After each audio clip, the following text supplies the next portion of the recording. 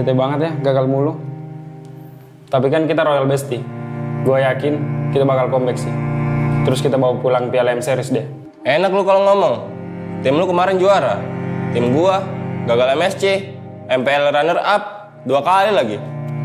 Udah, jangan dipikirin lagi. Kita tuh jago kok. Kalau kata pepatah, kita tuh perintis, bukan pewaris. Gak nyambung sih. Tapi gua akui ya, generasi baru sekarang garis ganas. Respect sama veteran dong. Indonesia bakal comeback dan kita kasih paham sih.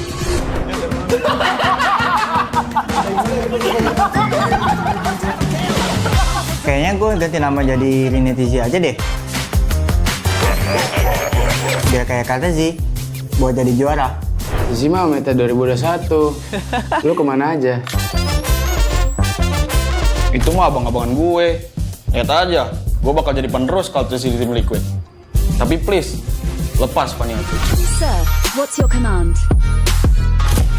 Oh, what a play! Rizal from Fabian, pemanasan terlebih dahulu. Lolos playoff aja masih susah. Gayaan menggantiin Kartizi.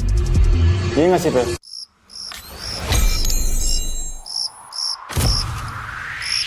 Meskipun gue gak pernah lolos ke playoff,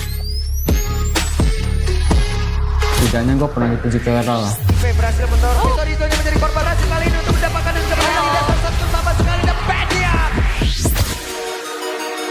Udah jangan pada ribut-ribut, udah pada pernah punya cincin ini belum?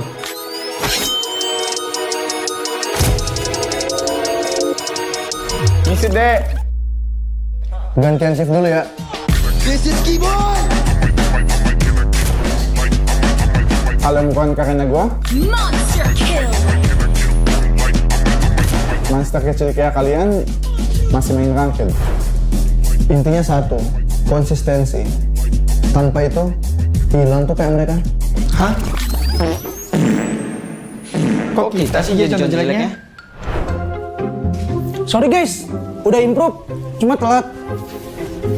Sorry. Sorry kok, gue ngecewain lo lagi. Ah, bosen. Banyak mulu. Maniac! Satu hijau tapi sekarang lu kipannya di shutdown. Maniac!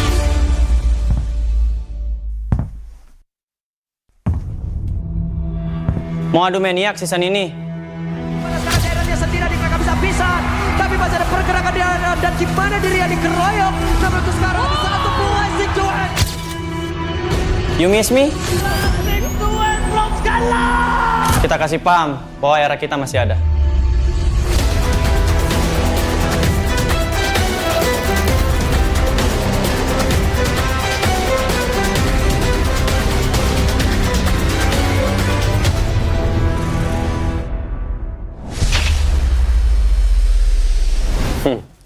Lu masih ingat nggak ini siapa?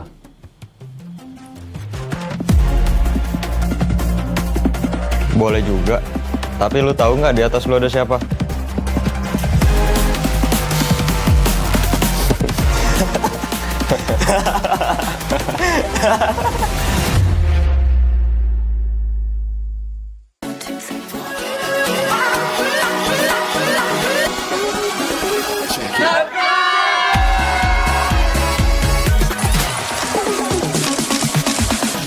Ya, aku merem. Ulang dong. Gak perlu.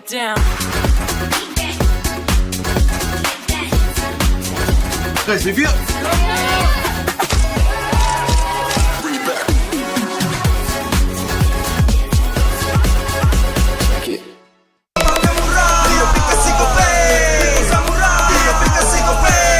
Walau yang lain terus berubah, Kope konsisten, kasihnya pasti murah. Tagihan murah. Di aplikasi Kope, transfer 100 kali per bulan. Download aplikasi Kope baru, nggak pakai lama. Dompet andalan gamers banyak damage-nya.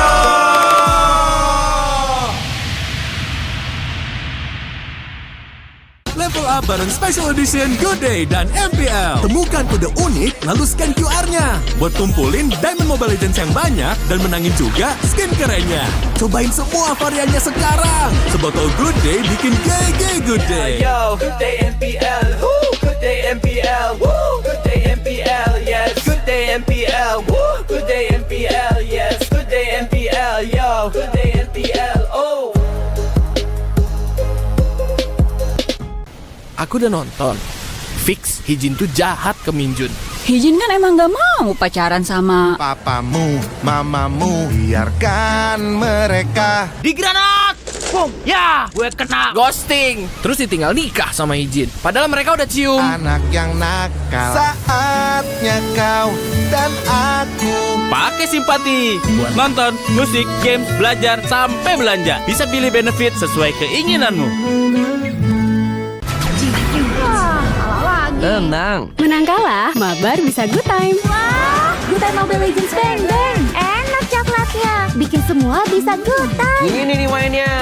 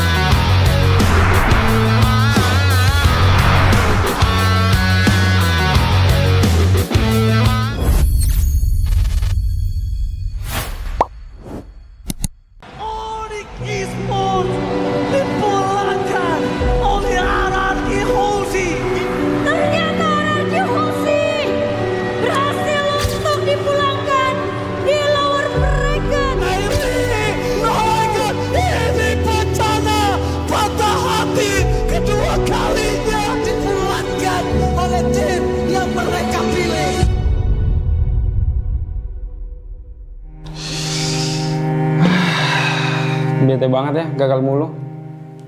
Tapi kan kita Royal Bestie. Gue yakin kita bakal comeback sih. Terus kita bawa pulang Piala M Series deh. Enak lu kalau ngomong. Tim lu kemarin juara. Tim gua gagal MSC, MPL runner up 2 kali lagi. Udah, jangan dipikirin lagi. Kita tuh jago kok. Kalau kata pepatah, kita tuh perintis, bukan pewaris. Gak nyambung sih. Tapi gua akui ya, generasi baru sekarang garis ganas. Respect sama veteran dong. Indonesia bakal comeback dan kita kasih paham sih.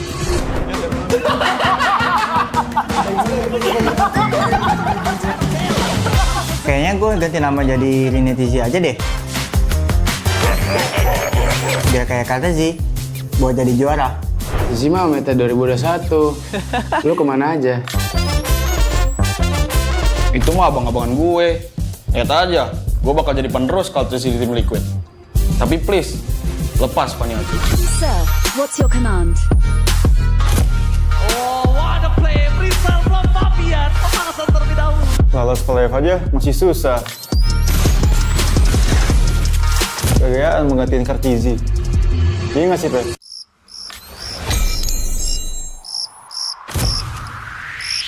Meskipun gue gak pernah lolos ke playoff, setidaknya gue pernah dipuji ke Eral lah. berhasil mendorong Toritonya menjadi korban hasil kali ini untuk mendapatkan dan kembali di dasar satu sama sekali dan Pedia. Udah jangan pada ribut-ribut. Udah pada pernah punya cincin ini belum?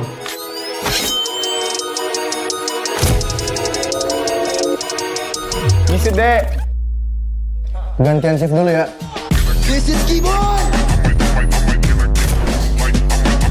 Kalau bukan karena gua, Monster kill. monster kecil kayak kalian masih main ranked. Intinya satu, konsistensi. Tanpa itu, hilang tuh kayak mereka. Hah? Kok kita sih jadi contoh jeleknya? Sorry guys, udah improve, cuma telat. Sorry. Sorry kok, gue ngecewain lo lagi. Ah, bosen, banyak mulu. Maniac! Tapi sekarang lu ibadah di Shanja. Oh my god. Maniac!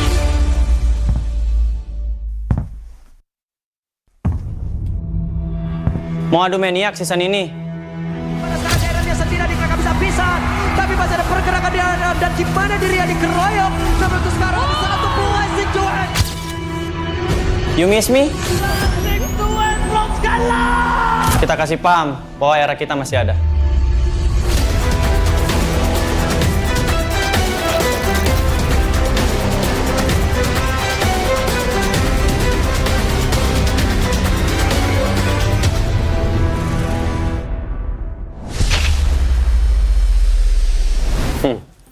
Lu masih ingat nggak ini siapa?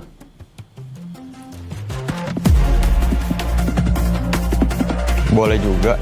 Tapi lu tahu nggak di atas lu ada siapa?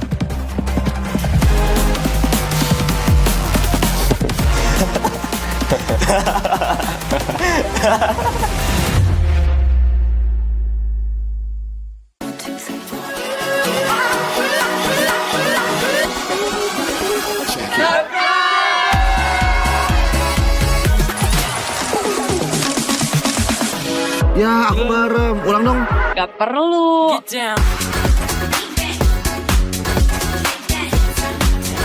Guys, review.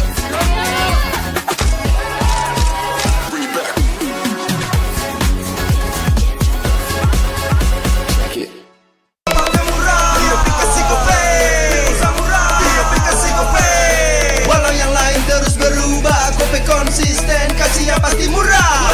Tagihan murah di aplikasi Gope, transfer 100 kali per bulan. Download aplikasi Gope baru, nggak pakai lama. Dompet andalan gamers banyak damage-nya.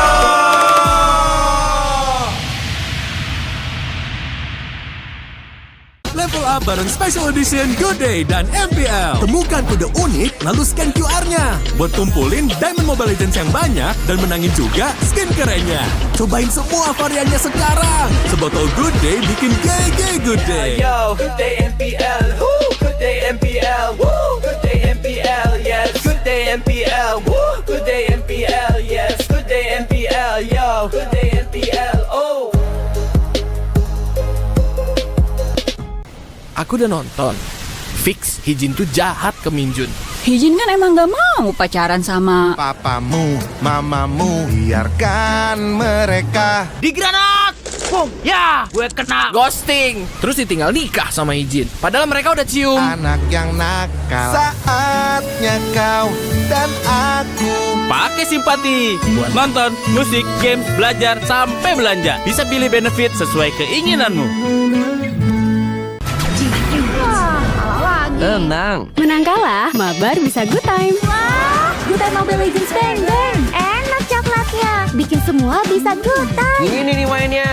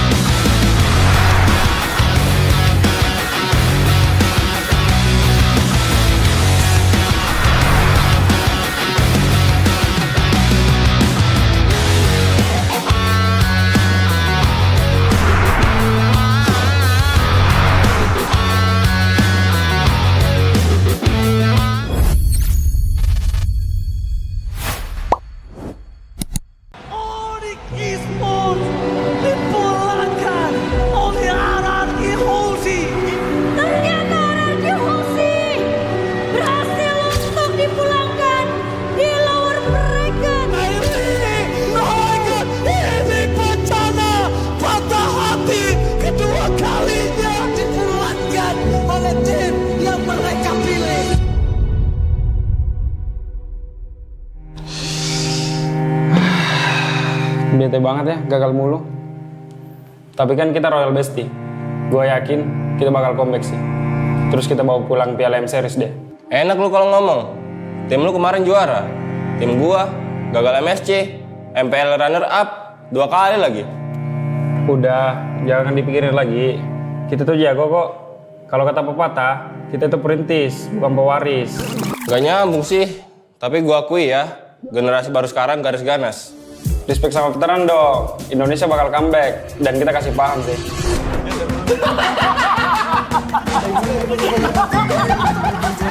Kayaknya gue ganti nama jadi Rini Tizi aja deh. Biar kayak kata sih, buat jadi juara. Zizi mah meta 2021. Lu kemana aja? Itu mah abang-abangan gue. Lihat aja, gue bakal jadi penerus kalau terus di tim Liquid. Tapi please, lepas Paniati. Sir, what's your command?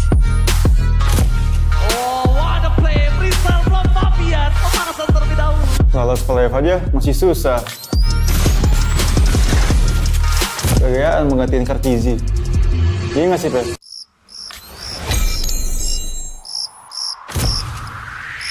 Meskipun gue gak pernah lolos ke playoff, setidaknya gue pernah dipuji ke Eral lah. Berhasil mendorong Torito yang menjadi korban hasil kali ini untuk mendapatkan yang kemenangan di atas satu sama sekali dan Pedia. Udah jangan pada ribut-ribut. Udah pada pernah punya cincin ini belum?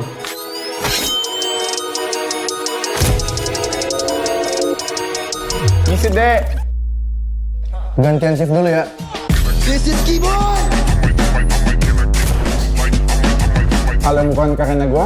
Monster kill. Monster kecil kayak kalian masih main ranked. Intinya satu, konsistensi. Tanpa itu, hilang tuh kayak mereka. Hah? Kok kita sih jadi contoh jeleknya?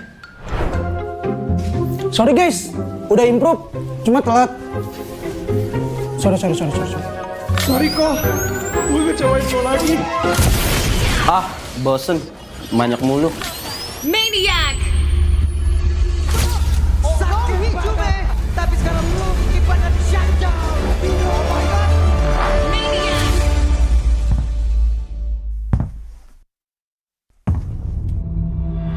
Mau adu maniak season ini? Pada saat daerahnya sendiri kakak bisa pisan, tapi masih ada pergerakan di ada dan gimana dirinya dikeroyok. Namun itu sekarang satu buah situasi. You miss me? Kita kasih paham bahwa era kita masih ada.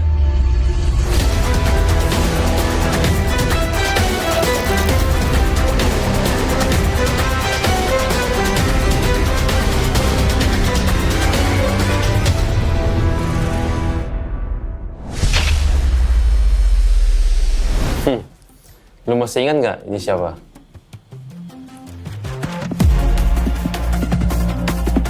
Boleh juga. Tapi lu tahu nggak di atas lu ada siapa?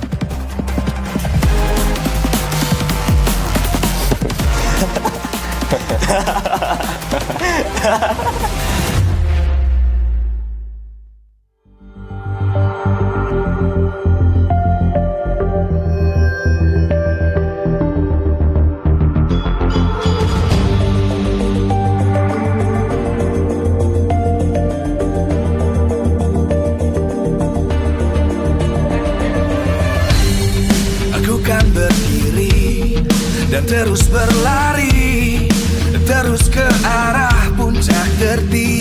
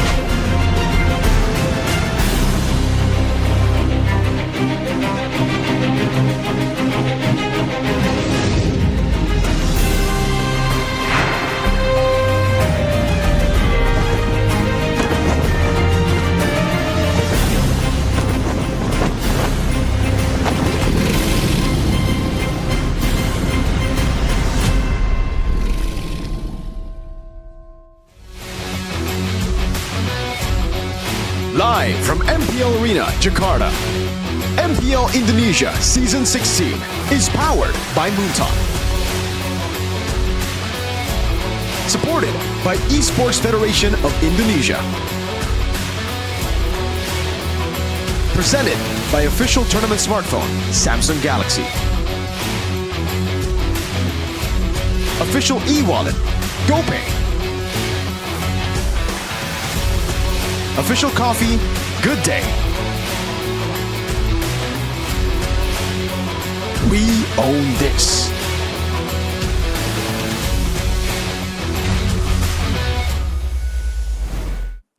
Ladies and gentlemen, welcome to MPL ID Season 16, Week 3, Day 1. I hope you are doing safe and you're healthy, you're fine, because hey, we are going to accompany you guys still online today. We kind of miss the atmosphere of the MPL arena, but hey, it's still the same. The show must go on. Still with me, Realize, Arashi, and Mirko. How are you doing, Mirko, today?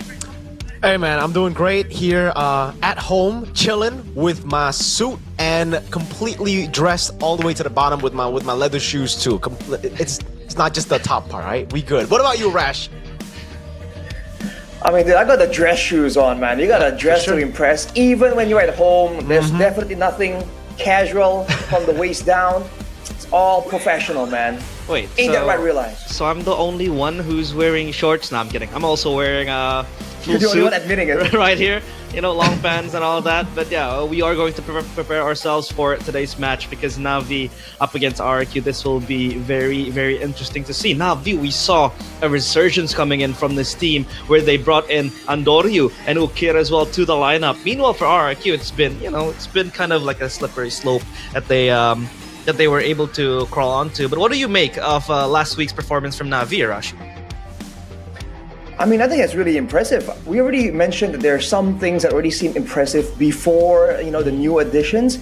Now, I think even more so. So I think a lot of people are losing that confidence when they know exactly what's going to happen. So, hey, I think the more exciting the thing goes, the better it is for us in the audience. It is indeed. But of course, MPL ID Season 16 will not be here without our sponsors, because MPL ID 6 and Season 16 is powered by Moonton, supported by PBSC, presented by the official tournament smartphone Samsung Galaxy, our official e-wallet GoPay, our official coffee, Good Day, by the way, right here, ready, primed up and ready. Partner in esports, we have Sympathy, Dunia Games, GamesMax, and Good Time. And our advertiser, we have Kacang, Sucro, and Yoritos. And of course, our suppliers right here, Head and Shoulders, UBS Gold, Royal Guard, and Imaginary.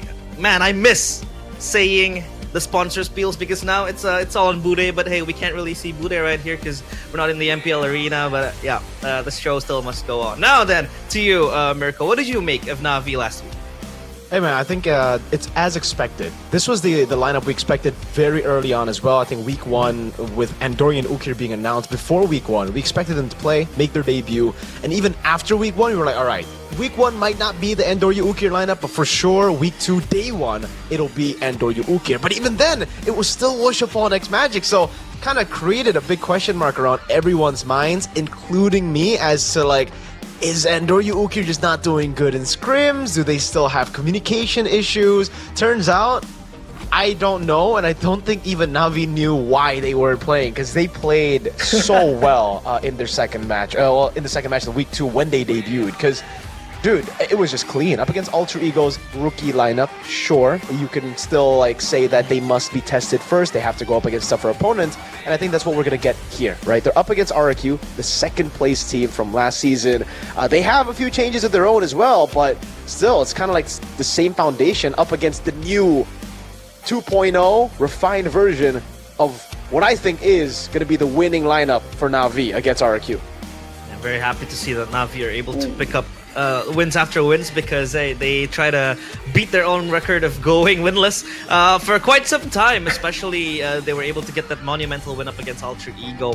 But I want to circle back to Andor. You guys had this conversation last week. Goni said that he was very, very selfish, but you said that that selfishness sometimes restricts him from utilizing, his utility type of, play style. He doesn't really support his team that much, so I think that might be a line where we want to highlight. But hey, this is the super fans pick leaderboard where Onyx and RRQ are on 25% and 23%. Hey, Arashi, your team's up there, man. I mean, they're always up there, dude. Let's be real here. But Na'Vi right below, though, I think that's a bit of a surprise here, man. To be fair, they are playing, right? And this is, this is taken from the live chat, if I understand it correctly. So I think it's great that, the Na'Vi Nation is going strong. They've persevered for so long. And if they find success this season, bro, I mean, kudos to them, right? Who else deserves, like, the long-term investment? I mean, the faithful shall be rewarded. So yeah, Na'Vi 13.85%. Beating EVOS as well, because EVOS are known for having hardline fans, Mirko. Well, I mean, I don't know, right? Maybe in the past, but now the hardline fans even are kind of... They have taken a normal route to actually supporting their team. They're not delusional, unlike some Arsenal fans out there. So they know when their teams aren't really doing too well. They're like, all right, you know what? Let me hold back a bit. But it does seem like here, we have the updated Super Fans pick, and it actually looks kind of different. Yo, RQ being number one, I understand that, the Kingdom are crazy, but Na'Vi beating Onyx to number 2 is wild. And hey, I don't know, maybe Andorio and Uki are just that good. Maybe they have already changed everything according to you. The faithful must be rewarded. I think it's true. I think they brought a crazy level to MLBB into Na'Vi. Hey, imagine if the M7 tickets are determined by the Superfans pick. Na'Vi would be there right away. But hey, today's schedule, they gotta fight their way onto M7 if they want to dream of having that stage in their hands. Na'Vi up against RRQ in the opening match of today, Friday, September 5, 2025. As long as EVOS, as well as EVOS going with TLID as well. We'll have to take a look at that second match later on, because EVOS and TLID themselves are very shaky. EVOS kind of choked that lead against Bigatron in the last match of last week. And for TLID, they haven't been able to pick up a single win, Arashi. What is happening with the Cavalry? They sure seem to be shaken up here, lineup-wise. I mean, even strategy-wise, right? You're seeing them try some stuff, which is always impressive, but sometimes you really lose sight of like what exactly they're trying to do. They're on the bottom right now, just second behind EVOS all the way down there. So today, I mean, we're gonna find out who can escape from the red zone, I think, because I believe there's 3 teams there in the danger zone. If they win today, it's gonna move up. I kind of want to give TLID, by the way, going out of topic for a little while, I want to give TLID the benefit of the doubt, because they have been competing in the ISF. It's kind of hard to juggle between, 2 competitions at the same time, but still, it's the same roster. So what do you think is the problem for TLID, Mirko? I don't know. Yeah, a lot of teams have said burnout. I believe it's just them losing their core members from last season. Again, they were so good with Aaron and Fabian, not just with Witty, Aran, and Yehezkiel. So with both those two being kind of like the strong points of the team when they were succeeding, gone, it's tough. Replacing them with Joe, a rookie, can be good, needs a little bit more time. Kabuki, someone that was, well, for me, already kind of proven that, yes, he might be MPL level, but he's kind of just like mid as a gold laner. I feel like for Aaron Shiki, he has those high highs, he has the super low lows too, and sometimes you kind of need that kind of player. So when he steps up, he carries you. But for Kabuki, he's kind of just there, he's present. He's the participation trophy kind of deal, NPC, I would say. But yeah, we do hope that Kabuki can bounce back alongside Hopefully. TLID. But yeah, we will circle back to Na'Vi and RRQ as we take a look at this poster right here. A very beautiful one at that. Sweet beginning of Na'Vi. Can they dethrone RRQ? Arashi, do you think, is this too early? Should Na'Vi be able to prove us with more wins in the bag? I mean, you can call it bias, but I feel like RRQ is a, true tested team. And technically, I feel like the changes to RRQ, it's going to be difficult, but I think it's something that they can actually adapt to quite fast too, right? I don't think it's going to take them like a whole half season to really find their groove with the new additions.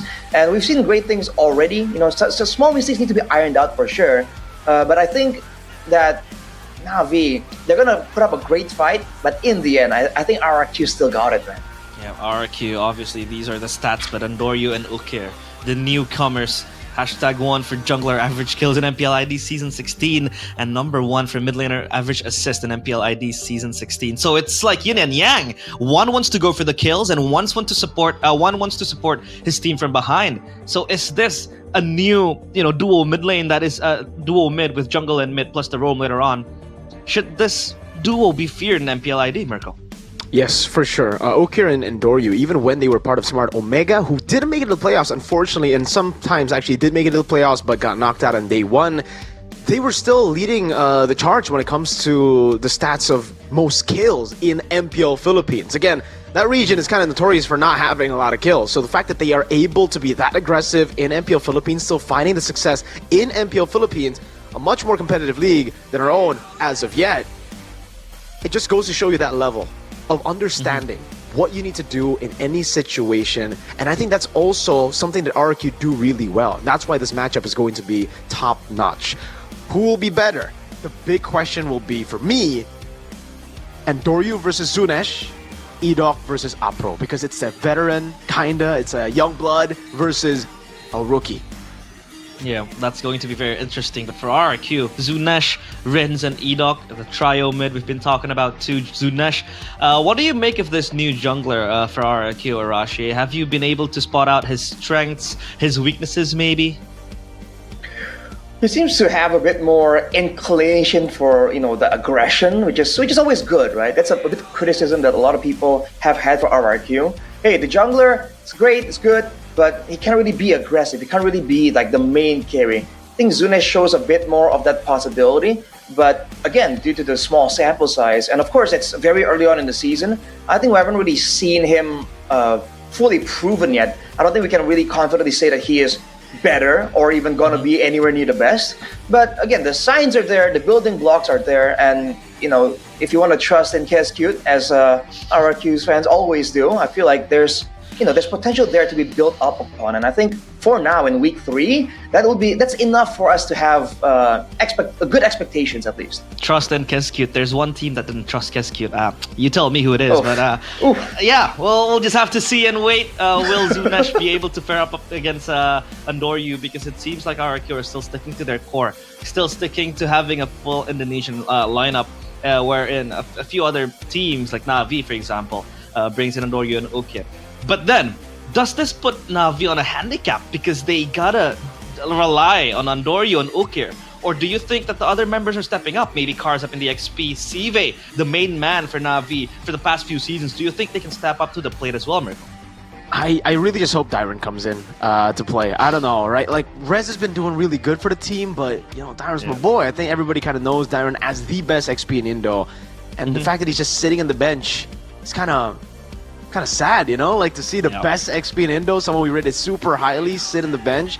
But yeah, I mean, back to the topic of again, after already kind of having to deal with this situation back in Season 11. Oh, Lord, all right.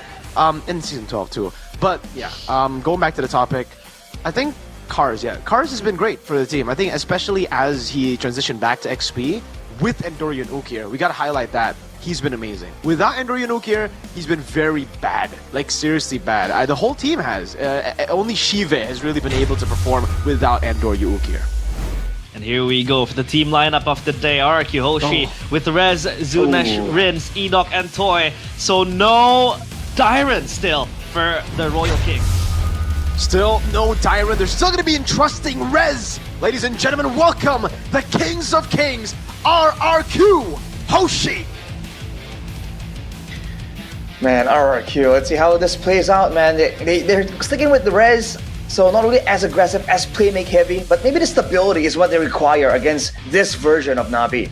Yeah, the stability is what they're looking for because they want to ensure that they can get that, footing in the game. But if you take a look at the gaming house from RRQ, Edok is warm behind that blanket, but it won't be warm up against Sive in the lane, it seems like, because Na'Vi, they will enter the stage with Cars, Andoryu, Ukir, Afro, and Sive.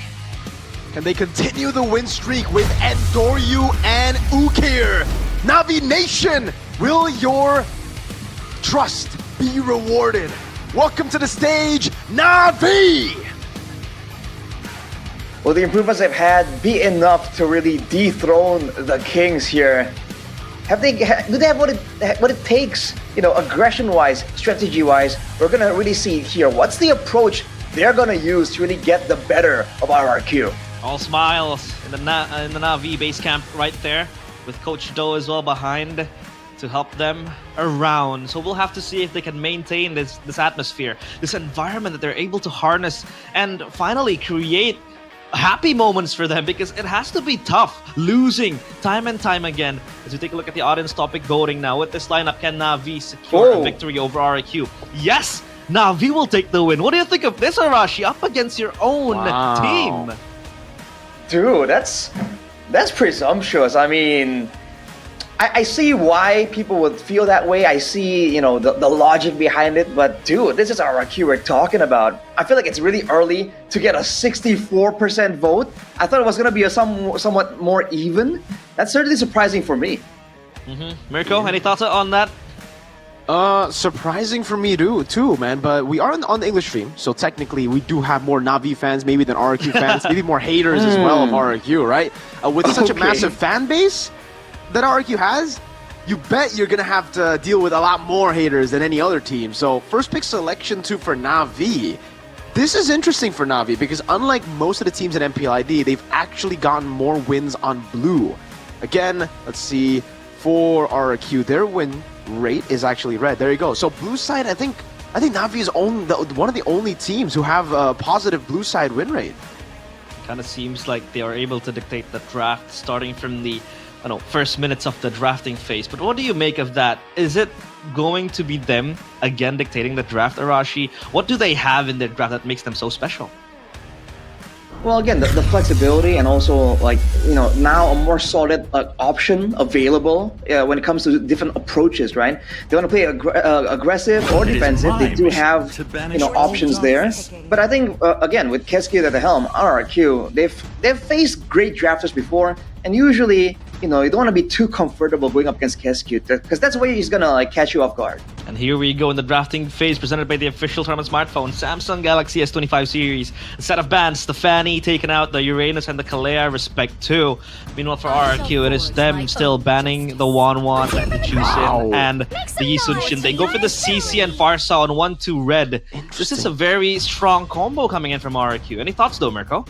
Strong, but honestly, very risky to pick against a Lancelot. Going for the Farsa up against a very highly mechanical player in Endoryu. They actually have witnessed this in real life, right? And the fact that they didn't go for the Phoveus is quite wild in my opinion. Again, the Herod comes in with the Lancelot. That's a double dash for Na'Vi to really start to dive on Farsa and CC a lot of times. And Na'Vi can still also look for just CC, something that has been a common occurrence here in MPL ID ever since week number 2. When you see CC, you just build a composition with more lockdown to shut them down. Long-awaited this glorious day.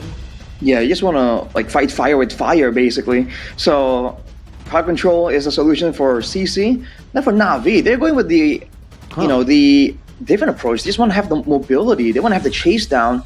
Now with the addition of that Lapu Lapu, this Farsa pick is looking more and more vulnerable. So, man, I wonder what's in store for RRQ. What do they want to pick here initially in the final pick of the first phase?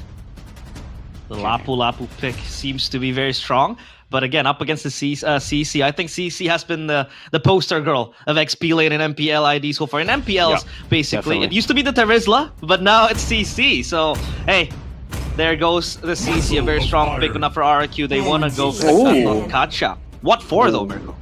I think it's mainly just to react. Again, they already have a very vulnerable mid lane. They need something more to peel, and the Gattacacha enables that, right? You bring Revitalize, so you get a little bit more sustain to the rest of your team. Plus, obviously, the taunt, the AOGs, whenever Na'Vi actually decides to fully dive on RRQ. But it's also just the normal combo that we see in MPL ID or in just MLBB in general. You put the curtain call down, and then the AOG follows through. Now, the big question for me is, why haven't they picked up a jungler? Because I think the jungler is definitely going to get limited even more. Usually you see the Lancelot Yisunshin as, the trade. The Yisunshin was banned by RRQ, so you would think maybe the Joy could come in. But Na'Vi have already stopped that from happening just with the Harith pick.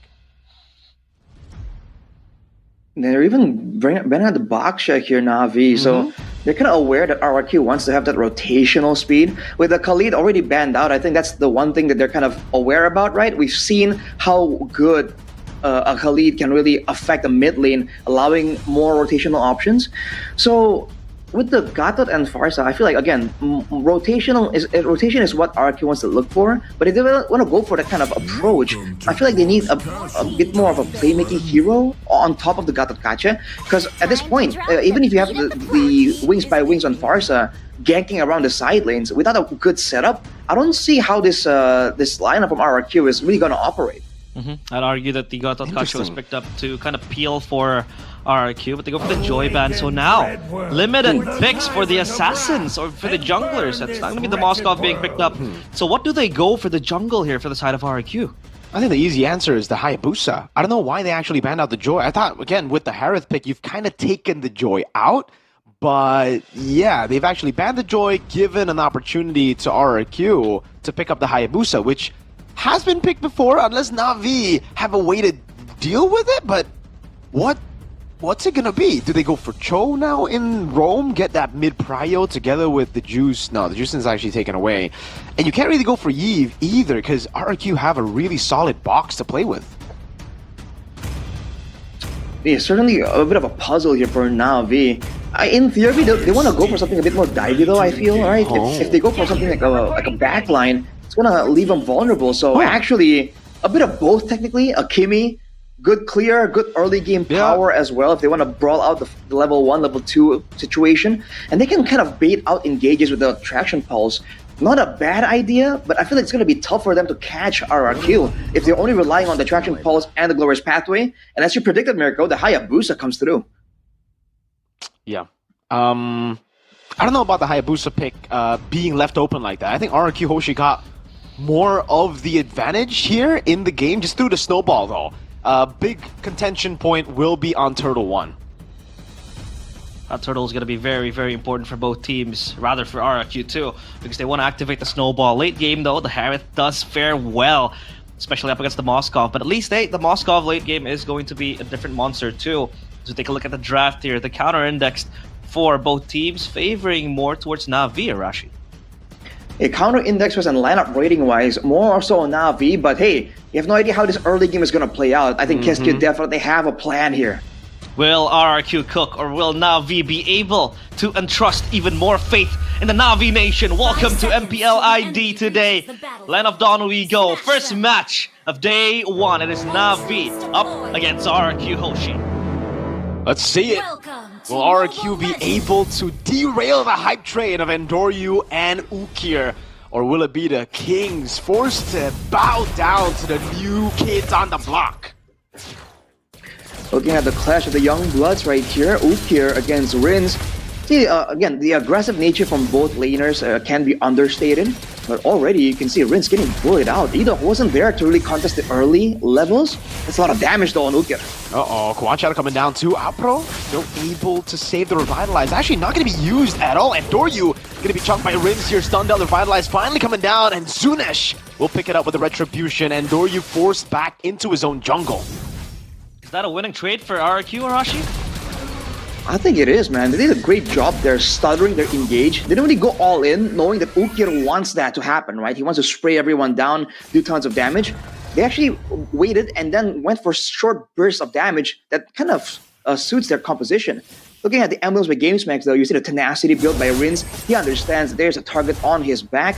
Whereas for Na'Vi, again, you're seeing the bargain hunter on both the mid and gold laner, so they aren't really concerned about the aggression of RRQ, and that might come back to haunt them later on. Survivability is indeed the name of the game for Rins, because this Farsa can be so delicate, so fragile too, especially when the Lancelot is up there just diving onto you. Plus the high loss with the Glorious Pathway, so he needs that feel, but they want to go for something here. Great taunt of the caught. Apro solo taken out by Zunesh. Great isolation by RRQ. Man, Afro being a bit too aggressive there. No Revitalize already.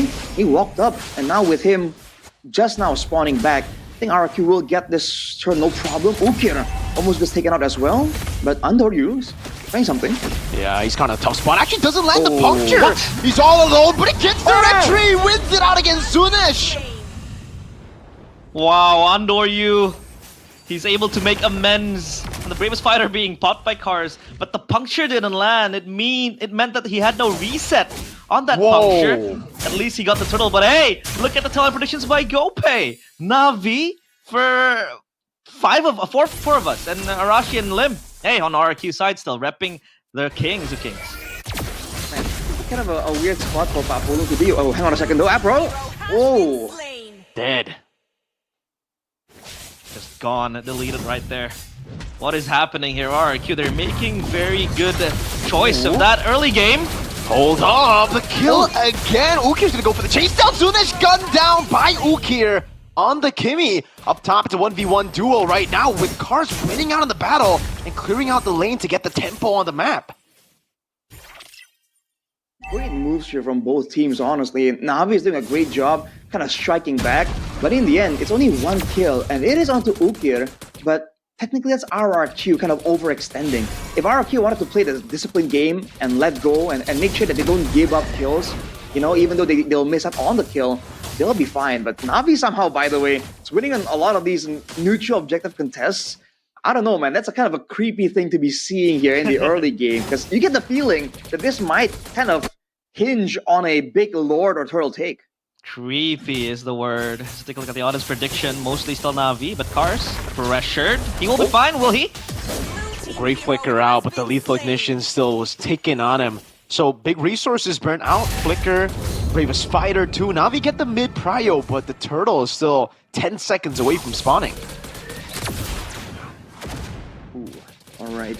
Now with the mid lane cleared as well, RRQ certainly have the pressure here, and they still have that revitalize. I think Edok hasn't really been forced to pop it just yet at all in this game. You can see RRQ with the gold advantage trying to go for something. They have the more significant burst, so Navi needs to be careful.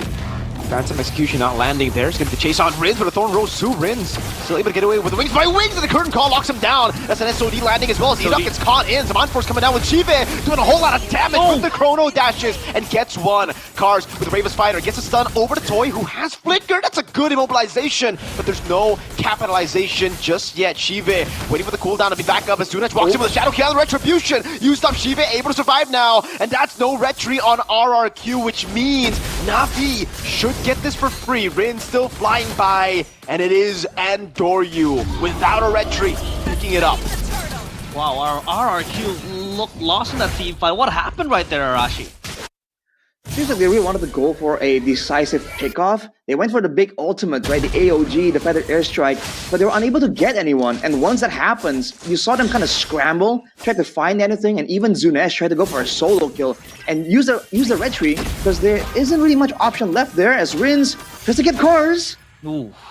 Oof. Oh, so close. Still, Cars able to survive and recall. Uh-oh, mid! Res is really low, but Ukir couldn't get the shots down.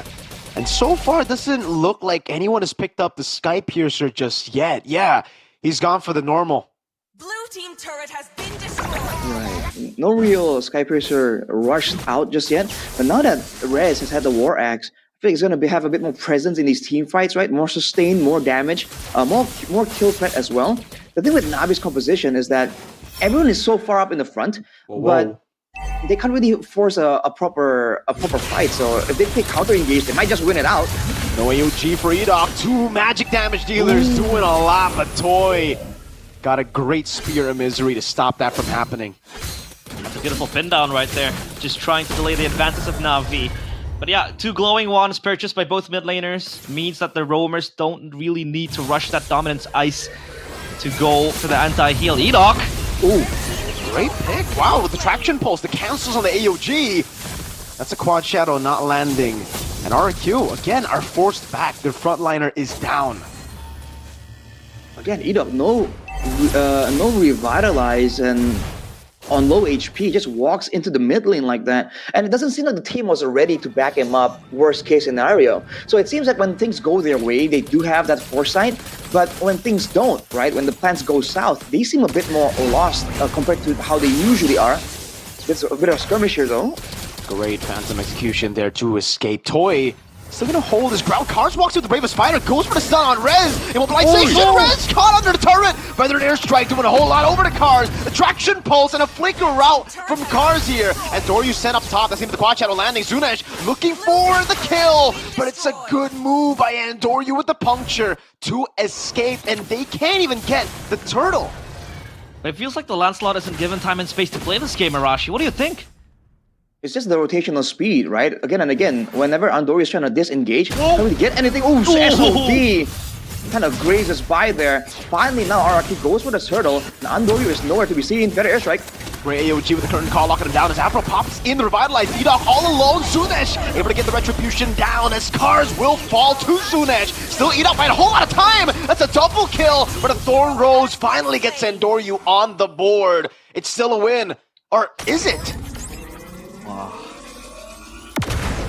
It's definitely a win for RRQ there, man. Getting the neutral objective, getting 2 kills as well. That's some value plays there. There was a clear, sustained difference from the main front line there. And I think it's because Edok, if I recall correctly, got the radiant armor. Oh no. But that's a steal. Oh no. This is going to be harder for Andoryu. But hey, at least Lancelot is able to farm and gets the Phantom Execution to secure that jungle camp. However, the Rins, again with the Feather Airstrike, has been very problematic for Na'Vi to deal with. And you talked about it, Arashi. Sustainability is the name of the game for RRQ. If they can survive and just hold on as long as they could, the carries just go online, and Edok was able to soak up the pressure. 4 players to him. The taunt connects to Andoryu. Cars walks up with the Brave of Spider again, zoning them away, but does it really get him value? I mean, it was wings by wings for a Brave of Spider. RRQ wanna push in. Curtain call. Great dash from both of them. SOD landing on Apro, and now Zunesh finding the quad shadow, but unable to pop in the shadow kill. Knows Andoryu can cancel it out with the Thorn Rose, and it's back to playing the wave. Zunesh walking in, goes for the quad shadow again, lands on Andoryu, can go for it, he gets it before the Phantom Execution gets used up. A good shadow kill over to Ukir, and now even in the mid lane, hold up Shive, pops on his Zaman, force Rez able to stop them from chasing Edok, and RQ just get it with the win. With the high kill pressure here, they're having a great time zoning out, shutting down Andoryu, because again, Ukir and Shibe are gonna require a bit more time before they can actually be like the main threats from Na'Vi. And the fact that Edok has already gotten the radiant armor. Oh, Rins! Oh! Gets caught, Brave of Spider, Rins! Fall in here, Rez with the vengeance. He's gonna be locked down quite a bit. Cars able to get it, but the AOG only lands onto the high-lows. Shibe with a synchro vision coming out. Toy! Doing a whole lot of damage, and Zunesh dismantling the back line of Na'Vi. RRQ shutting down Na'Vi. And Na'Vi now no chance to really contest this, Lord, at least. Andoryu. Oh! Crisp your misery! The angled shot by Toy as he uses skill 1 to reposition. An all-out win for RRQ, and you can see the objective conversion. Oh boy, dude, now you can see the snowball really start for RRQ. We talked about the aggression, and Na'Vi were able to withstand for a long time, but I feel like they miscalculated the mid-game there. I think Edok, again, even though he wasn't catching anyone, he wasn't really making big plays, the fact that he was able to zone so effectively gave RRQ so much more space, so many more ways to dive into the backline, and despite the fact that we were highlighting how vulnerable Rins is going to be on the Farsa, you're seeing the exact opposite. There is no threat available from Na'Vi because they got screened so early on, and now Rins, with the range advantage, finds a free window of opportunity to just keep using the feathered airstrike and do a ton of damage, and Na'Vi can't really do anything about it. Yeah, the Lord marching into the base. This might be the siege where RRQ really wants to topple down the base. At least the outer turrets are going to be the main contention. The Lord charges in. They can clear this out. So for now, Na'Vi take a breather. But you are right. The Lancelot is basically non-existent in the team fights. He can't really dive to the back because Edok dropping yet another masterclass. Zunesh. The shadow kill with the feathered airstrike. Rins getting immense value. Traction pulse locks Toy down, but there's no follow-up there. Cars unable to get the flicker down now as Apro gets melted down by Rez and Toy. Not even the glorious pathway can get him out of harm's way. Is this the end angle though for Na'Vi? Arashi, can they end here right here for RRQ? If they get one more pickup, I think it's very possible, and it seems like RRQ have the tools available. wins. Look at how he's positioning. Shive up in a bit, and Doryu walks up, Rin still able to escape, Doryu coming down, and Doryu dashes in, and that's gonna be Toy still zoned away, and Doryu so far out from the rest of the team, as Shive with his on force doing a whole lot of damage, as again, and Doryu tries his best to run, Ukir with a flicker forward, couldn't get it in time, the traction pulse, dodged away from by Toy, and it's an all-in as Apro goes in for the glorious pathway, and then Doryu somehow is still alive, Toy walks up again, and stuns him on the wall, it's a double for Toy. A home run for RRQ. And now Na'Vi crumbling piece by piece. It is getting messier by the minute. RRQ, they are eyeing for the end to the base of Na'Vi. Hold up, Edok right there. Shive pops into the Force again, doing a whole lot of damage. Cars in the backline finding the Barca, but it's just Shive left to defend, and he doesn't have the Zaman Force anymore. RRQ take game 1. RRQ are able to shut down Na'Vi. It seems like Na'Vi were drafting a composition to shut down the backline of RRQ. But not a single time did we see the Lancelot become a threat to the Farsa.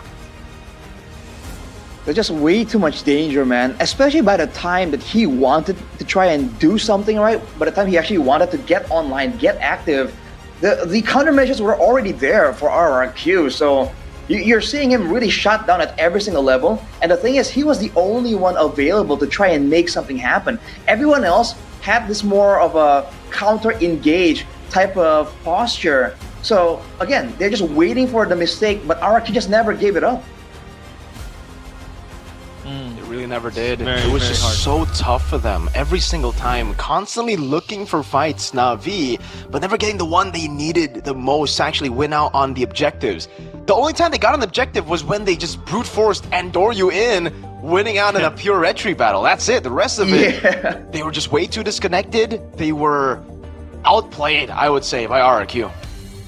Is this then the question of the draft? Because what if the Hayabusa was banned? What if they didn't really go for that Joy ban? I mean, there's a lot of what ifs, obviously, from Na'Vi side, but the draft, though, what do you make of that, Arashi? Is this, a draft, a missed draft, or what do you see from this? I feel like I wouldn't call it a full-on misdraft, but I do agree that the Hayabusa has so much more value here. In a team fight composition, if you look at the compositions here, staying alive, it's like a huge winning focus here for both teams technically, right? We mentioned how Edok was able to do so by rushing magical resistance, knowing that the physical damage threats on the side of Na'Vi will not be targeting the god of gacha, right? Most of his damage taken is gonna be coming from the habit, from the Kimi, and with that Kimi, the stacks just come through so fast as well. By the way, so that part's really fun. But on the other side, you can see Zunesh gets so much more opportunities because he doesn't have to fear of the punishment of getting caught with a low on order or randomly mobilized, right? Because he has the shadow kill, it kind of allows him to make more risky plays. And just because of that, you're seeing him attempt a lot of crazy deep dives towards the lines of Na'Vi. And for the most part, there wasn't really a good punish. Right? Yeah. I think one way to punish was to use the Hylos, to kind of catch him when he's going back to the quad shadow using the glorious pathway. But that's where the layers come through for RRQ, man. With the CC in the composition, that kind of negated the Hylos presence as well. So not only do they outlast Na'Vi, they also shred down Na'Vi way faster. So in a long team fight, RRQ has an advantage. In a short team fight, technically, more burst damage is available to RRQ as well, until maybe later or much later in the game. So I think it's a great draft from Heskut, more so than a misdraft from Na'Vi. Is what I would, is how I would judge it. Yeah. Agreed. So it's the best of both worlds for RRQ. But what do you think, Mirko? That was RRQ playing I would say a near perfect game for them. Especially they were able to keep the main carries alive. That was Edok, by the way. He constantly landed the AOGs. He was able to screen away the players of Na'Vi.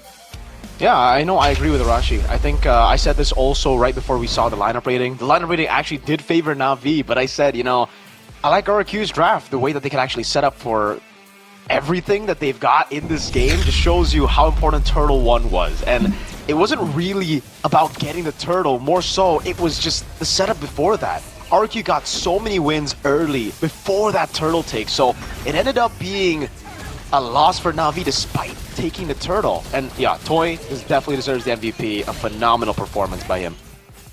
Yeah, the Moskov I mean, was online for him. He landed a lot of SODs, which, by the way, was kind of clutch, Arashi. Oh yeah, man, the accuracy was insane, and the judgment on when to actually follow up and, you know, arrive in the fight was really, really good as well. In the late game, that guy definitely is the star of the show. He did a great job negating any kind of counter attack from Na'Vi as well in the early game. And again, when you're up against an assassin, a Moskov is such a valuable tool. And Toy shows again that he knows how to play the heroes well, and also how to really counter. He doesn't only execute his game plan, but he also counters most of the winning conditions for the side of Na'Vi as well. So he's never really trigger happy on those crowd control tools. He just is very patient with it, and he knows that if he doesn't really make a mistake, the rest of the team has what it takes to really go for the the winning setup.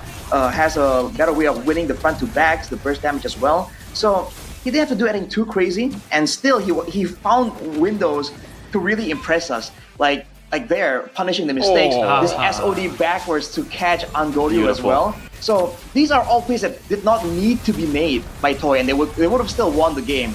And the guy still finds ways to impress us, even though technically the game was there, on a silver platter for him to kind of like cruise through. Yeah, he was basically deathless. That was a deathless game from Toy. And I would argue that RRQ's draft, it is a mix of beauty. You have mobility, you have sustain, you have shred from the CC, you have burst from the Farsa. It seems like Na'Vi were left behind their tracks, and RRQ, that was a very, very good good game one. But still, my vote went for Edok. But hey, Toy also showed brilliance with this Moskov. Definitely did. I mean, I also gave my vote to Edok because I feel like the turning point was that fight where he just stood there zoning 3 or 4 members. But again, it depends on how you want to view the game. And honestly, for Na'Vi, I feel like they're going to have a lot more emphasis on crowd control in the next game. With 2 teams with great junglers like this who are willing to take risks, you need ways to deter your opponent. And in this game, it's simply RRQ who has a lot more tools available on multiple people to really zone out and deny Andoryu. So I feel like Na'Vi, they kind of saw the Farsa and they're like, okay, that's the main weapon, right? We find ways to dive towards the Farsa, deny the Farsa, but then afterwards they kind of like fell short on the other threats that RRQ slowly but surely built up upon. So it's all again about maybe not overreacting too far on the first few picks and kind of trying to get a read on the overall game plan that your opposition is trying to get. Yep, that's RRQ, obviously perfect execution, very good draft. But what do you make of Na'Vi? What are your thoughts on Na'Vi in that draft and in the in-game, Miracle? I think it was very, very forced. It was very different to what we saw in their debut in Na'Vi. They were super clean. They knew exactly when to take fights, when to actually stay away from fights and farm up. Maybe it's just because of the nature of the draft being very Turtle One centric that they kind of forced a lot of these fights.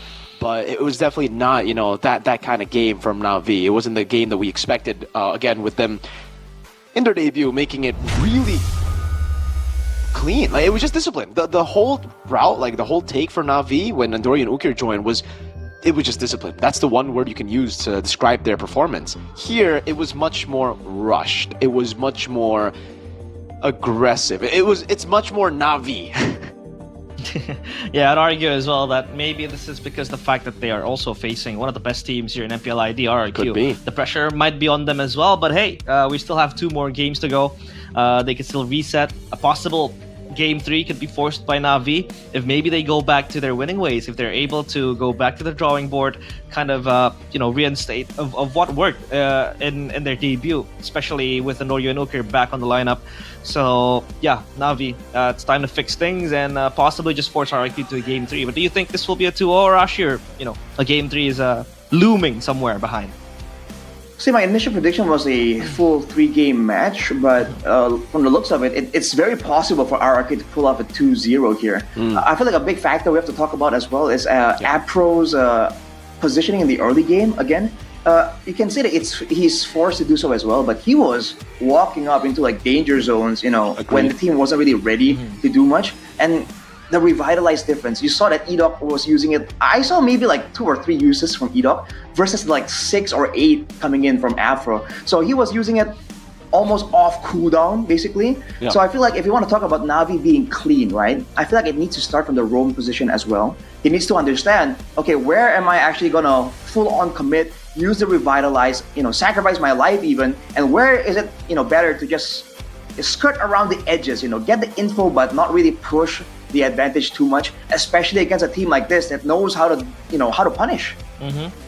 And yeah, we do hope that Na'Vi are able to go back to winning ways. But if you want to win, like me in my ranked game, say I go on a win streak, my Moskov is almost like toy. Sounds like because cap. I use the Samsung Galaxy S25 series. Because Samsung Galaxy S25 series is truly my go-to smartphone for gaming. This phone is very powerful because it's equipped with the Snapdragon 8 Elite for Galaxy processor. That's why I'm able to max out my settings. I play on ultra because who the hell plays in low? That's not the way it is in 2025. shots fired. It has the Snapdragon 8 Elite for It does.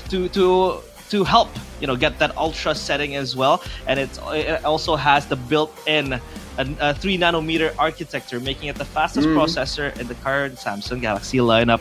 And obviously with these amazing specs, my gaming experience playing Mobile Legends, playing Magic Chess 2, it's all smooth and lag-free. Yeah, dude. I mean, the Samsung Galaxy S25 series is also equipped with the Gemini live feature, which lets you chat about anything, guys, gaming included. So you can literally just be like, yo, I'm losing against this hero, let's say like a Phoebus in lane. Yo, Gemini, how do I beat this guy? Super easy. Just press and hold the power button, and then voila, Gemini Live pops up. You can ask him, her. It could be your preference, by the way. It's an it, but you could have a female voice, a male voice, a robot voice. Maybe you could get in Arashi's voice later. Yeah.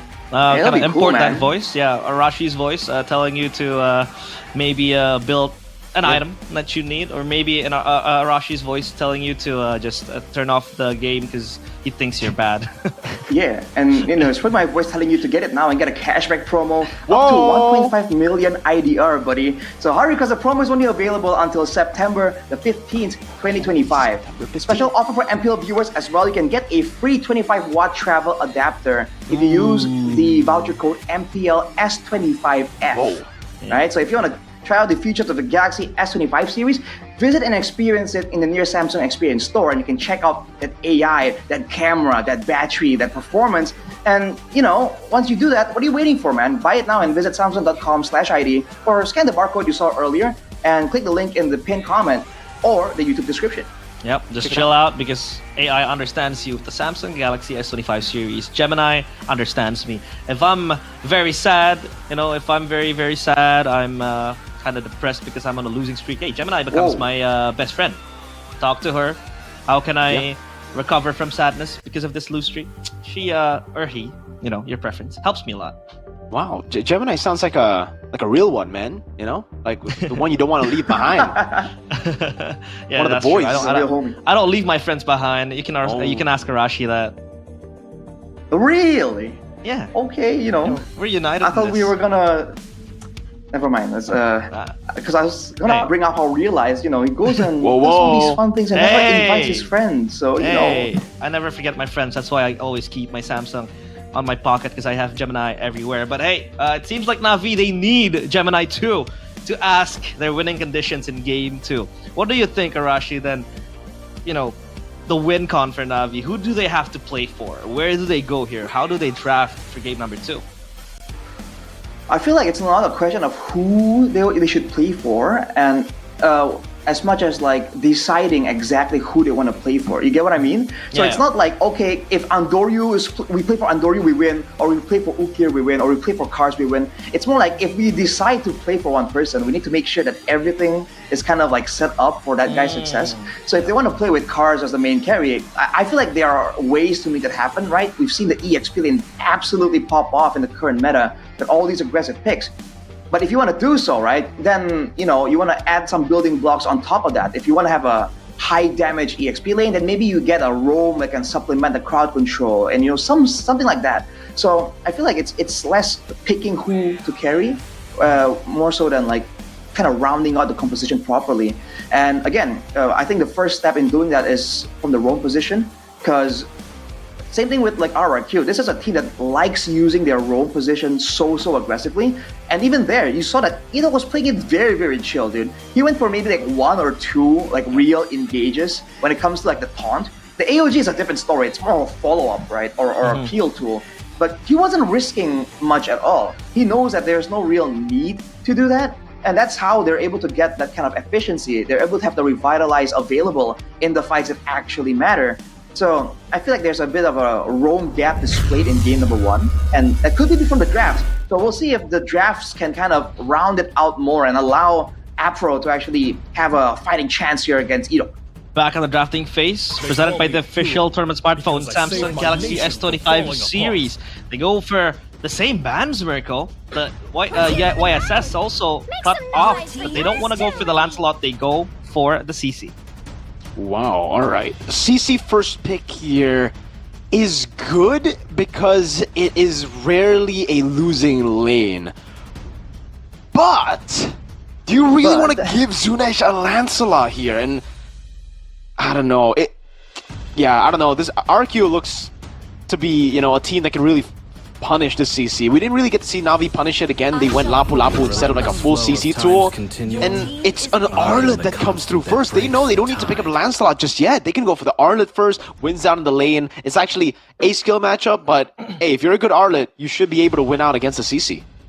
The Arlet though, Rashi. Very strong pick, especially for Rez, but they go for the Gatot Kacha to help zone out and have that defensive option. Counter initiation tool for Na'Vi too.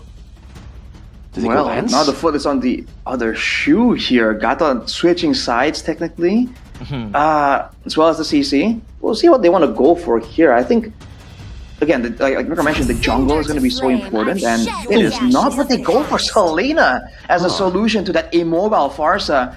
We've seen it work before, but again, this is a very headstrong dive composition. I'm wondering if they're exposing too many cards, and the RRQ can kind of pivot to counter this. What do you think, Mirko? I actually expected the Selena pick last game against the CC and the Farsa. I think you would have actually found much more value there than here. Again, the Lancelot's up for grabs. RQ just get it. There's no real response for Na'Vi against the Lancelot yet, and RQ could start to ban out those heroes. You know, the Hayabusas, take it away, the Joys as well. Does Na'Vi want to play Baksha? Is that the angle here? I don't know. Because it doesn't even look like a composition that has enough damage per se to go for a pure Baksha. Knowing the RQ has a lot of shred, dude. Like Lance, Farsa, Arlet, they might not instantly deal with the Baksha like a CC, but hey, they're sustainable enough. They have so many ways to deal with what Na'Vi is building. Yeah, they can hold on for dear life there for RRQ, especially playing behind the Farsa too. Rin's signature pick. They ban out the Fredrin, so expecting that tall man to appear in the line of Dawn, and it is now out of contention. The Moskov respected, not in the hands of Toy for game 2. Interesting. So Na'Vi banning out the Moskov kind of... I'm wondering if they're really concerned about Toy kiting away from the CC and Selena, or if they want to pick something else that, you know, wants to get on top of the gold laner. For RRQ, I feel like banning the Fredrin makes sense here, because if Na'Vi are only relying on Gatot Kacha to be the main front line, we've seen what happens when the Gatot Kacha overextends, right? You get completely destroyed, punished as well. And there's options to stack on here with the magic damage, with the burst damage, for RRQ to really negate any kind of frontline presence that Na'Vi can get. So I think Na'Vi, in a way, are kind of locked into trying to find some kind of frontliner to supplement the Gatot, because only CC and Gatot, you're going to see a bit of a replay of game number 1. RRQ are going to be able to do so much burst damage that they can't really find windows and space and vision to even try and get anything. Yeah, the Hayabusa taken out, the Grok 2 respected RRQ. They're left with a pick down in the gold lane and possibly a roam 2. They go for the Harith, denying the Joy pick for Na'Vi. So now what do they go for, Mirko? I don't know. It puts them in a tough spot. They end up still going for the Joy, but again, that's why the Harith is already picked up, and they didn't actually see that angle. Banned out the Grok instead. RQ, last pick here. Roam, it can really be anything at this point. They have set up for everything.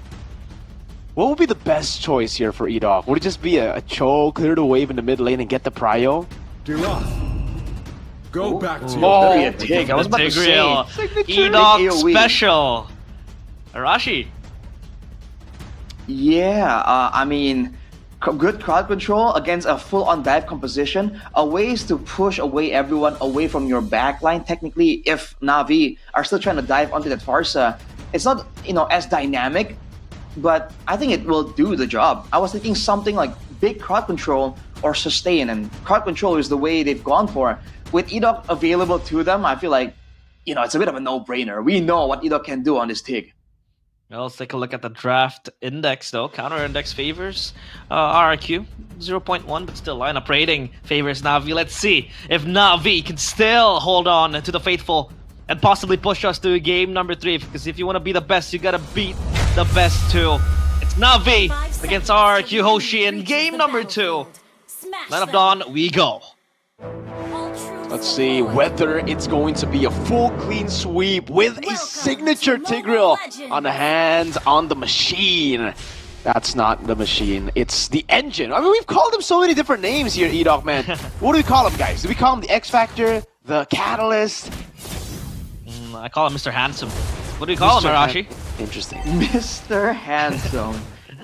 Yeah, I completely forgot. We don't have a locked-in moniker for Enoch just yet. I mean, Nope. Oh man, we should come up with something off cam, dude, because I think he deserves one at this point. He's been so consistent, and looking at the emblems here by GamesMax, you're seeing again the pull yourself together for Enoch. He wants to make those plays happen. Rins dodges away from that, still with the tenacity. Arguably, there's going to be more danger for Rins, so the tenacity is going to be so beneficial for him. From the side of Na'Vi, again, it's more so on the aggression. They are more concerned about beating RRQ instead of surviving the initial onslaught. We'll see if RRQ, again, will be able to get the better of Na'Vi just purely from having a better sustain. Yeah, the Festival of Blood pickup from the Arlet 2 has been so meta, mostly in this patch. Gives sustainability, and can just go for the Oracle later on for the Arlet. Both junglers hitting level 4 now. The Joy in this composition.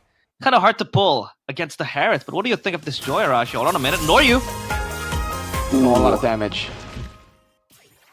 Alright, wasn't want to go full commit on that play there. Oh!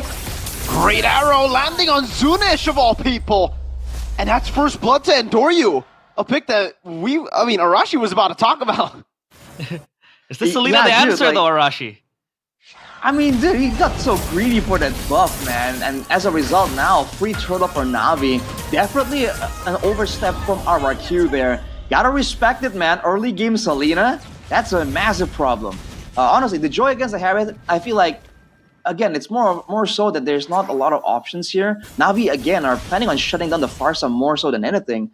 But remember, the Gatot Kacha, it really isn't as tanky against a Harith Farsa combo. Although, again, there's going to be a bit of a window here before Toy can actually get some more items and scale properly to be the threat that Apro can't really, tank off. Still, audience prediction by GoPay, 76% for RRQ.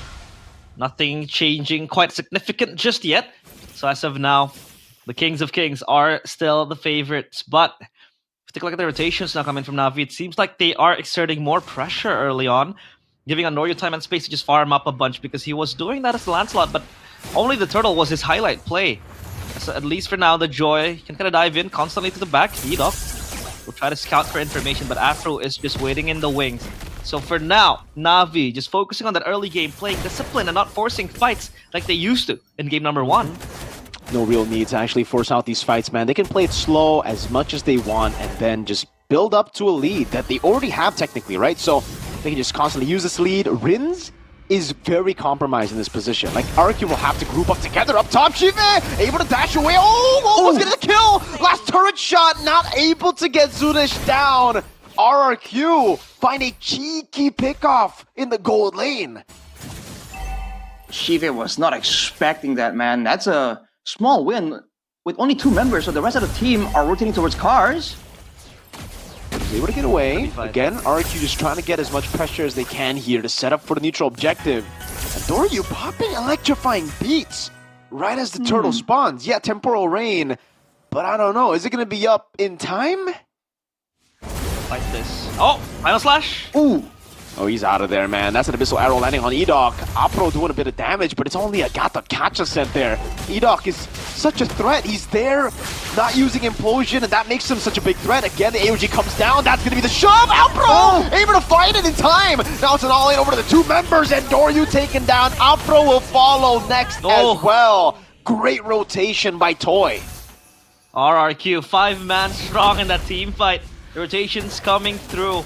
So now Na'Vi, they have a wound in their legs, not walking as stable as they were. And Cars constantly pressured down bottom. Yeah, it's gonna be fine. Alright. Well, Zunesh, again, gets more camps here. Dude, RRQ has been losing when it comes to the full-on setup, it seems like. But right there, Na'Vi, again, way too overzealous, man. You're against a team with so much AoE. What made you think diving together like that would serve you? They've been getting so much value from, like, you know, long-distance pickoffs. Toy here, almost threatening a solo kill. You're seeing the Harith will it be a problem, but Na'Vi, they cannot go for a full-on 5v5, especially with the ultimates still available from RRQ. They gotta either bait out some of those big ultimates or make the fight as scattered as possible. They can still dive as 5, but, you know, not from the same angle. Oh, for the airstrike coming out. Oh, Rez with a jump in. That's a final slash over to Endoryu, who's able to get away again. Rez is the one who disengaged from that. Try to go for the kill, ends up going flicker for flicker with Ukir. It is apparent that this Harith will become a problem so insidious. But so far, they want to kind of siege out top lane. So the question is for Na'Vi, how do they deal with this Harith, Arashi? Well, they gotta shut it down somehow, get a pickoff, get a catch. But it's a Purify Harith, so oof. Scary stuff there from RRQ, man. They have so many ways to really start a fight off with Rez and Edok. This is the kind of combo we were talking about. EXP lane and roam position, able to actually coordinate, you know, the mind games, the trades, right? Who's gonna engage this time? The feints almost. Edok running nose first into Shive. But again, this is the control that RRQ have, just purely off crowd control advantage. Yep. It's the Tigreal, man. Edok always utilizing the space. Rin's gonna be caught by the Abyssal Arrow and a trap. Meanwhile, in the mid lane, Zunesh tries his best to get in. Phantom execution. And Doryu with electrified beats takes Zunesh down. An Abyssal Arrow not landing. Rez looking for the final slash, able to find 2 on the board. But it's just the front line now. And Doryu on the purple buff. Still they're taking a fight. But the airstrike coming out. Cars still able to survive with the chrono dash of Toy. Gets him down. Apro forced to back away. And Na'Vi, despite that pickoff on Zunesh, can't get the turtle. It's now Endoryu in the mid lane, looking for Edok, who doesn't have the implosion anymore. Rez, what? Walks up, taunts down, and an Abyssal Arrow lands again, forcing the Purify out of Rins. Na'Vi getting a lot from that trade, and this turtle will be next on the menu for them. Edok still without the implosion, Toy is close by. They want to fight this. Apro walks over to taunt now. Zunesh walking away as well. That's even the AOG locking 2 members down, even with Toy. But Edok gets away. Zaman Force used already. Rins, no feather airstrike. And Doryu walks up. Zunesh gets the combo in. And Doryu tries to dive in with electrifying beats and will be able to get a bit of damage down the curtain call. And the Abyssal Arrow lands. Toy gets very low. And Doryu burning down Rez with a flicker. Gets the vengeance and the kill over. RRQ still able to reply, but is this the turnaround that Na'Vi is looking for, Arashi? They haven't really gotten the gold lead just yet, and Zunesh, while all that was happening, has been keeping busy, but he's falling short to Andoryu right there. Oh, Abyssal Arrow! What a read with the Abyssal Arrow! Ukir! No! Reads the puncture! Oh, from downtown. He's cheating. He's got AMAX. He's cheating. Check his phone right now. Might have that aimbot or something. But that was beautiful. That shutdown to Zuna. She's suffering 1-3-3 for the Lancelot. But will this Lancelot be a problem for Na'Vi later on, Arashi? Well, later on, there are going to be targets available, but for the most part, I feel like his job is more so to pressure the backline and to follow up on a big implosion. I feel like that's the best way to really go about this. Because again, there's not a lot of heroes available from Na'Vi that, you know, he can kind of like decisively assassinate technically. So he's better off kind of forcing Afro to play a bit more defensive, you know, to kind of be on bodyguard duty instead of going for an AOG. But so far, again, these Abyssal Arrows, these individual burst damage is what's allowing RRQ, allowing Na'Vi to kind of shut down RRQ. Edok doesn't really get that Sacred Hammer, unfortunately. And Andoryu is really outdoing Zunesh in terms of damage and also in mobility, though. You're seeing that Zunesh can't really get away from that joy, so you're seeing the value there. But again, in a 5v5, especially when the Lord is in the picture, fully expect RRQ to get a bit more, a bit more pressure, a bit more position in the neutral objectives.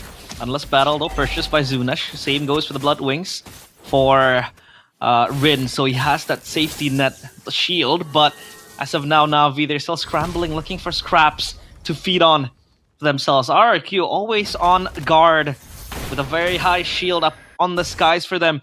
But it feels like a game where A-Dog holds the Tigreal. I would never count them out. One moment is what it takes for RRQ to just turn the tides around.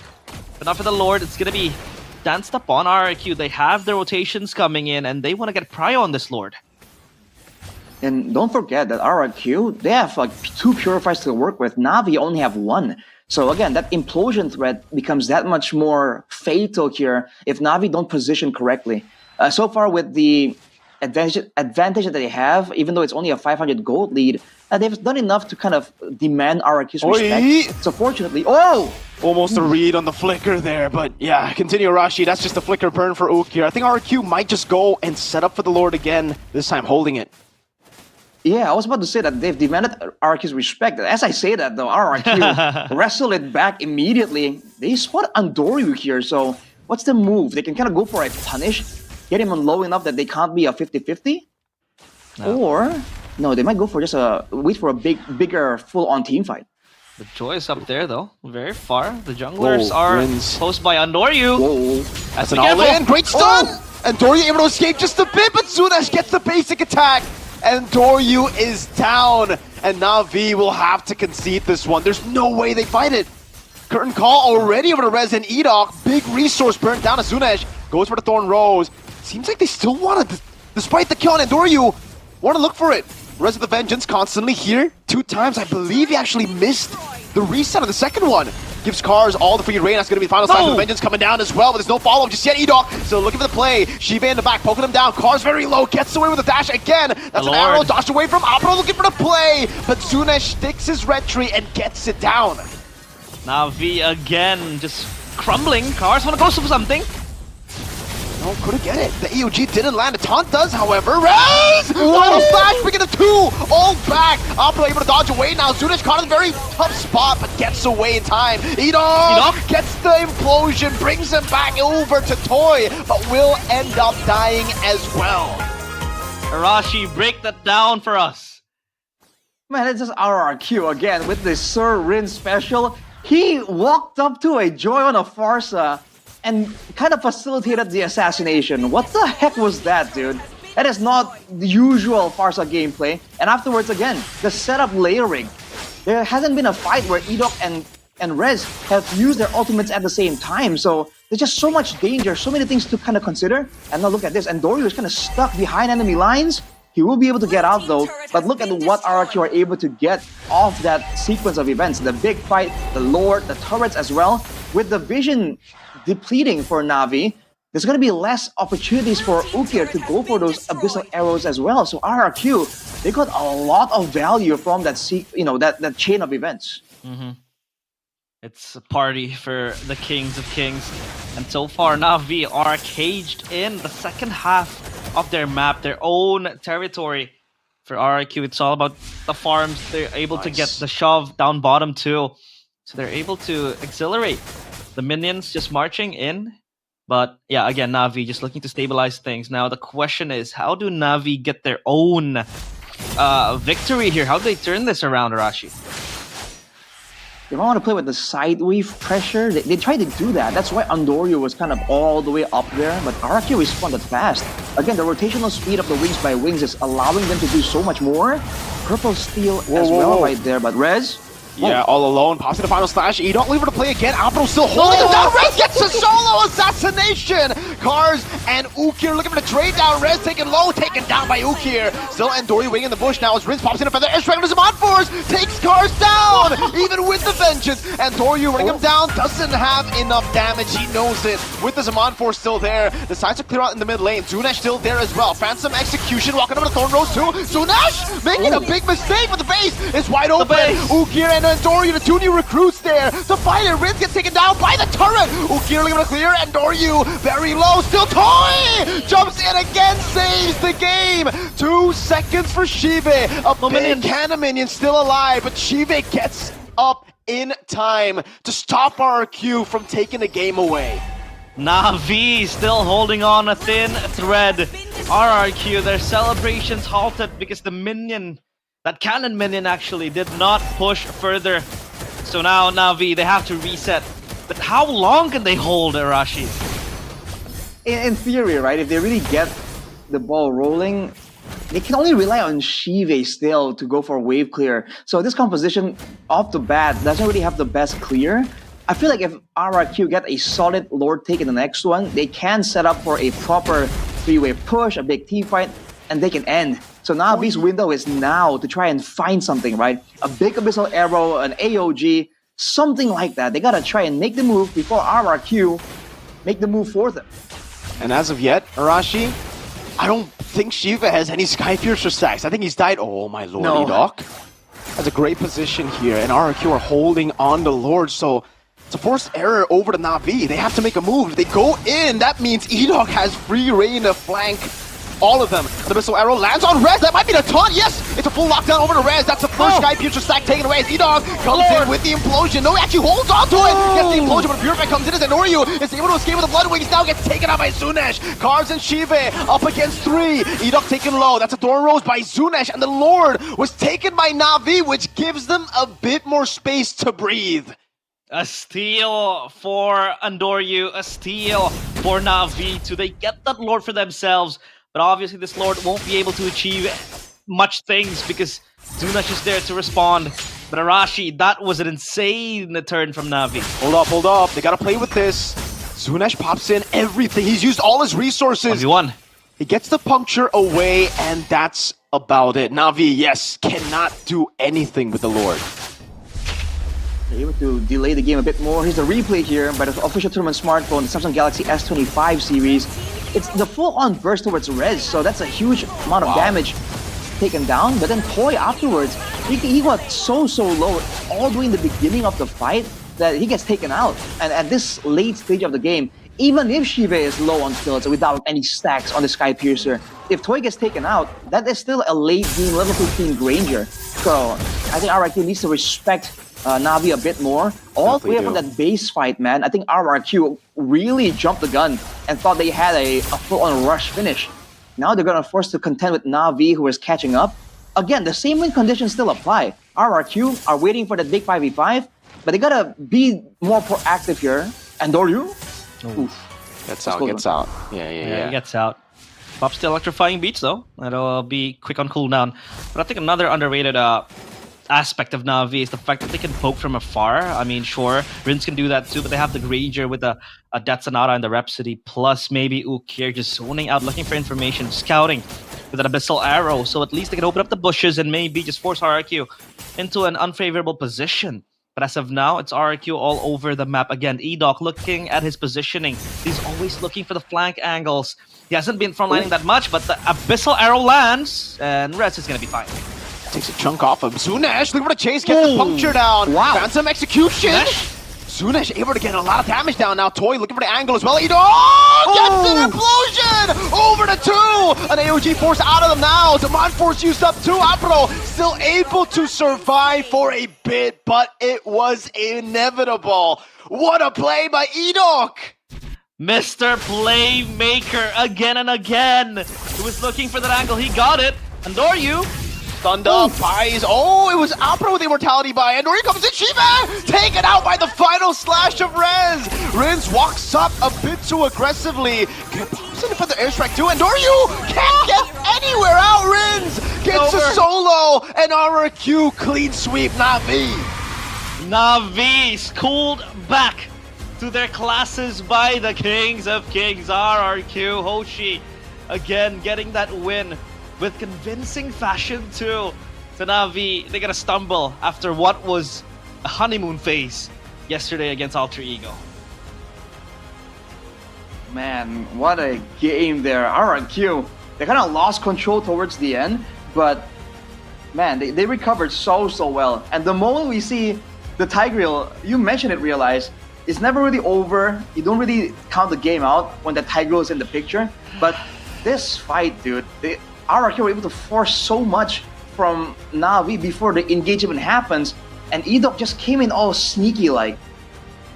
Yep, he was looking for that angle. He was waiting for that moment to happen. You can always take a look at how he's positioned. He's able to get that flank angle from behind. We saw glimpses of that in the, I think, mid-game too, where he was just chilling in that red buff camp and just going for positions to look for and to scout for.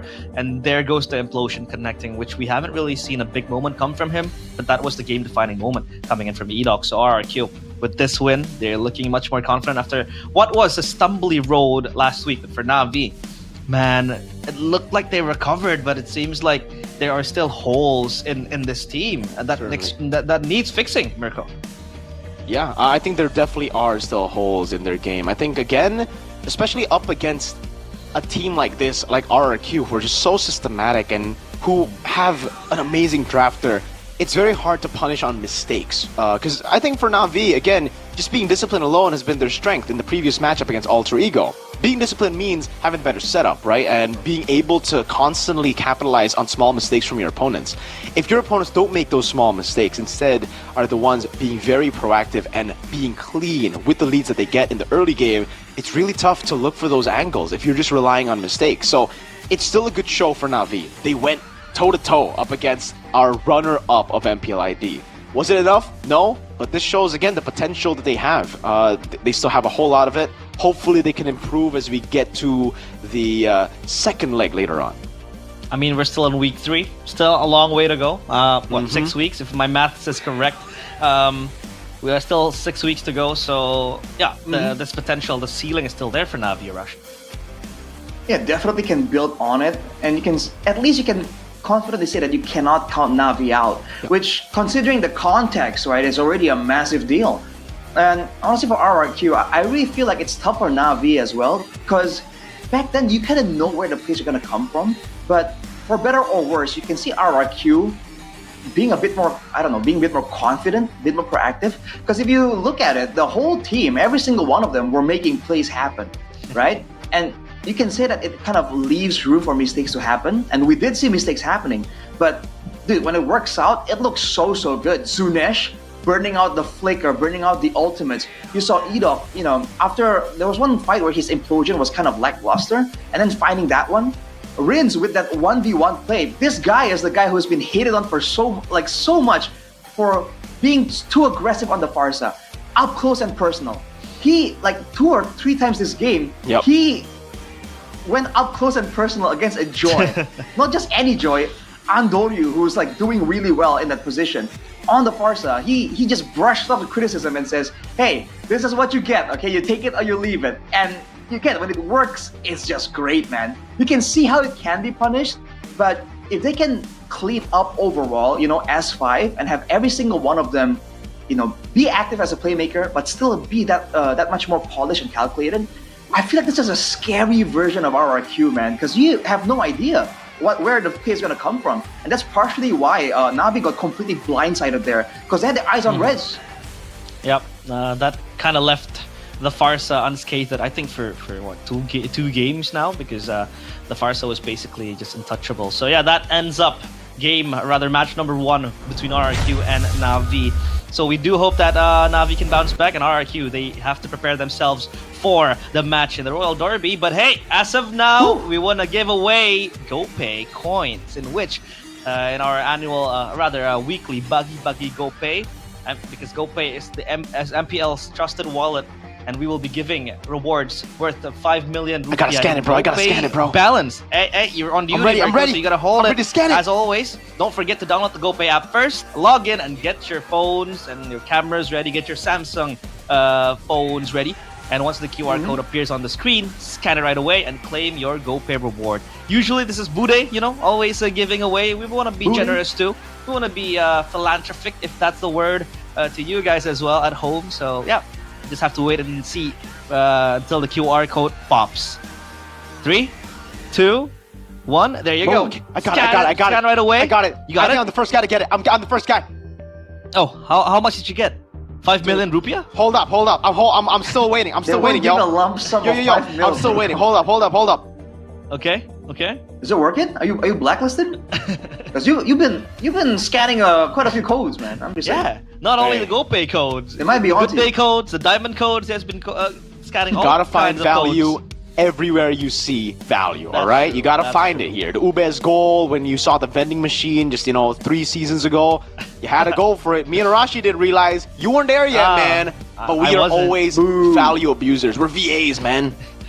Value Exactly, abusers. man. But hey, the reward is worth 5 million rupiah in GoPay balance. Wow. 5 million rupiah. What do you want to do with that money, Arashi? 5 million. 5 million, dude. I can think of a lot of things, Man. Man, New jungler? Give us one thing that you would do one with that money, Arash. With that money. dude. I wanna. 5 mil. There's some trips I'm planning on going on. Some Oh. figurines. I'm thinking of sniping as well. So, it's about the value again, right? We're not gonna get the lump sum of 5 mil, but every step counts, right? That's how you kind of build up the lead. That's how the MPL teams are able to get such massive leads as well. They don't start off the game and get a bam 10k gold lead. No, dude, it starts with 100 gold and then 200. And Yeah. before you know it, you're snowballing. Be good. Exactly. So don't forget to always stay tuned on MPL ID because we have Bagi GoPay, or in English it's like I got GoPay 10K giveaways. IDR. You got 10k? 10K GoPay Restricted. points. This guy's restricted as Giving of away now. So GoPay? yeah, he's Bagi limited. GoPay? He's limited to 10k. So yeah, don't forget to always peel your eyes on the screen because Bagi GoPay will always be around as long as the regular season goes. Even leading up to the playoffs later on, maybe you could just accumulate that 10k, 20k, 30k. It adds up to 5 mil. So yeah, that wraps up match number 1 RRQ with the 2-0. Are you confident they'll be able to beat Onyx tomorrow, Mirko? Or is this a stretch?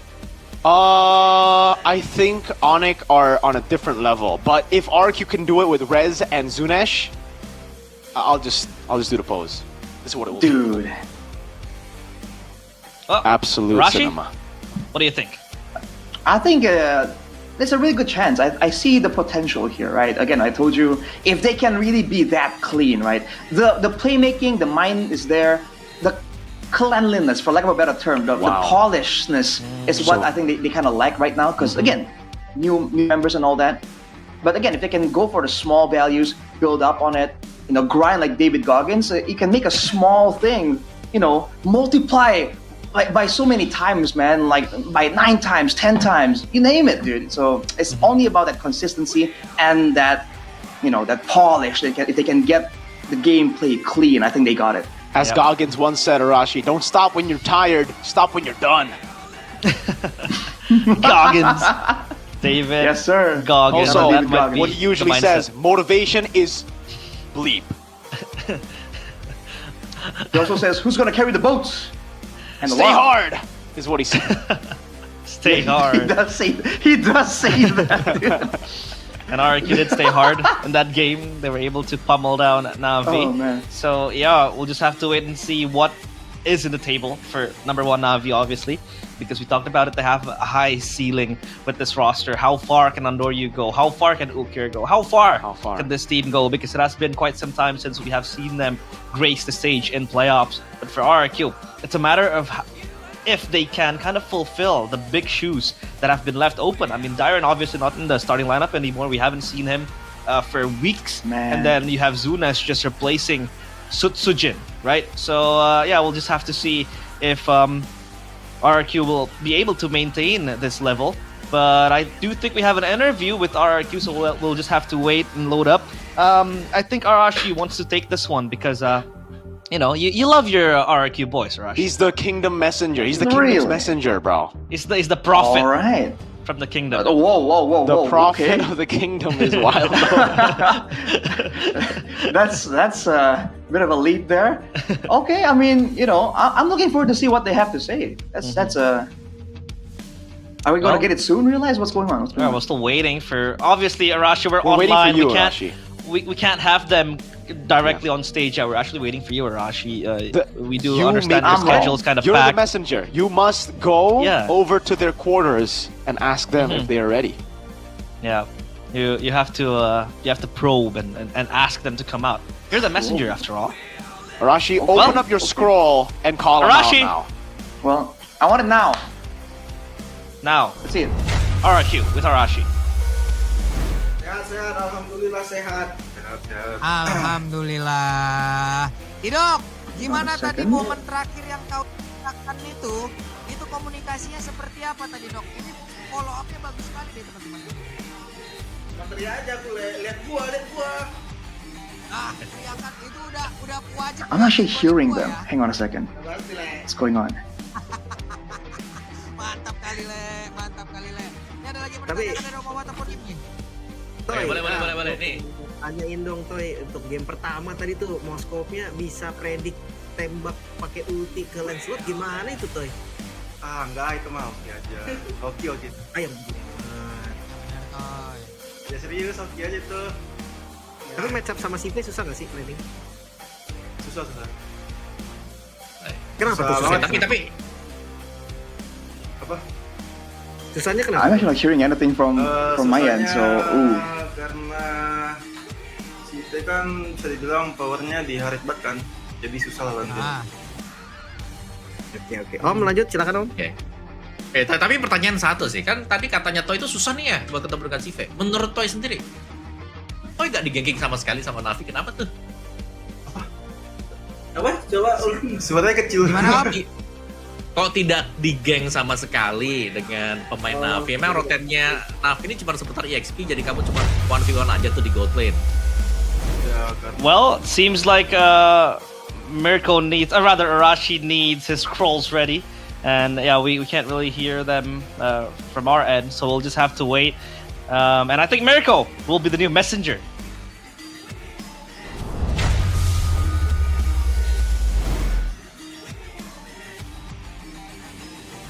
Dia kami suruh bebas ya mainnya.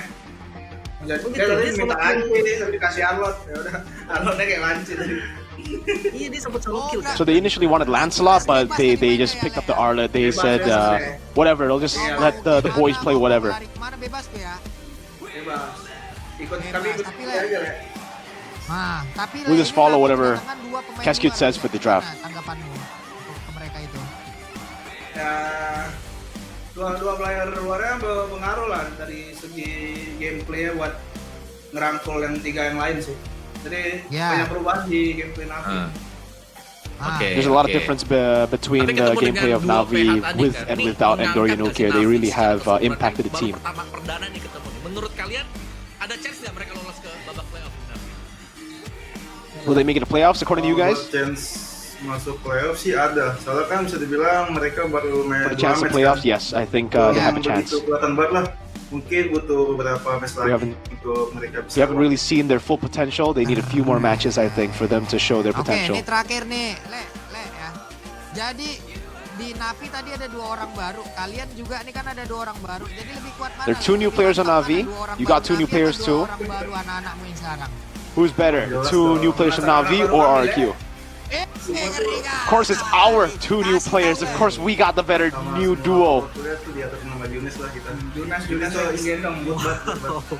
Zunesh is a crazy carry. He always carries us. Gue sih boleh say thank you dulu sama teman-teman Kingdom yang lagi nonton. Any final remarks or thank you to the kingdom? Message to the kingdom. Buat pesan-pesan buat Kingdom, tetap dukung kita terus. Message to the kingdom, keep on supporting us. Terima kasih yang udah dukung. We still have a lot of matches left, and thank you for supporting. Sehat-sehat kalian Le ya. Sehat-sehat Toy ya. Salam. Thank you, Edok. Thank you, Toy, for the wonderful interview. We'll see you later, alligator.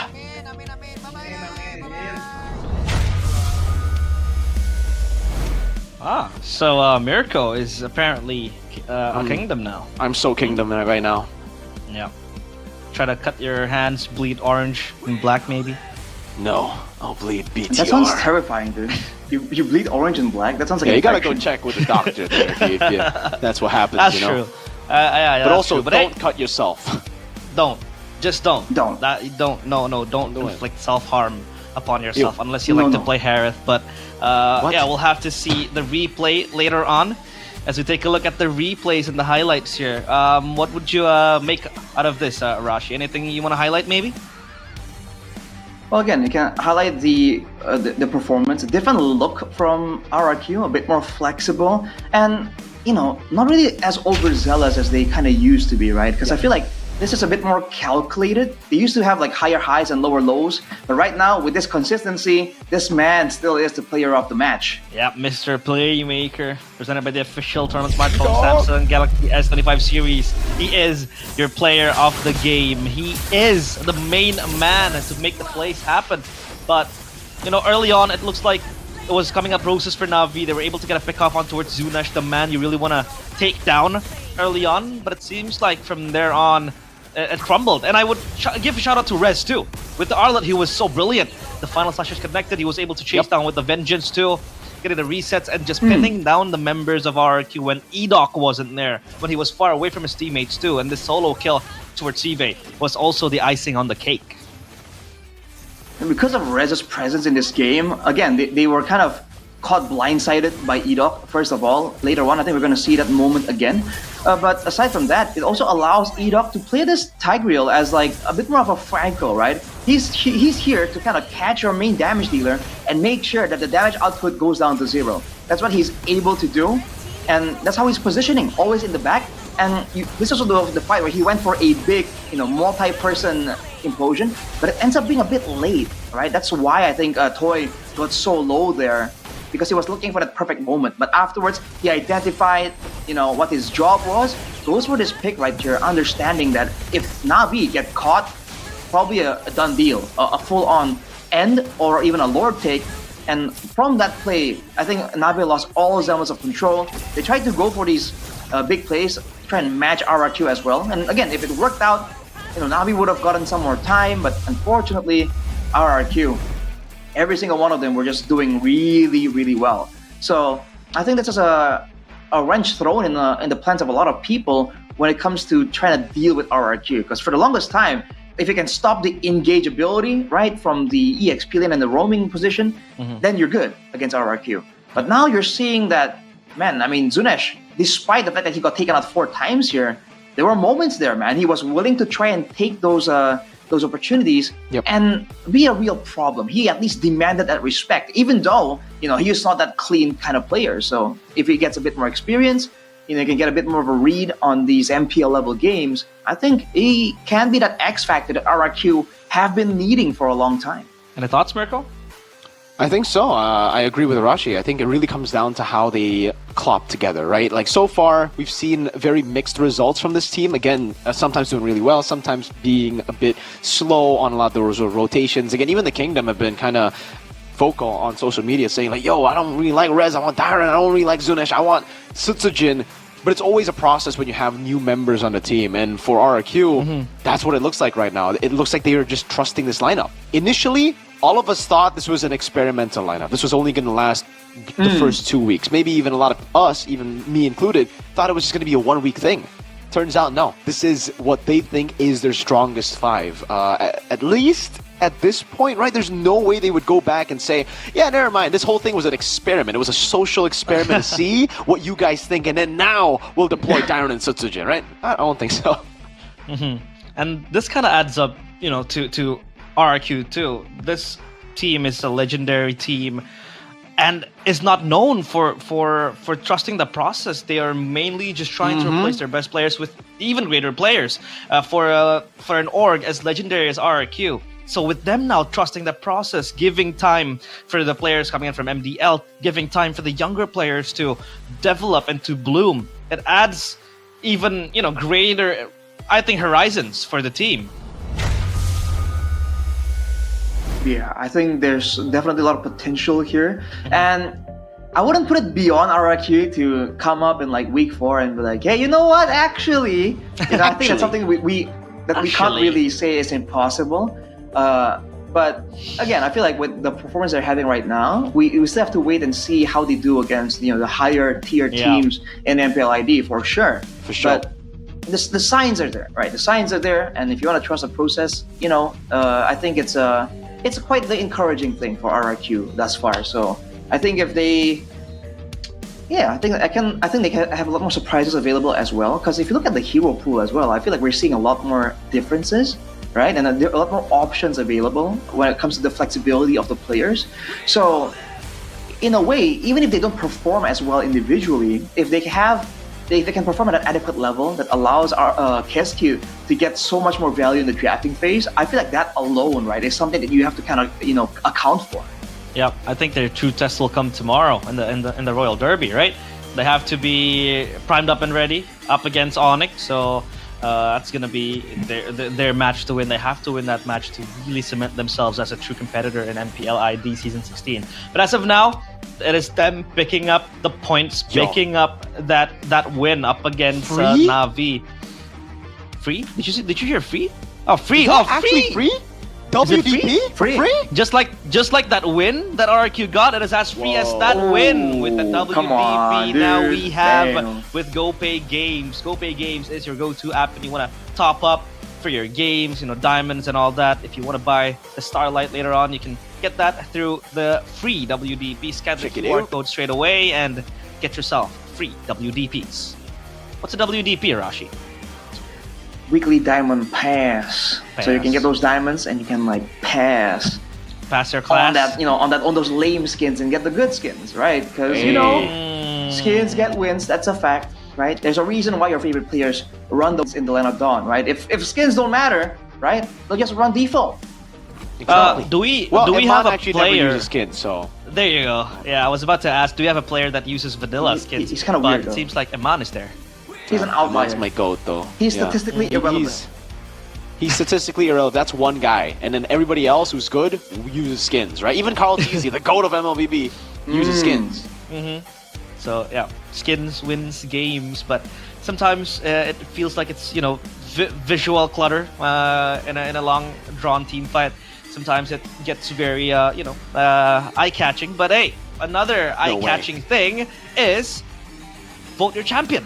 In the GoPay app, you can always open up the GoPay app and you can look for the teams you want to vote for, the players you think is your MVP, who will win the match, and so on and so forth. There are a lot of things you can vote for in Vote Your Champion on the GoPay app. Just as simple as scanning the QR code or just opening your GoPay app and look for Vote Your Champion and you can just cast your vote in. It's a democratic country. Just vote. This season, though, there are even bigger prizes. 16 electric motorcycles, 16 gaming phones up for grabs. Wow. And of course, there are other rewards like MLBB skins, GoPay coins, headphones, and power banks waiting for you. That's everything that you... Power banks. Dude, every single reward they have there, I could use. Right? There's always a place for them. And, something else I could always use is Good Day. Good day. It's a good day today. It's a brand new day too, because with Good Day, every day is a good day. So don't forget to get yourselves beautiful this Good Day. It's a beautiful drink what flavor to is that? have. I have the fantastic mochaccino, mate. Mochaccino. What about you, Ash? I love See what this I got, because we can now close up the product straight in the camera, like this. Let's see. Here, Look at this have beautiful piece of bottle. Realize, I'll pour this Fantastic in your mouth. mochaccino as well. Okay. Wait. Go. This side. I'm not gonna yes, disconnect. yes. Where's the Good Day? There you go. Yeah. There you go. They should kind of get your hand outside of the frame, so it kind of peeks in like that, Here, realize, like here. so. Here, realize, here. Where do I have to look? There, Here, come on. this side. Okay, I'm looking at this side, and then what do you want me to do? You curve your You gotta arm pull and yours. make Yeah, it you gotta seem like it's coming make it up like my arm. Okay. It's gonna look like this, like this. Hang on, like that. Wait, I'm confused. Is it this? Yeah. Come on, it's on you now. It's on you. Lock in. zooming on me. Good day, guys. Good day, everybody. He's bailing. I'm bailing out. My brain can't process. By the way, if you guys missed it, there are QR codes behind the bottles. You can scan true. for Here, speed scan this items. one. Yeah, this one right here. Hey, don't scan this one. This is mine. Mirko! Hey. It's confidential. What if I already scanned it though? Ah, that's That true. sounds so like that something that means Mirko you... would do. No, that means you are tricking people to scan yours because you Don't no longer... redeem it. Don't redeem it. Don't redeem it. Just don't. Because this is mine, so please don't redeem it. What about you, ours. Arashi? Are you gonna redeem it? Of course. That's why I haven't been showing my code. I'm saving it for later. Ah, You know what? I'm gonna give another code. Just kidding. That's the same one. Yeah, I knew it. Dude. I knew it. Wait, okay. Let's do it So again. Mirko. So it was Mirko with his long hands, right? Long And hand. then we want to extend to Arashi, right? Oh, okay. Wait, How? do I go? How do Where you do do I that? go? Where do I go? No, I don't know. Got I it. have to look that way, but then I'm I not can gonna do look at that. the camera, so that's problematic. This is This, tough. like this. Is it like this? Oh, this is Mirko. This is Mirko giving me the There you bottle. go. There you go. Have There a you go. good day. Oh, we it's start on you, from here. Mirko. I'm gonna give it Yeah. over. We go pan Yeah. over to realize Yeah. now. Yeah. It's on me. It's on me. It's Oh, on me. Pass it throw away. back to Pass it Arashi. away. The good day. Arashi, where's you the gotta good drink it, day? you gotta drink it. Drink it, Arashi. I It's missing. Oh no! Drink it. I Drink it. can't. It's gonna spill if I do that, dude. Oh, I can't drink it like that. Alright, we'll do it I've next. been We'll do it drinking it, next. though. Don't worry. I love the shenanigans we have here, but hey, you don't forget if you're drinking coffee too, you gotta have some snacks with it. So obviously, Sucro is your go-to snack because gamers Sucro? You mean juggle this? Namilya Sucro, which means professional gamers, good gamers, pro gamers, they eat Sucro. Hashtag Gasla. Gasla. I have a confession to Ah. make. You ran out. You We ran were out. sent these chips or these these nuts yesterday, and I have consumed a lot of them. I knew it. So now You ran I have out. to be very conservative with the rest of my products. So I will show you Yeah. later because right now the package I have in front of me is. I'll finish the packaging too. Well, for me, I gave mine the away to packaging. Gani. I gave mine away to Gani because I felt bad for him not able to catch the nuts that was yeah. thrown by Chefin. That Dude, that was yeah. hilarious, man. Yeah, that was good. so comedic. And then he was like, stood there for like 2 seconds, 3 seconds, and he was just freezing. But yeah, no sucrose for us today. I gave mine to Gani. Open it up, Rash. Oh, okay, Rashi, open it up. I Touch on bet it, you man. Hey, jealous. throw it over to us. Throw I it. bet Throw it you over to us. jealous. Throw it over. Throw it over. Oh, Ready? man, we're doing Oh, this wrong again? direction. Wrong direction. Wrong direction. I'll go I'm ready. here. I'm Yeah, ready I'll to catch go it, bro. here. I'm ready too. Right. If you don't get this, is a skill issue, right? All right. Okay. I got it. All right. I'm gonna act like I froze. All right. I didn't Realize I this didn't one's for freeze. you. This one's for you. Okay. Realize. Lock in, man. I'm locking in. I'm locking in. Ah, That's an feels imaginary. good. That's imaginary. Hashtag Oh my lord. Gasla. All right, don't worry. We'll get better at this, chat. All right, we'll get better We at will. this. We will. Online casting has been quite strange for us because you know, FYI, we if are you want to see how it usually- looks like if you actually catch something. There you go. That's how it looks like. He's crunching, he's munching. Oh man, on that's it. good. But That's so good. if you have your drinks ready, the good day goes in, right? Sucro as well goes in your tummy, in your belly. You're gonna prepare yourself and play the game that everybody plays. Nah, I'm kidding. Only KB plays, and me too, and Papulong, and Lim, and Owl, and Gio maybe. That's everybody, bro. That's Magic Chess, because Magic Chess will arrive with its, first ever world champion title. So don't forget to join in. And if you think that you are gifted, if you're talented with MCGG, you can always grind up and sign in for the MCGG World Championships. It's gonna be, I believe, at the end of the year. So yeah, don't forget, MCGG Rising Stars 2 will be there starting 12th of September 2025. So it's going to be that ladder where if you want to play in the World Championships of MCGG, you're gonna start first from MCGG Rising Stars. And hey, that's like me. Every time I play MLBB, every time I play MCGG, I'm rising my stars, you know? Whoa. Hey, That's a you know bold what? statement. If the MLBB World Championship is called the M Series, what is the MCGG going to be called? And if it's not the G Series, I'll be kind of mad.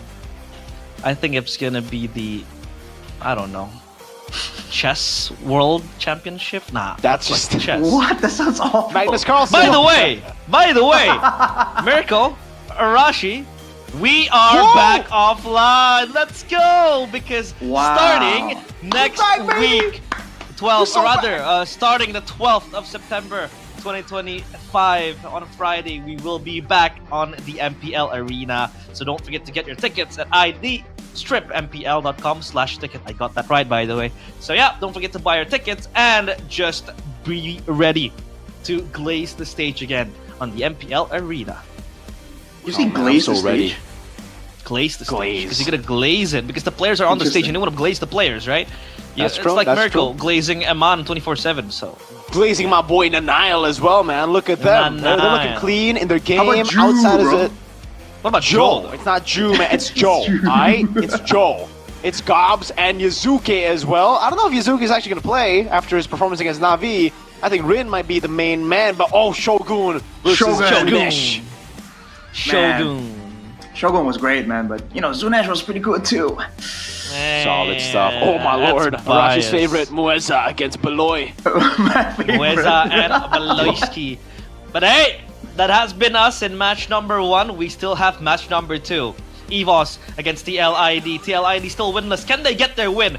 Don't forget to stay tuned because we'll be back after the break in MPL ID Season 16. We own this. We own this.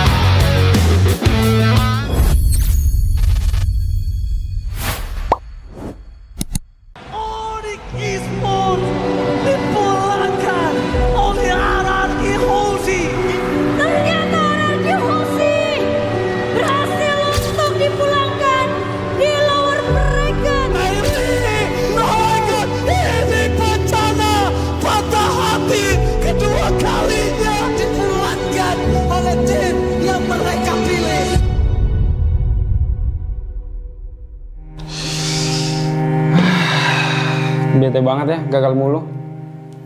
Tapi kan kita Royal Bestie. Gue yakin kita bakal comeback sih. Terus kita bawa pulang Piala M Series deh. Enak lu kalau ngomong. Tim lu kemarin juara. Tim gua gagal MSC, MPL runner up 2 kali lagi. Udah, jangan dipikirin lagi. Kita tuh jago kok. Kalau kata pepatah, kita tuh perintis, bukan pewaris. Gak nyambung sih. Tapi gua akui ya, generasi baru sekarang garis ganas. Respect sama veteran dong. Indonesia bakal comeback dan kita kasih paham sih.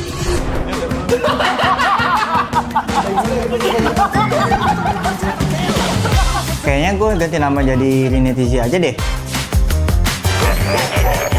Biar kayak kata sih, buat jadi juara. Zizi mah meta 2021. Lu kemana aja? Itu mah abang-abangan gue. Lihat aja, gue bakal jadi penerus kalau terus di tim Liquid. Tapi please, lepas Paniatu. Sir, what's your command? Oh, what a play! Freestyle from Fabian. Pemanasan terlebih dahulu. Lolos ke live aja masih susah. Gayaan menggantiin Kartizi. Iya nggak sih, Pe?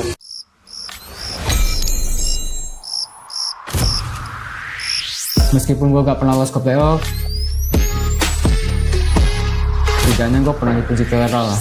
Berhasil mendorong Vitorino menjadi korban racun kali ini untuk mendapatkan dan kemenangan di dasar satu sama sekali dan Pedia. Udah jangan pada ribut-ribut. Udah pada pernah punya cincin ini belum?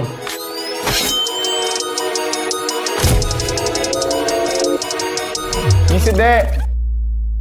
Gantian shift dulu ya. This is Keyboard. Kalau bukan karena gue, Monster kill. monster kecil kayak kalian masih main ranked. Intinya satu, konsistensi. Tanpa itu, hilang tuh kayak mereka. Hah? Kok kita sih jadi contoh jeleknya? Sorry guys, udah improve, cuma telat. Sorry. Sorry kok, gue ngecewain lo lagi. Ah, bosen. Banyak mulu. Maniac. Satu hijau tapi sekarang lu ibadah di shutdown. Oh my god. Maniac.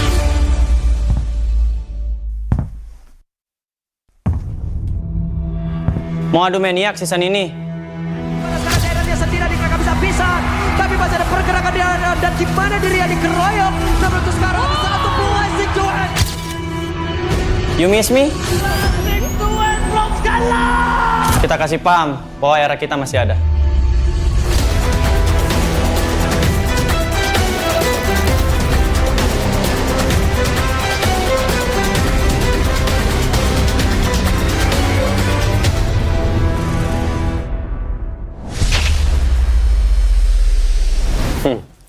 Lu masih ingat nggak ini siapa?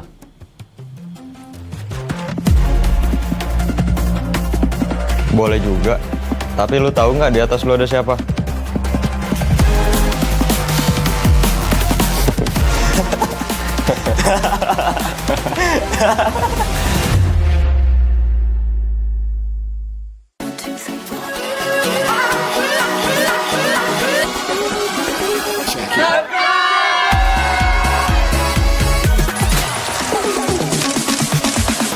Ya, aku bareng. Ulang dong. Gak perlu.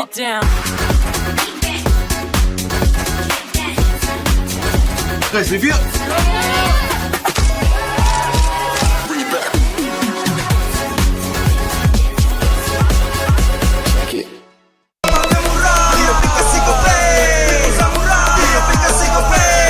Walau yang lain terus berubah, Gope konsisten, kasihnya pasti murah. Tagihan murah. Di aplikasi Gope, transfer 100 kali per bulan.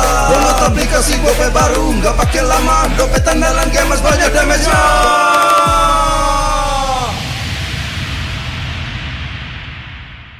Level up bareng Special Edition Good Day dan MPL. Temukan kode unik lalu scan QR-nya. Buat kumpulin Diamond Mobile Legends yang banyak dan menangin juga skin kerennya. Cobain semua variannya sekarang. Sebotol Good Day bikin GG Good Day. Yo, Good Day MPL. Woo, Good Day MPL. Woo, Good Day MPL. Yes, Good Day MPL. Woo, Good Day MPL. Yes, Good Day MPL. Yo, Good Day MPL. Oh. Aku udah nonton. Fix Hijin tuh jahat ke Minjun. Hijin kan emang gak mau pacaran sama Papamu, mamamu, biarkan mereka. Di granat! Boom! Ya, gue kena ghosting. Terus ditinggal nikah sama Hijin. Padahal mereka udah cium. Anak yang nakal. Saatnya kau dan aku Pakai simpati buat nonton, musik, games, belajar, sampai belanja. Bisa pilih benefit sesuai keinginanmu. Tenang. Menang kalah, mabar bisa good time. Wah, good time Mobile Legends Bang Bang. Enak coklatnya, bikin semua bisa good time. Ini nih mainnya.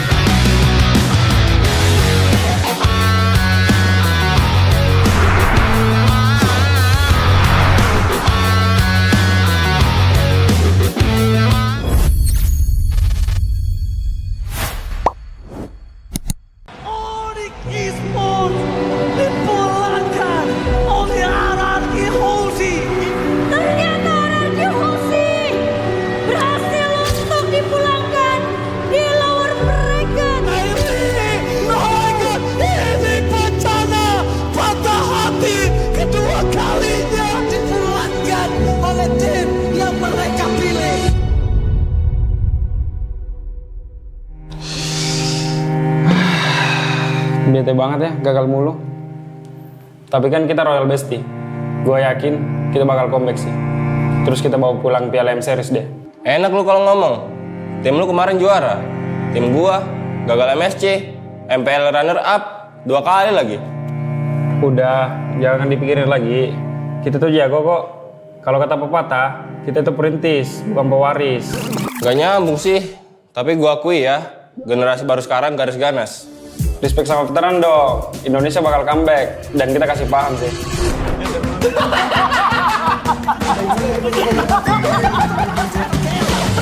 Kayaknya gue ganti nama jadi Rinetizi aja deh. Biar kayak kata sih, buat jadi juara. Zi mah meta 2021. Lu kemana aja? Itu mah abang-abangan gue. Lihat aja, gue bakal jadi penerus kalau terus di tim Liquid. Tapi please, lepas Paniacu. Sir, what's your command? Oh, what a play! Brisal from Fabian, pemanasan terlebih dahulu. Lolos playoff aja masih susah. Gagayaan menggantiin Kartizi. Iya nggak sih, Pep?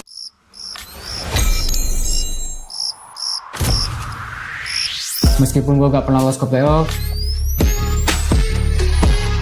setidaknya gue pernah dipuji toleral lah. Berhasil mendorong Vitorino yang menjadi korban hasil kali ini untuk mendapatkan kemenangan di dasar satu sama sekali dan Pediak. Udah jangan pada ribut-ribut. Udah pada pernah punya cincin ini belum?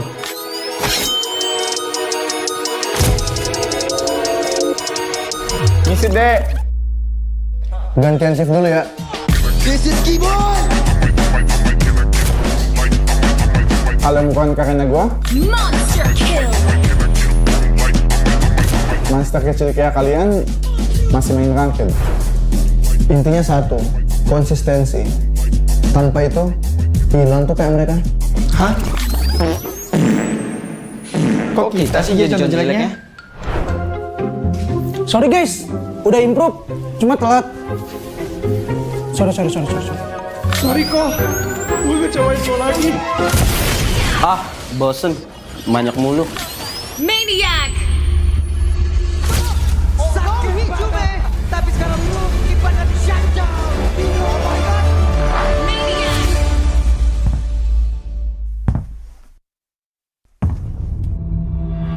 Mau adu maniak season ini? Sekarang daerah dia sendiri nggak bisa pisan. Tapi masih ada pergerakan dia dan gimana dirinya dikeroyok. Namun itu sekarang ada satu plastik duet. You miss me? Plastik duet belum skala. Kita kasih paham bahwa era kita masih ada.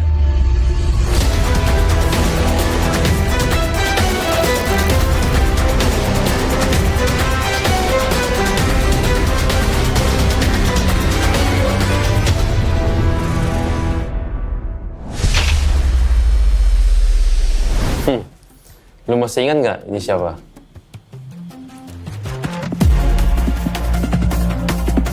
Boleh juga. Tapi lu tahu nggak di atas lu ada siapa?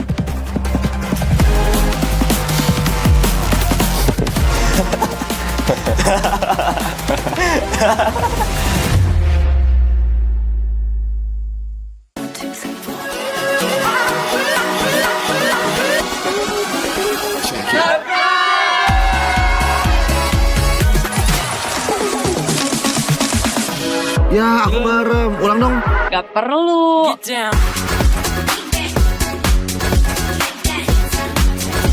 Guys, review.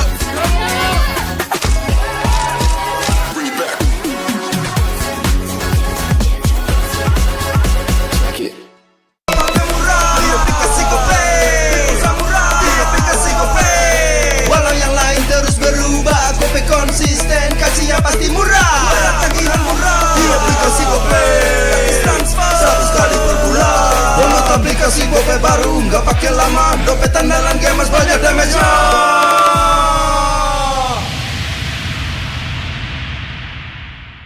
Level up bareng Special Edition Good Day dan MPL. Temukan kode unik, lalu scan QR-nya. Buat kumpulin Diamond Mobile Legends yang banyak dan menangin juga skin kerennya. Cobain semua variannya sekarang. Sebotol Good Day bikin GG Good Day. Yo, good day MPL. Woo, good day MPL. Woo, good day MPL. Yes, good day MPL. Woo, good day MPL. Yes, good day MPL. Yo, good day MPL. aku udah nonton. Fix, Hijin tuh jahat ke Minjun. Hijin kan emang gak mau pacaran sama Papamu, mamamu, biarkan mereka. Di granat! Boom! Ya, gue kena ghosting. Terus ditinggal nikah sama Hijin. Padahal mereka udah cium. Anak yang nakal. Saatnya kau dan aku Pakai simpati buat nonton, musik, games, belajar, sampai belanja. Bisa pilih benefit sesuai keinginanmu. Tenang. Menang kalah, mabar bisa good time. Wah, good time Mobile Legends Bang Bang. Enak coklatnya, bikin semua bisa good time. Ini nih mainnya.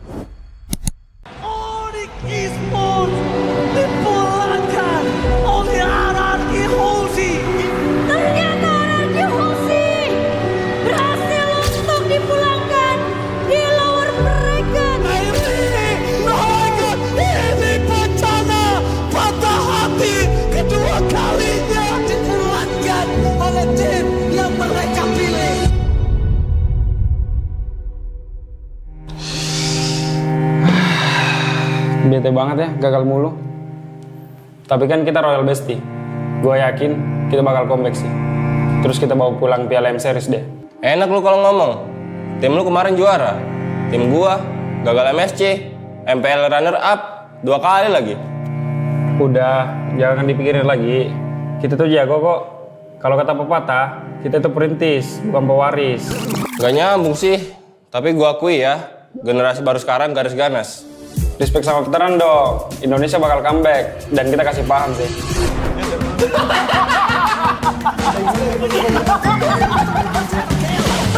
Kayaknya gue ganti nama jadi Rinetizi aja deh. Biar kayak kata sih, buat jadi juara. Zizi mah meta 2021. Lu kemana aja? Itu mah abang-abangan gue. Lihat aja, gue bakal jadi penerus kalau terus di tim Liquid. Tapi please, lepas Paniati. Sir, what's your command? Oh, what a play! Freestyle from Fabian. Pemanasan terlebih dahulu. Lolos ke live aja masih susah. Gayaan menggantiin Karkizi. Iya nggak sih, Pe?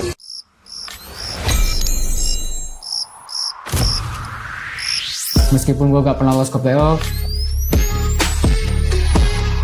setidaknya gue pernah dipuji KRL lah. Berhasil mendorong Torizo menjadi korban hasil kali ini untuk mendapatkan yang tidak tersebut sama sekali dan Pedia. Udah jangan pada ribut-ribut. Udah pada pernah punya cincin ini belum?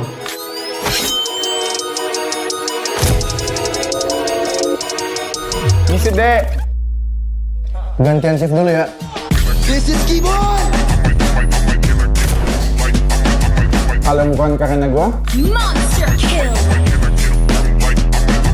monster kecil kayak kalian masih main ranked. Intinya satu, konsistensi. Tanpa itu, hilang tuh kayak mereka. Hah? Kok kita sih jadi contoh jeleknya? Sorry guys, udah improve, cuma telat. Sorry. Sorry kok, gue ngecewain lo lagi. Ah, bosen. Banyak mulu. Maniac! Sakti Juve, tapi sekarang lu kipan dan Shanja. Oh my god.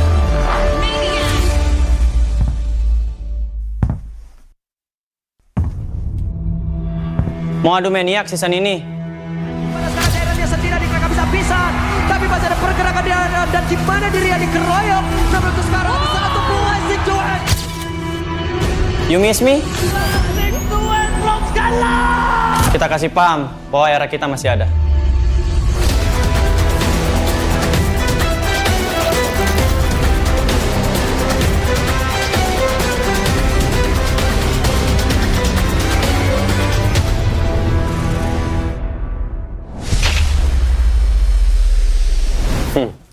Lu masih ingat nggak ini siapa?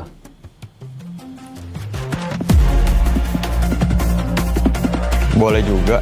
Tapi lu tahu nggak di atas lu ada siapa?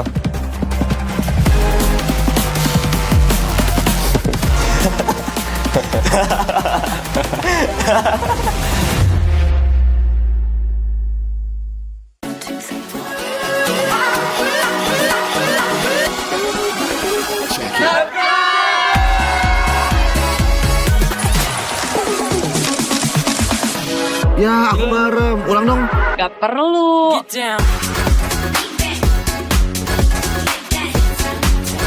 Guys, review.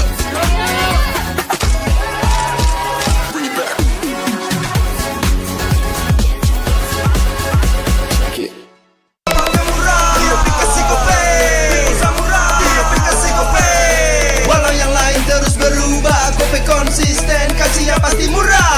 Tagihan murah di aplikasi Gope, transfer 100 kali per bulan.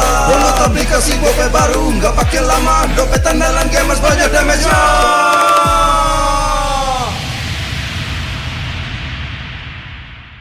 Level up bareng Special Edition Good Day dan MPL. Temukan kode unik, lalu scan QR-nya. Buat tumpulin Diamond Mobile Legends yang banyak dan menangin juga skin kerennya. Cobain semua variannya sekarang. Sebotol Good Day bikin GG Good Day. Yo, Good Day MPL, woo, Good Day MPL, woo, Good Day MPL, yes, Good Day MPL, woo, Good Day MPL, yes, Good Day MPL, yo, Good Day MPL, oh. Aku udah nonton. Fix Hijin tuh jahat ke Minjun. Hijin kan emang gak mau pacaran sama Papamu, mamamu, biarkan mereka. Di granat!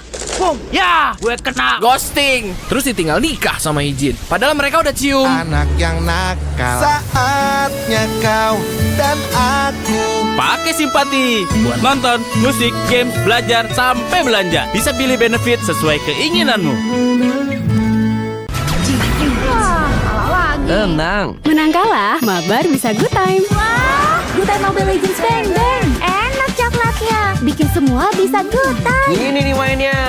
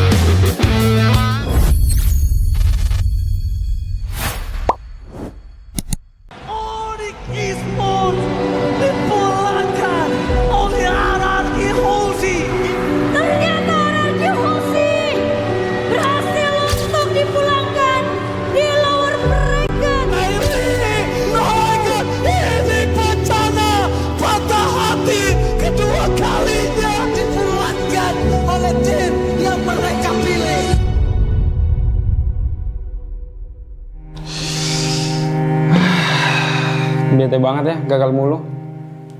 Tapi kan kita Royal Bestie. Gue yakin kita bakal comeback sih. Terus kita bawa pulang Piala M Series deh. Enak lu kalau ngomong. Tim lu kemarin juara.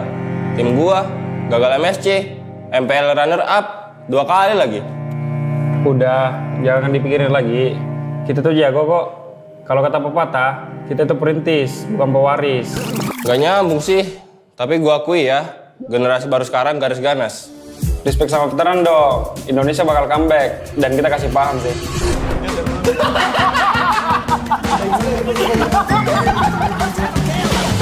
Kayaknya gue ganti nama jadi Rinetizi aja deh. Biar kayak kata sih, buat jadi juara. Zizi mah meta 2021. Lu kemana aja? Itu mah abang-abangan gue. Lihat aja, gue bakal jadi penerus kalau terus di tim Liquid. Tapi please, lepas pengkhianat. Sir, what's your command? Oh, what a play! Freestyle from Fabian. Pemanasan terlebih dahulu. Lolos ke live aja masih susah. Gayaan menggantiin Kartizi. Iya nggak sih, Pep?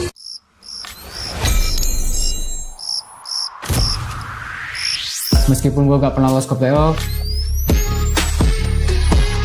setidaknya gue pernah dipuji viral. Berhasil mendorong Toritonya menjadi korban racun kali ini untuk mendapatkan dan kemenangan di atas satu sama sekali dan Badian. Udah jangan pada ribut-ribut. Udah pada pernah punya cincin ini belum?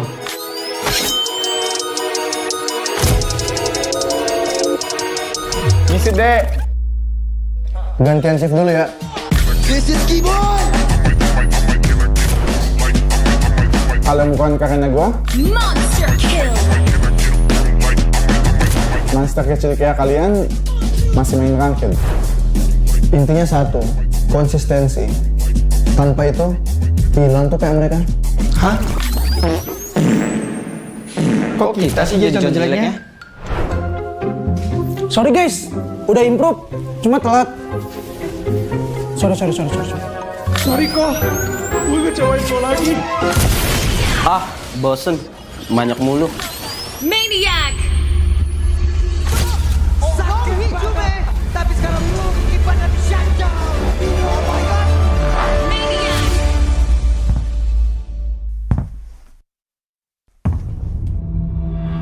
Mau adu maniak season ini? Pada saat daerahnya sendiri di kakak bisa tapi masih ada pergerakan di dalam dan di mana dirinya dikeroyok. Namun itu sekarang ada satu blessing Johan. You miss me? Tuan belum kalah. Kita kasih paham bahwa era kita masih ada.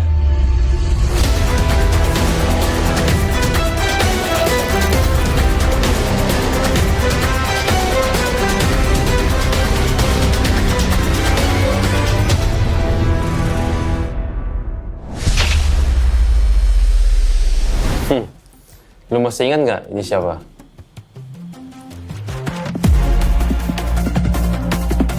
Boleh juga. Tapi lu tahu nggak di atas lu ada siapa?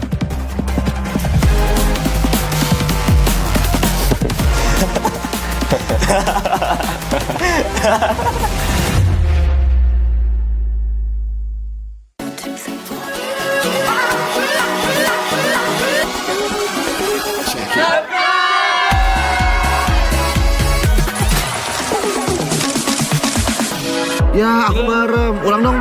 Gak perlu.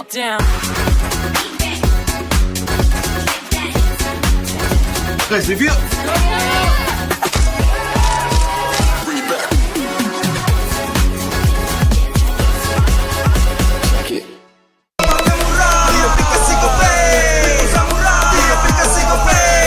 Walau yang lain terus berubah, Kope konsisten, kasih yang pasti murah.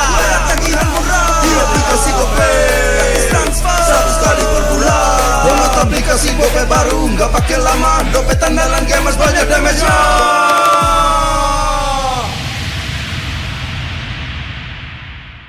Level up bareng Special Edition Good Day dan MPL. Temukan kode unik, lalu scan QR-nya. Buat kumpulin Diamond Mobile Legends yang banyak dan menangin juga skin kerennya.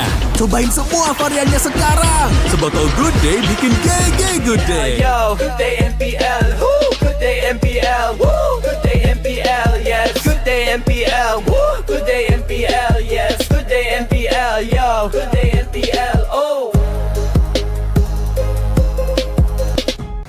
aku udah nonton.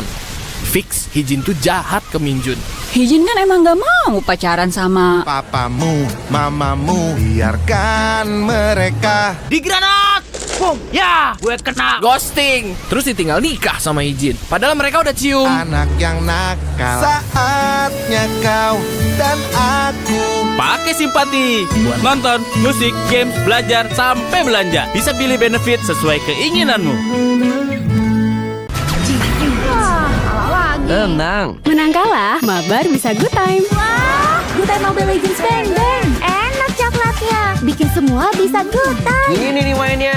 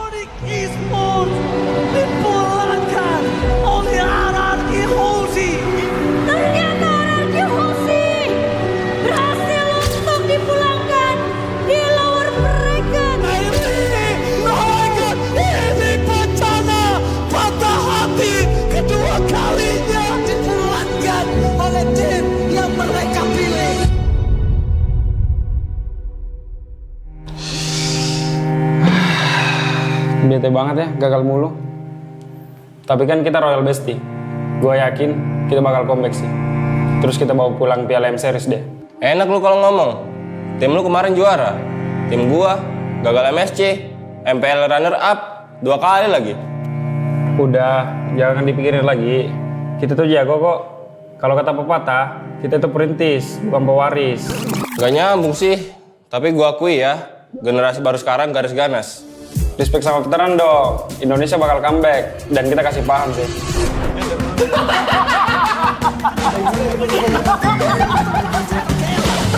Kayaknya gue ganti nama jadi Rinetizi aja deh. Biar kayak kata sih, buat jadi juara. Zi mah meta 2021. Lu kemana aja? Itu mah abang-abangan gue. Lihat aja, gue bakal jadi penerus kalau terus di tim Liquid. Tapi please, lepas Paniati. Sir, what's your command? Oh, what a play! Freestyle from Fabian. Pemanasan terlebih dahulu. Lolos playoff aja masih susah. Gagayaan menggantiin Kartizi. Iya nggak sih, Pe?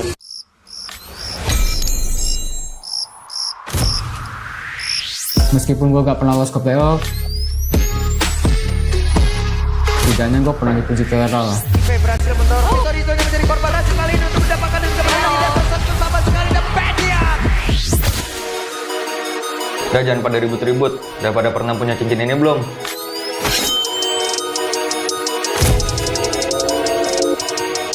Misi deh. Gantian shift dulu ya. This is Keyboard. Kalau bukan karena gue, Monster kill. monster kecil kayak kalian masih main ranked.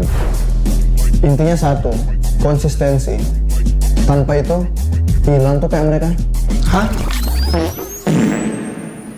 Kok kita sih jadi contoh jeleknya? Sorry guys, udah improve, cuma telat. Sorry. Sorry kok, gue ngecewain lo lagi. Ah, bosen. Banyak mulu. Maniac! Tapi sekarang lu kipan dan shutdown. Oh my god. Maniac!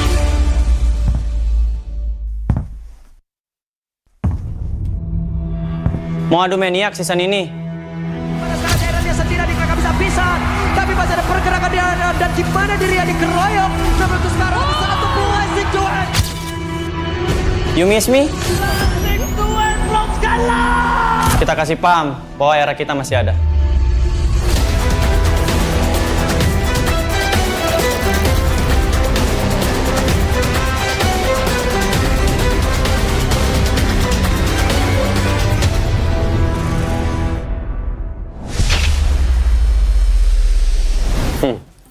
Lu masih ingat nggak ini siapa?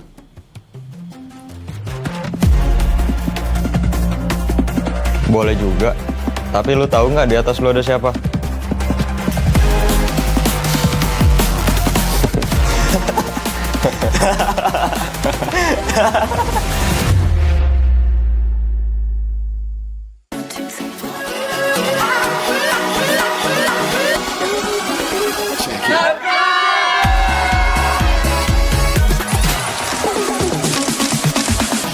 Ya, aku bareng. Ulang dong. Gak perlu.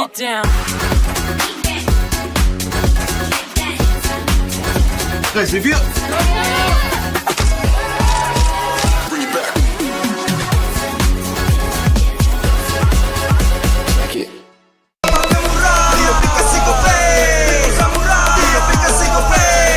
Walau yang lain terus berubah, Gope konsisten, kasihnya pasti murah. Tagihan murah di aplikasi Gope, gratis transfer 100 kali per bulan. Download aplikasi Gope baru, nggak pakai lama. Dompet andalan gamers banyak damage-nya.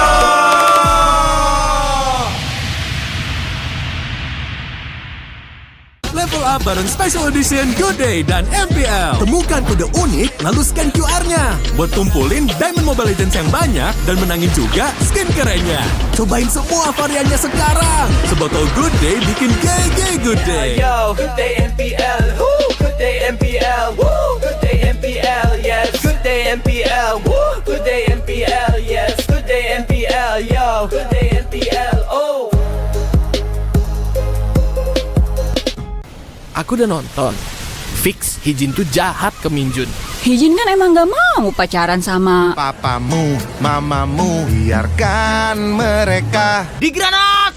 Boom! Ya! Gue kena ghosting. Terus ditinggal nikah sama Hijin. Padahal mereka udah cium. Anak yang nakal. Saatnya kau dan aku. Pakai simpati buat nonton, musik, games, belajar, sampai belanja. Bisa pilih benefit sesuai keinginanmu. Tenang. Menang kalah, mabar bisa good time. Wah, good time Mobile Legends Bang Bang. Enak coklatnya, bikin semua bisa good time. Ini nih mainnya.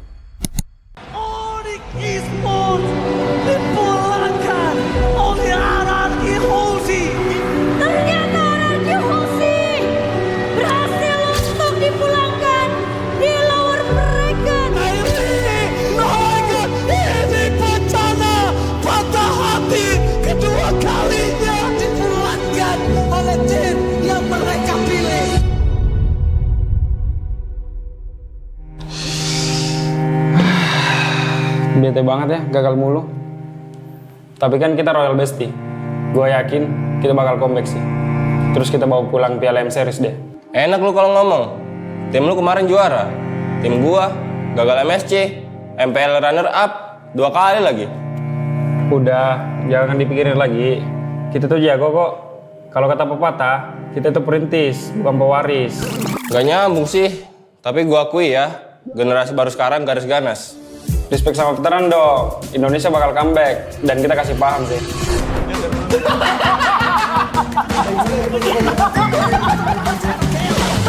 Kayaknya gue ganti nama jadi Rinetizi aja deh. Biar kayak kata sih, buat jadi juara. Isi mah meta 2021. Lu kemana aja? Itu mah abang-abangan gue. Lihat aja, gue bakal jadi penerus kalau terus di tim Liquid. Tapi please, lepas Paniacu. Sir, what's your command? Oh, what a play! Freestyle from Fabian. Pemanasan terlebih dahulu. Lolos play aja masih susah. Gayaan menggantiin Kartizi. Iya nggak sih, Pes?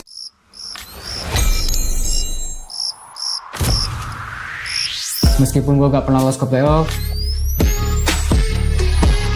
setidaknya gue pernah dipuji ke era lah. Berhasil mendorong Vitorino menjadi korban berhasil kali ini untuk mendapatkan dan kemenangan di atas satu sama sekali dan Pediak. Udah jangan pada ribut-ribut. Udah pada pernah punya cincin ini belum?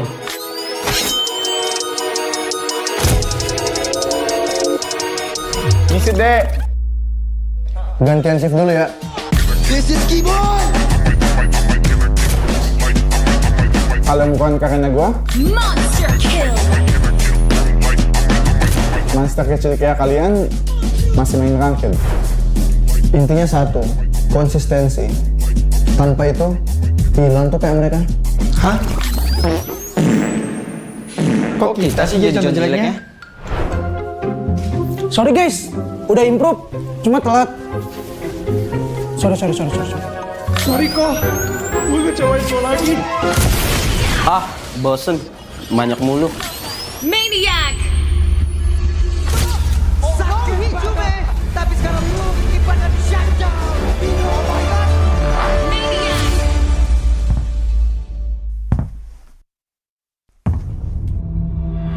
Mau adu maniak season ini? Pada sekarang daerahnya sendiri adik bisa pisan. Tapi masih ada pergerakan di dan di mana diri yang dikeroyok. Namun untuk sekarang ada satu peluang Situan. You miss me? Situan belum kalah. Kita kasih paham bahwa era kita masih ada.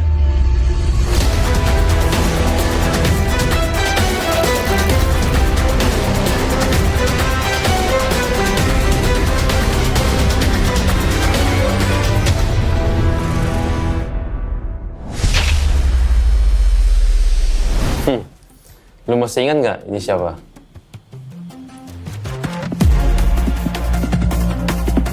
Boleh juga. Tapi lu tahu nggak di atas lu ada siapa?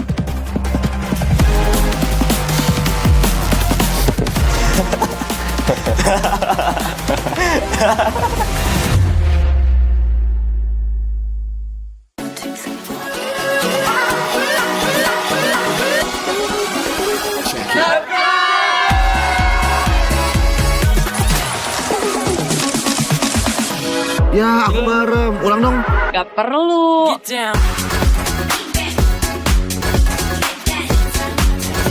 Guys, review.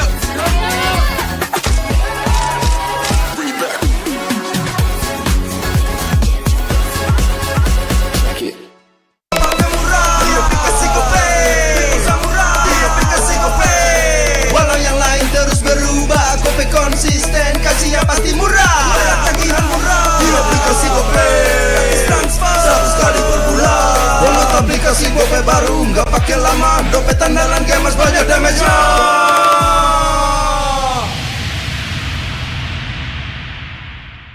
Level up bareng Special Edition Good Day dan MPL. Temukan kode unik, lalu scan QR-nya. Buat tumpulin Diamond Mobile Legends yang banyak dan menangin juga skin kerennya. Cobain semua variannya sekarang. Sebotol Good Day bikin GG Good Day. Yo, Good Day MPL, woo, Good Day MPL, woo, Good Day MPL, yes, Good Day MPL, woo, Good Day MPL, yes, Good Day MPL, yo, Good Day MPL. aku udah nonton. Fix, Hijin tuh jahat ke Minjun. Hijin kan emang gak mau pacaran sama Papamu, mamamu, biarkan mereka. Di granat! Boom! Ya! Gue kena ghosting. Terus ditinggal nikah sama Hijin. Padahal mereka udah cium. Anak yang nakal. Saatnya kau dan aku Pakai simpati buat nonton, musik, games, belajar, sampai belanja. Bisa pilih benefit sesuai keinginanmu. Tenang. Menang kalah, mabar bisa good time. Wah, good time Mobile Legends Bang Bang. Enak coklatnya, bikin semua bisa good time. Ini nih mainnya.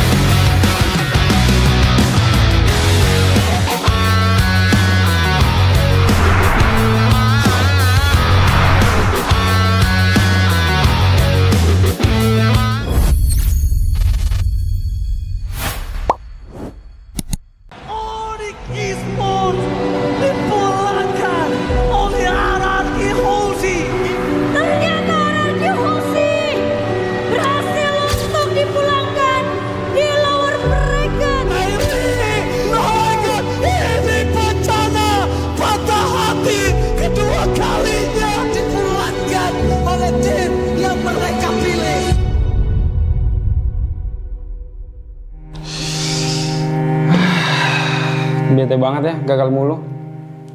Tapi kan kita Royal Bestie. Gue yakin kita bakal comeback sih. Terus kita bawa pulang Piala M Series deh. Enak lu kalau ngomong. Tim lu kemarin juara. Tim gua gagal MSC, MPL runner up 2 kali lagi. Udah, jangan dipikirin lagi. Kita tuh jago kok. Kalau kata pepatah, kita tuh perintis, bukan pewaris. Gak nyambung sih. Tapi gua akui ya, generasi baru sekarang garis ganas. Respect sama veteran dong. Indonesia bakal comeback dan kita kasih paham sih.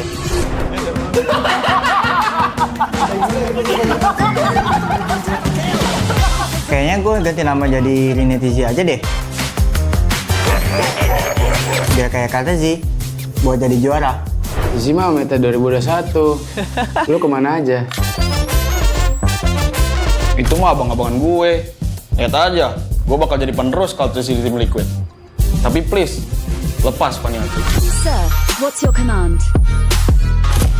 Oh, what a play. Rizal from Fabian. Pemangsa terlebih dahulu. Lolos playoff aja masih susah. Gayaan menggantiin Kartizi. Iya nggak sih, Pe?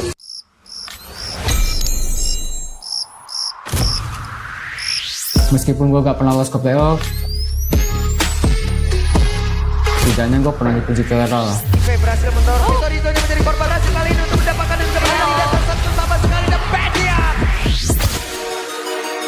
Udah jangan pada ribut-ribut. Udah pada pernah punya cincin ini belum?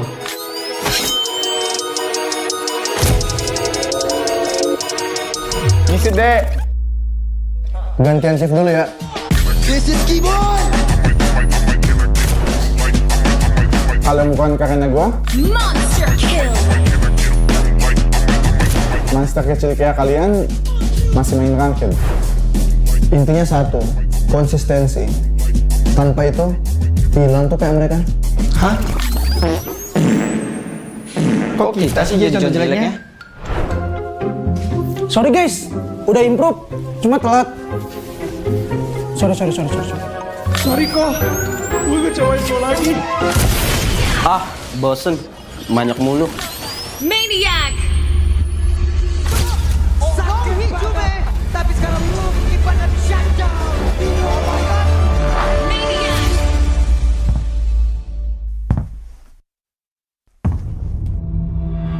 Mau adu maniak season ini? Sekarang dia sendiri mereka bisa pisah, tapi masih ada pergerakan di dalam dan gimana dirinya dikeroyok. Namun untuk sekarang satu bunga si Joan. You miss me? Kita kasih paham bahwa era kita masih ada.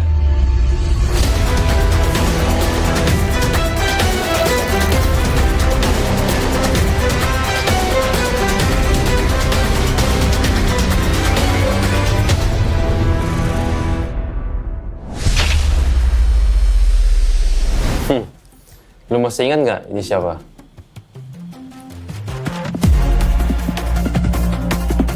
Boleh juga. Tapi lu tahu nggak di atas lu ada siapa?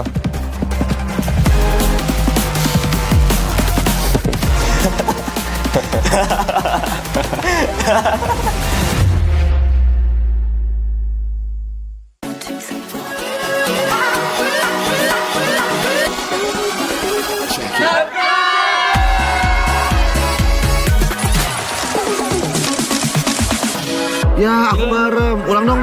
Gak perlu.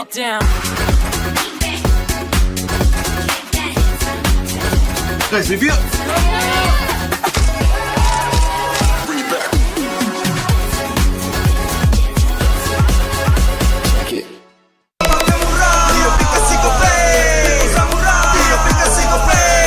Walau yang lain terus berubah, Gope konsisten, kasihnya pasti murah.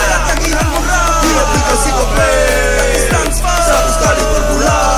Download aplikasi Gope baru, nggak pakai lama. Dompet andalan gamers banyak damage-nya.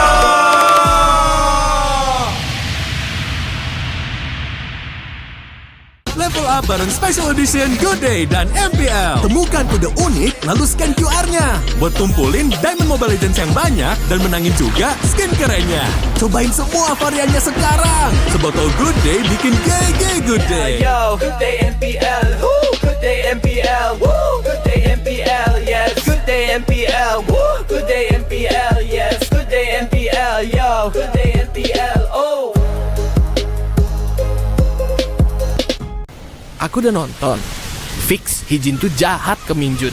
Hijin kan emang gak mau pacaran sama Papamu, mamamu, biarkan mereka. Di granat! Boom! Ya! Gue kena ghosting. Terus ditinggal nikah sama Hijin. Padahal mereka udah cium. Anak yang nakal. Saatnya kau dan aku. Pakai simpati buat nonton, musik, games, belajar, sampai belanja. Bisa pilih benefit sesuai keinginanmu. Tenang. Menang kalah, mabar bisa good time. Wah, good time Mobile Legends Bang Bang. Enak coklatnya, bikin semua bisa good time. Ini nih mainnya.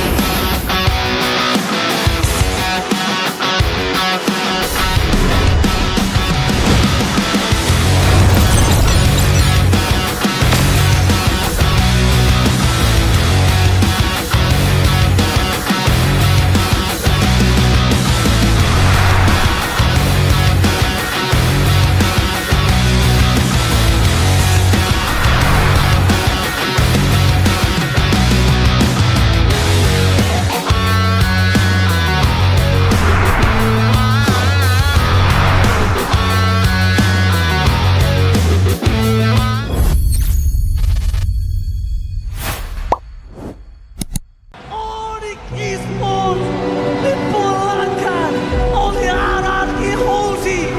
Ternyata Anarki Hoshi berhasil untuk dipulangkan di lower bracket.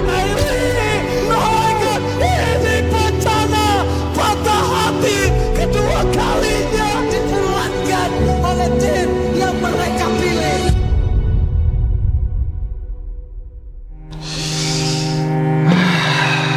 Bete banget ya, gagal mulu. Tapi kan kita Royal Bestie. Gue yakin kita bakal comeback sih. Terus kita bawa pulang Piala M Series deh. Enak lu kalau ngomong. Tim lu kemarin juara. Tim gua gagal MSC, MPL runner up 2 kali lagi. Udah, jangan dipikirin lagi. Kita tuh jago kok. Kalau kata pepatah, kita tuh perintis, bukan pewaris. Gak nyambung sih. Tapi gua akui ya, generasi baru sekarang garis ganas. Respect sama veteran dong. Indonesia bakal comeback dan kita kasih paham sih.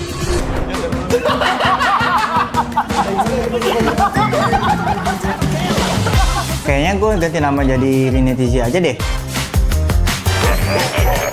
Biar kayak kata sih, buat jadi juara. Izzy mah meta 2021. Lu kemana aja? Itu mah abang-abangan gue. Lihat aja, gue bakal jadi penerus kalau terus di tim Liquid. Tapi please, lepas Paniati. Sir, what's your command? Oh, what a play! Freestyle from Fabian. Pemanasan terlebih dahulu. Lolos ke live aja masih susah. Kegayaan menggantiin Kartizi. Iya nggak sih, Pep?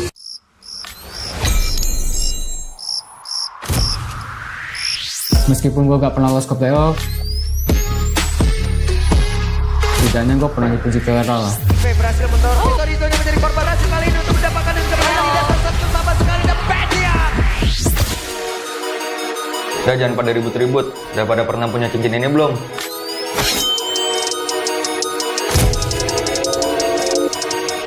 Ngisi deh. Gantian shift dulu ya. This is Keyboard. Kalau bukan karena gue, Monster kill. monster kecil kayak kalian masih main ranked. Intinya satu, konsistensi. Tanpa itu, hilang tuh kayak mereka. Hah? Kok kita sih jadi contoh jeleknya? Sorry guys, udah improve, cuma telat. Sorry. Sorry kok, gue ngecewain kau lagi. Ah, bosen. Banyak mulu. Maniac. Sakit cuma, tapi sekarang lu Ivan dan Shanja. Oh my god. Maniac.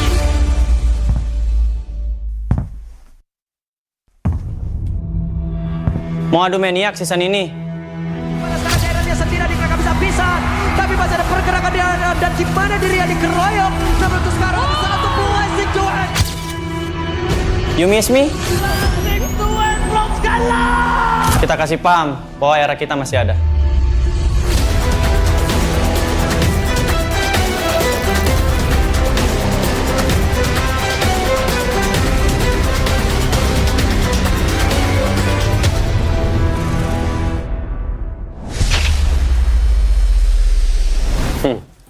Lu masih ingat nggak ini siapa?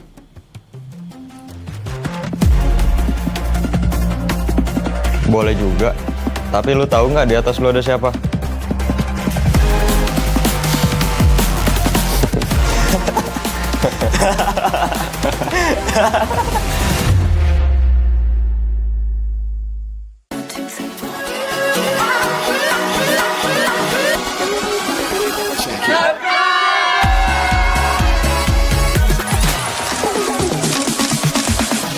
Ya, aku merem. Ulang dong. Gak perlu.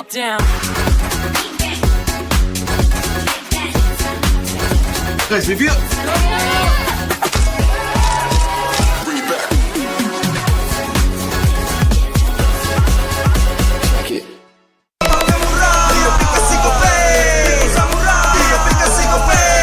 Walau yang lain terus berubah, Gope konsisten, kasihnya pasti murah. Tagihan murah di aplikasi Gope, transfer 100 kali per bulan. Download aplikasi Gope baru, nggak pakai lama. Dompet andalan gamers banyak damage-nya.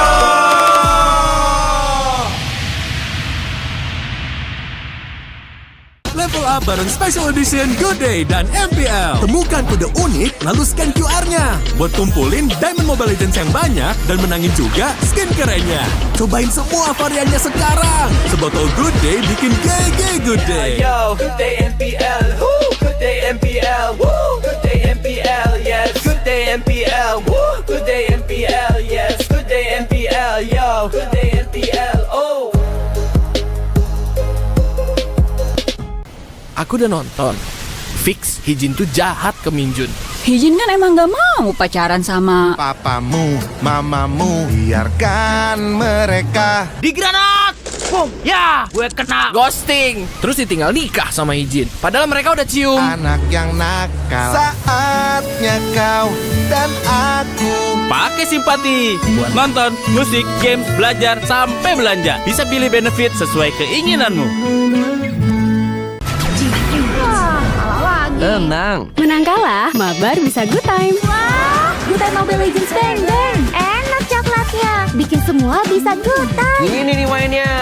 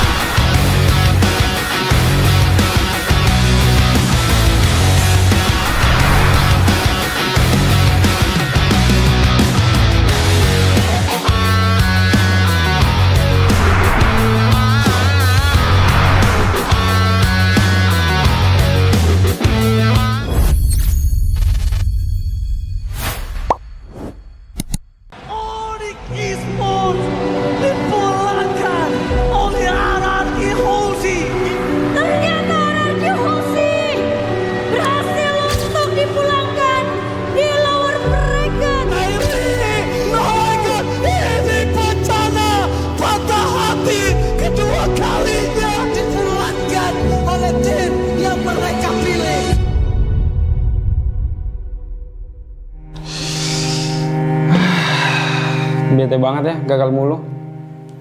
Tapi kan kita Royal Bestie. Gue yakin kita bakal comeback sih. Terus kita bawa pulang Piala M Series deh. Enak lu kalau ngomong. Tim lu kemarin juara. Tim gua gagal MSC, MPL runner up 2 kali lagi. Udah, jangan dipikirin lagi. Kita tuh jago kok. Kalau kata pepatah, kita tuh perintis, bukan pewaris. Gak nyambung sih. Tapi gua akui ya, generasi baru sekarang garis ganas. Respect sama veteran dong. Indonesia bakal comeback dan kita kasih paham sih.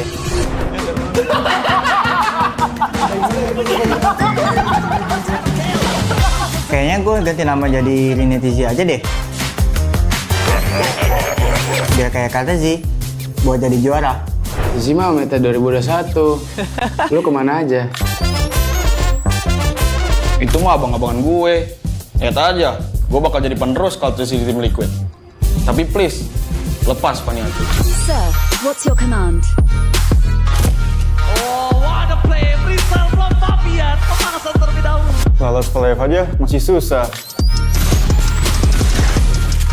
Gagayaan menggantiin Kartizi.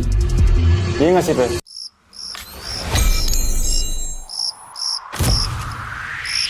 Meskipun gue gak pernah lolos ke playoff,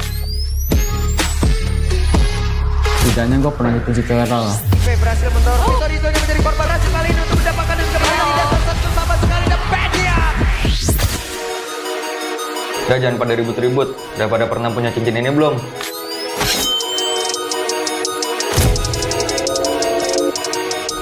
sih, Dek.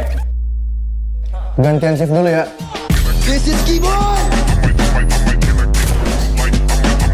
Kalau bukan karena gua, Monster kill. monster kecil kayak kalian masih main ranked. Intinya satu, konsistensi. Tanpa itu, hilang tuh kayak mereka. Hah? Kok kita sih jadi contoh jeleknya? Sorry guys, udah improve, cuma telat. Sorry.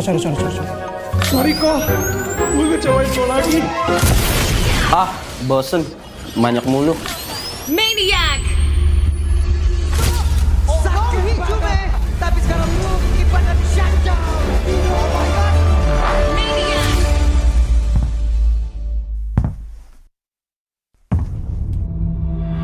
Mau adu maniak season ini? Sekarang daerahnya sendiri habis-habisan, tapi masih ada pergerakan di dan gimana dirinya dikeroyok. Namun itu sekarang ada satu blessing to end.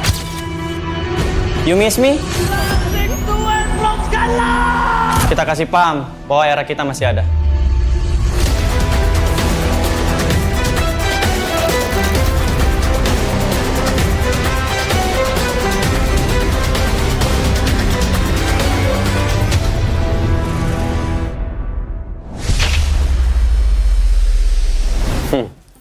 Lu masih ingat nggak ini siapa?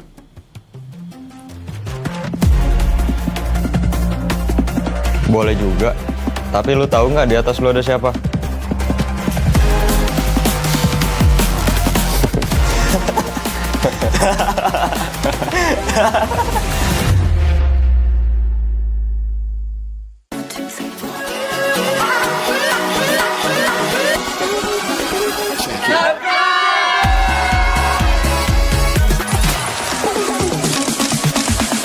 Ya, aku bareng. Ulang dong.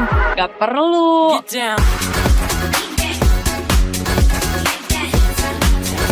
Guys, review.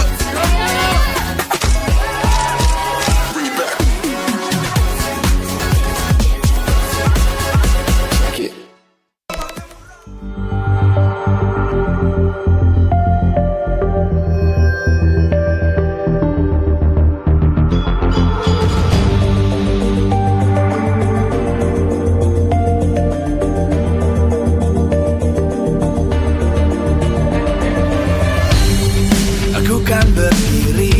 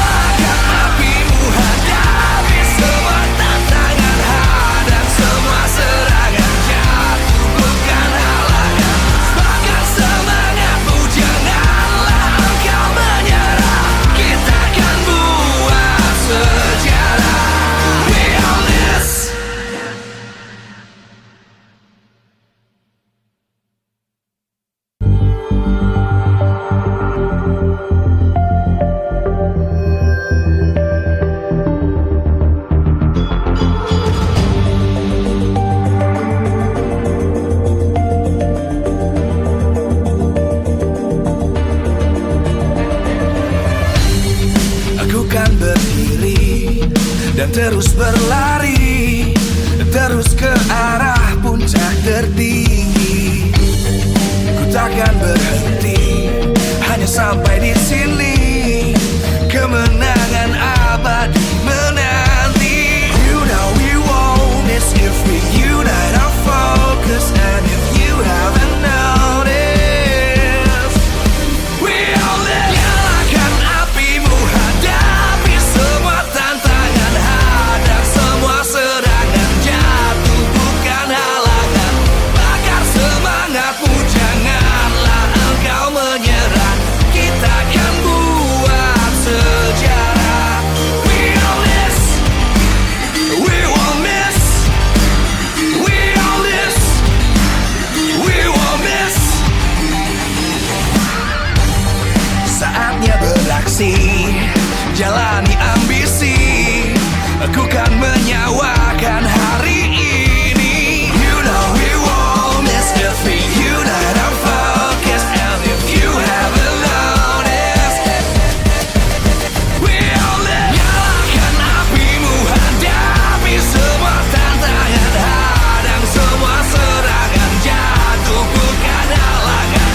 Bakar semangatmu, janganlah engkau menyerah. Kita akan buat sejarah. We all this.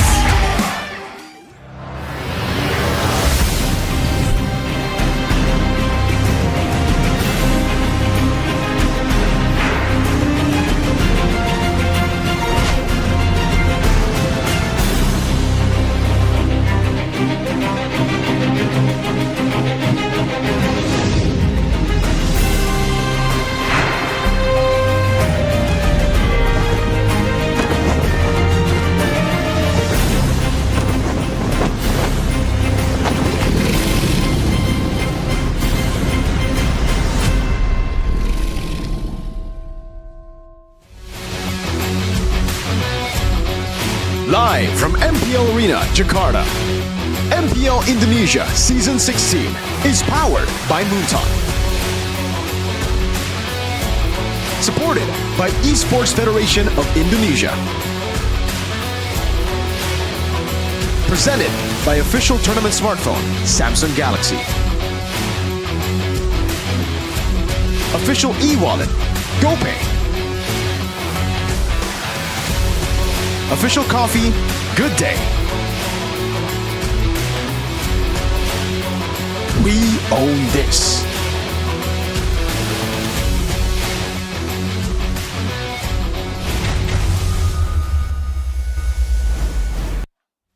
Welcome back to MPL ID Season 16. Still on the week 3, day number 1 with me, Realize, Arashi, and Mirko. How are you guys feeling today? Especially for you, Arashi. Your team just won game 1, or rather match 1. Yeah, man, they won decisive fashion. They're looking good. It was a fun match overall, good back and forth. I'm pretty happy, but now it's a different time. Time for match number 2, and I feel like a lot of pressures are in the air, man. Both these teams, they're kind of inconsistent with it, man.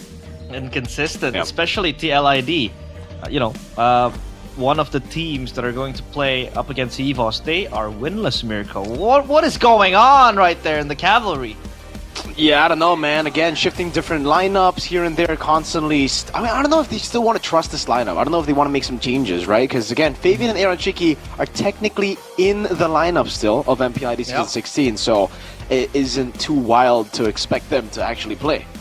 Hey, don't forget, though, MPL ID Season 16 is powered by Moonton.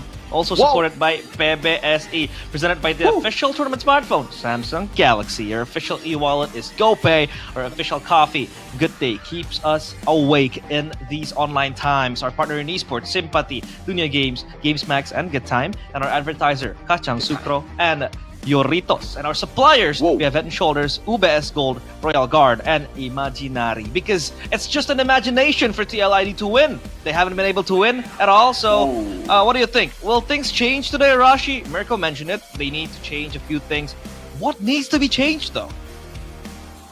Man, it's kind of hard to to really place your finger on the issue, because it feels like there's still decent drafts coming through, good game plan.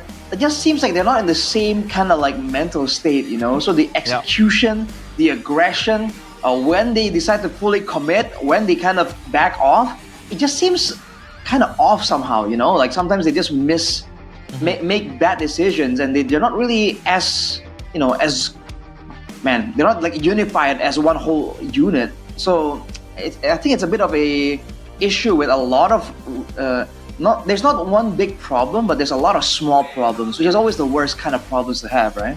I feel like with a change in players, there could be a good result, but there's also a risk of making it worse. You know what I mean? Because they haven't been doing so well, but at least some factors are reliable. If they shift it around now, this is the time to do it at week number 3, you know, early on, plenty of time to build up the chemistry. But it really is a tough situation with no easy answer. Yeah, we had our fair share of criticism towards the new roster. Where's Aaron Shiki? Where's Fabian? He's not playing anymore. Replaced by Joe. Replaced by Kabuki. Which, by the way, Kabuki obviously, heavily scrutinized, especially in the previous seasons where he didn't really have that hero pool required. Especially now, now the meta's changing. It's no longer the Erithels, the carries, the Claudes. It's now the Grangers, the Herets. What do you think, Mirko? Will Kabuki be able to survive? Will he be swapped again? But with who? Will it be Aaron Shiki? Will it be, Kyo? We don't know. Yeah, well, they have a lot of goal laners. Again, they have 3 goal laners in the lineup, so it wouldn't be too crazy for me to think that, Kyo comes in the lineup, Aaron Shiki makes a comeback here as well. It really comes down to what the team needs. And right now, I don't think it's mainly the gold lane that has been just bad. I think they haven't been able to convincingly win out early games. And they are also very reliant on just moments right now. The old TLID were reliant on their own discipline, making smart moves around the map, getting the tempo, and setting up for objectives through their aggression. Now it just seems like it's the aggression, and when it doesn't work, they don't get the wins. That's why they're very inconsistent. Legacy on hold for both these teams, and for both these teams, Evo's got this last season, Albert and Key, right? The duo, the Prot duo coming in. They were able to do really well to start, but then they dipped. Joe and Kabuki, I'm hoping for their sake that, this is the opposite of the duo Prot. They're doing really bad now, and they'll pull a liquid somehow later on in the season.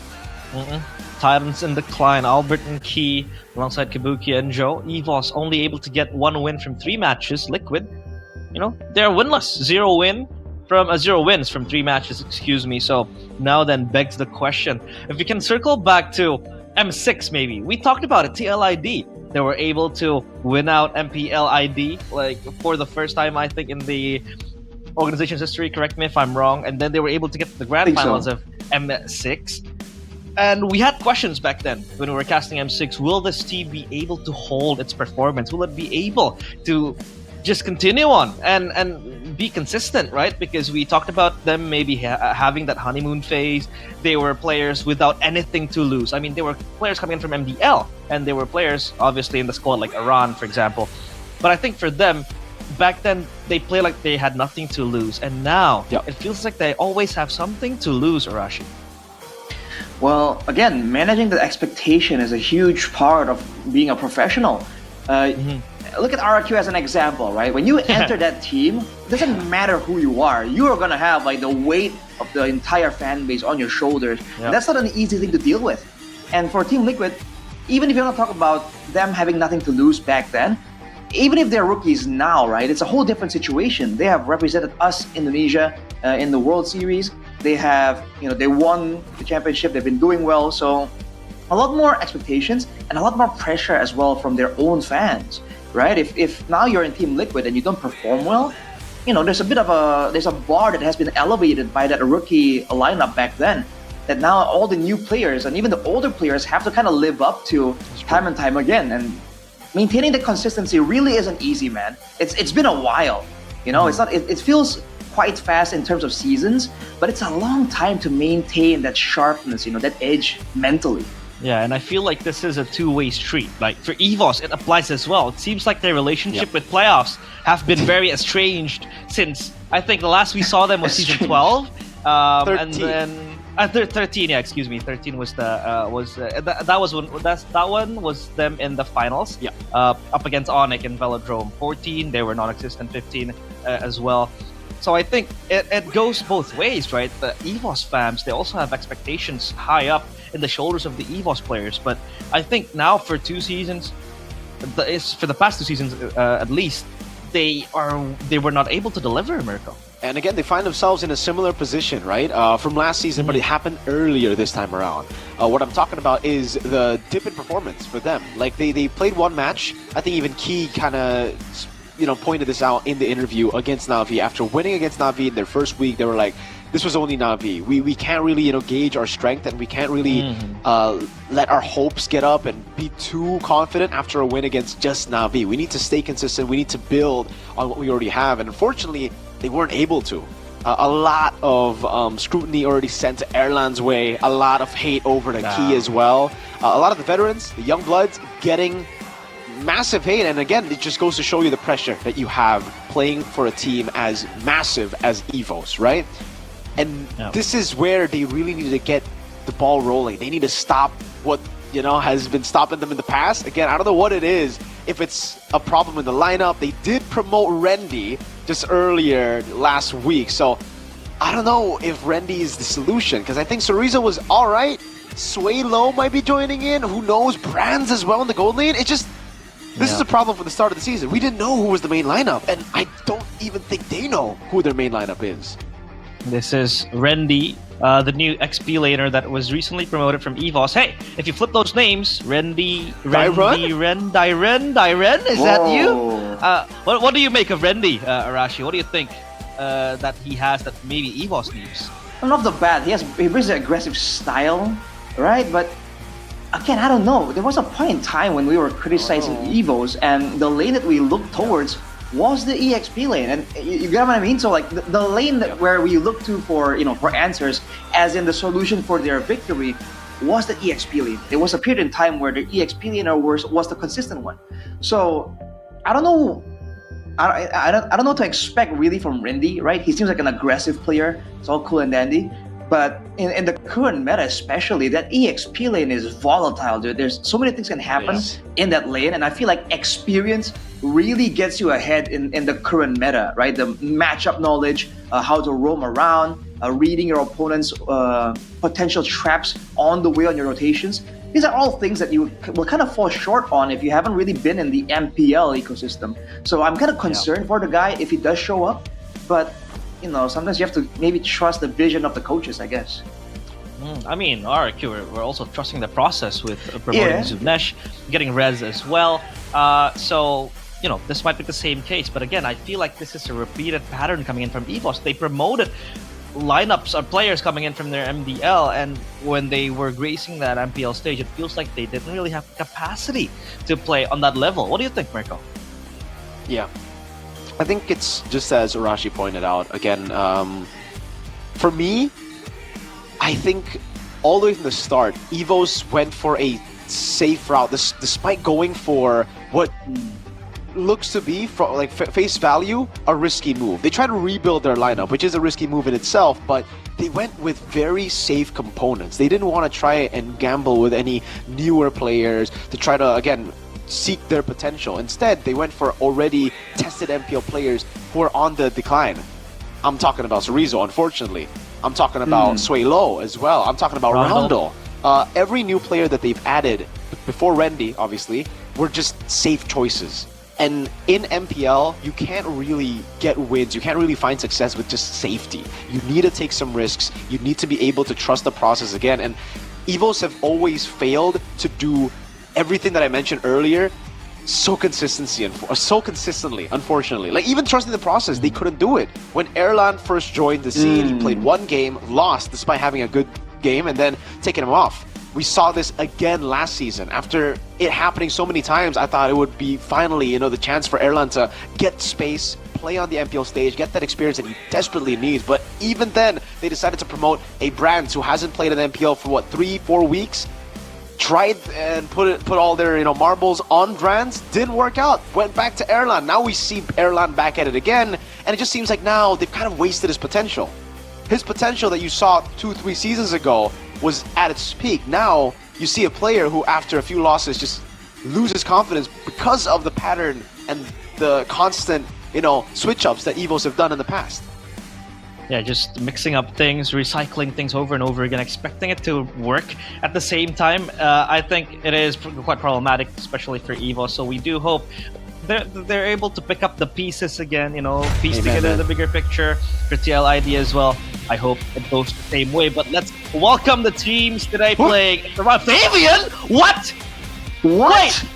Fabian in the mid lane! What is this?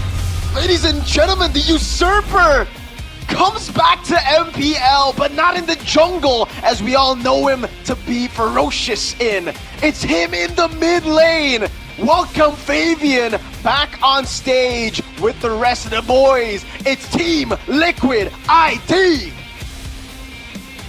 Oh man, what is going on? Even if you look at the play style, it's not exactly a transferable type of knowledge between Fabian and the mid lane. This is a curveball, dude. I don't know if it's born through necessity or if it's a mind game from Coach St. DeLucas, but this is not what we're expecting at all. Desperate times calls for desperate measures, but same goes for EVOS. Rendy will play straight out the bat. It's going to be Rendy, Albert, Sway low as well, replacing Roundel with Key and Erlan. It seems it's the same approach for both the blue teams. EVOs will try out Rendy and Sway low. Can they try to turn the tides around here by getting a win, or will it be more of the same from week 1 to 2? Ladies and gentlemen, the White Tigers, EVOs! You talk about swaps, EVOs comes to mind for sure, but again, this is early on, this is what they should be doing, but there's that layer of concern definitely for EVOs right now. Oh, okay. These two teams very volatile. Still under a lot of scrutiny as well. Winless for one, and just difficult for them to get the win, especially for EVOS. Now, look at the audience topic voting. 2 blues with a new lineup. Both not on top. A, EVOS will be back on track. B, TLID starting to rise. And C, both still inconsistent. We're trying to probe around the fact that maybe TLID will try to fix their gameplay. Maybe now they have a break from ISF. But with Fabian back in the lineup, it feels like the curveball being thrown at us, Mirko.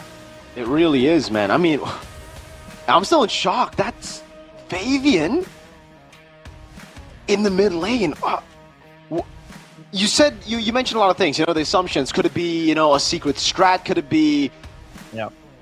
For me, could it be desperation is the question I want to ask, because are they already in a position where they need to make some drastic moves, like these kind of drastic moves, Arashi? Yeah, drastic moves. I mean, desperate times call for desperate measures, but even the desperate measures need to be calculated. The keys to victory here by the Samsung Galaxy S25 series for EVOs, on that note, is to prioritize the draft for the Prod duo and pressure Joe's early game movements. And now with the swap around, will they have enough coordination, enough lane prio to get that going though? That is the main question here.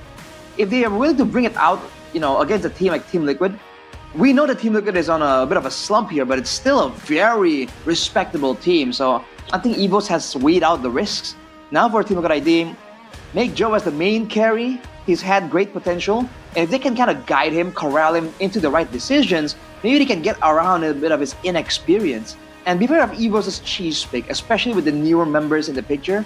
Yeah, there's no telling what EVOS has in store right now, honestly. We saw a glance of his Fanny.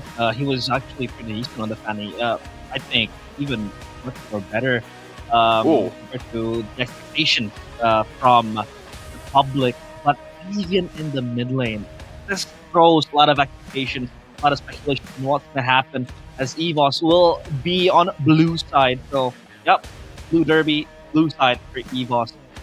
What can we expect from Fabian mid lane? Because this feels like throw off, right? He doesn't necessarily play a lot of mages on the jungle. I mean, here all in the Lunok maybe, but again, it feels like he's mostly on the Fanny, mostly on the Hayabusa. What can we really expected. Well, I mean, just you pointing that out means that he should be on these flashy picks, you know? Horrible win rates, by the way, not really a surprise. They're 0-3 in MPL Indonesia Season 16, so give them a break. This could be their break from their lose streak. I would say Flash of Heroes. I think it's kind of like a San situation where you have a jungle that was super talented, now moving into the mid lane. He's going to bring a lot of that killer instinct that was seen before in the jungle, again, in the mid lane. So give him the Farses, give him the Valentinas even, just the playmaking picks. Maybe even a Zusin, but that's a bit too utility for, I think, Fabian's taste. Let's see. Spines are tingling. As we take a look at the drafting phase presented by the official tournament smartphone, Samsung Galaxy S25 series. Massive respect to the Fanny being banned out too by EVOS, then Uranus is well taken out of the fray, and the 1-1 being banned. So at least now EVOS, they don't really know what to ban in terms of that mid lane area, but they take out the Lancelot and the YSS is still open. Right, the YSS is still open, that's an option. A lot of teams have really been favoring even over the Lancelot technically, but with EVOS banning away the Phobius and the Uranus, you kind of get this feeling that they are going for something like a CC maybe, right? Someone to really win out in the EXP lane, and they don't really want to deal with a strong, you know, a strong sided matchup for Team Liquid ID. Especially with Randy in the mix, I think it makes sense if EVOS want to try and play through him. There it is. Okay, it'll be the CC first pick, despite, you know, well, because of the bans, I feel. Right now, the Assassin has been taken away already. TLID have played... Actually, they're probably one of the only teams who hasn't played the utility jungle, playing a lot of those Assassins, even the unorthodox ones, in the jungle when the others get banned out. So, TL gonna go for the Farsa as expected of Fabian, and the Gatot Kacha deny away from the combo that we saw just earlier today. Okay, so Fabian on Farsa. Very interesting. Let's take a look at the stats from Rendy. Number 1 XP laner, GPM and MDL. XP laner, DPM and MDL too. So a lot of number 1s there, but is it translatable into MPL? Because MPL is a whole different level, right, Arashi? Yeah, it's a whole different situation, man. You don't really expect to face the same kind of things, and the Yisenshin does come through here. So Evo was already with the more aggressive style, but they don't really have the same kind of setup. That's what really made them such a fearsome team before, when they're able to get Key on a setup roam, and then Albert to really capitalize. Now they have one piece of the puzzle. Are they gonna try and link it up? They do go for the Kalea, actually. Not a lot of burst damage available just yet, though, so Team Liquid ID has a chance to ban away some of these burst mid laners as well. They can also pick up... do they want to go for it though? Like the Hayabusa Joy comes to mind, something that really fits Joel, but is up against a Kalea and Cici, who both can take them on one-on-one and can lock them down. In the Kalea's case, could be just a gold lane pick to be safe. Yes, you'll have your junglers banned out, but you can still build towards a utility jungle. And it actually won't be. It'll still be the Joy despite the Kalea and CC pick. I thought the safer choice would still be the Hayabusa, again, knowing that there's not enough lockdown to take the Joy down, take the Hayabusa down, compared to the Joy, who's very easily targeted by Kalea. Even Yisenshin with the stun, any displacement stops you from getting the fully stacked Electrine beats. Yeah, that Tsunami Slam will be very clutch, but at least there is the Gatot Kacha to screen away and back up for the entirety of TLID. Now, though, the bans will come through from TLID. Do they ban the Herod here to kind of give the Joy freedom of movement, or do they opt for something else? Man, I feel like they might want to again ban away burst damage options and maybe front heroes that can maybe frontline, because right now with Kalea CC, we've seen this before, right? You have a lot of utility, a lot of fighting prowess, but no one to really tank in the front lines. So if TLID gets some momentum, get Fabian, you know, on the Farsa here with a bit more burst damage, that means that both Key and Randy potentially can be shut down when it comes down to, you know, at least finding out Vision. And Vision's gonna be necessary when you want to play with the pick-off with the Tsunami Slam as well. You know what? We've seen this in the past. It doesn't really fit with the composition right now, just because, again, they don't really have the burst damage, Arashi. That you already see TLID ban out the Beatrix, again, a combo from the Kalea. But could EVOS possibly be going for a Ruby Gold and then like a Selena mid, looking for like an Aurora Turkey combination here? Yes, again, it is risky, but it does seem like, at least right now, TLID have a composition that wants to dive, and the Ruby, plus everything they've already picked up now, gets a lot of value from that. It was very strong as well. The Lunox ban though comes through from TLID. Last ban for EVOS. They can eliminate choices done in the gold lane. I think again, Kabuki can be seen as very susceptible to the threats coming in from EVOS. But the Lapu Lapu ban out too means that they don't really have a strong laner in XP. Maybe Arlet is still there. They want to take that out, but they take out the Hilda. Used to be a TLID special back in Season 14, but now going out of relevance for them. Still banned though, so TLID. They will pick up the Harith for themselves. Alright, so three sources of magic damage actually. Team Liquid ID are stacking it up, man. And you know, 2 characters with cat ears, animal ears. Coincidence? I don't know. Anyhow, they're also standing on only one real frontliner, the Gatot Kacha, and they're gonna need something to kind of risk its life through the CC and Kalia. So they themselves are not really out of the water here when it comes down to the frontliners. EVOs definitely recognize that. That's why the Hilda ban, I think, works well for them. But now, 2 last picks for EVOs. Yeah, how are they gonna run it out? I think just more dive for Evos could suit them if they don't want to go for the full peel strategy. It will be the Valentina in the mid lane. I believe he's trying to steal the Feather Airstrike away, but they go for the Granger too. And TLID now, I think this is a solid angle to go for the Arlet, is it not? Yes, you're gonna be you have to be independent. You're not as you don't have as many combos as you would like. But against a composition that wants to purely play front to back, that Final Slash becomes an amazing tool to wreak havoc. Isn't the Granger susceptible to TLID's composition, Arashi?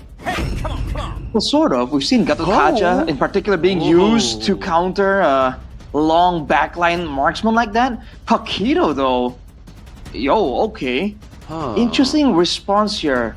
Both teams don't really have a strong front line, so they're banking purely on dashes, on execution, on mechanics to really get out of those sticky situations.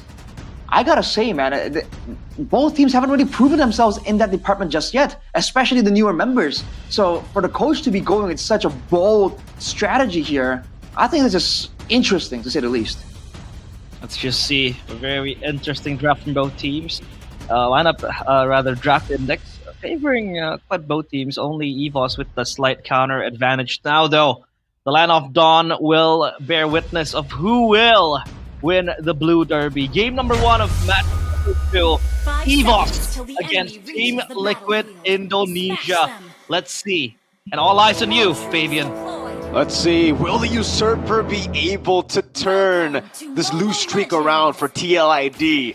Back in the day, it was him and the boys, to be fair, who carried TLID back to the winning streak all the way to becoming the champions in Season 14.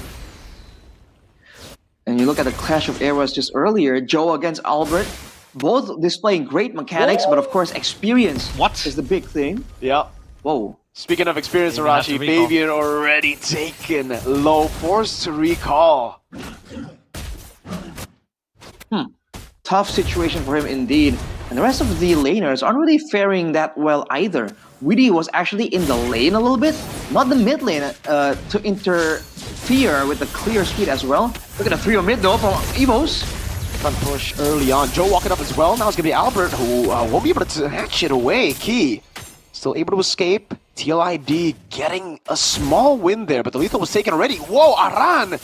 This should be a winning lane, but it's Aran who's forced to recall. Looking at the gambles with GameSmax here, you're seeing the aggressive route that Aran has gone on this Paquito. With the concussive blast though, and the sprint, I'm wondering if this is going to be a split Paquito or is it going to be a fighting Paquito? From the looks of it, I think it makes sense to assume it's more of a split Paquito. And interesting enough, that's a strat that Aran used to be kind of known for, if I recall correctly.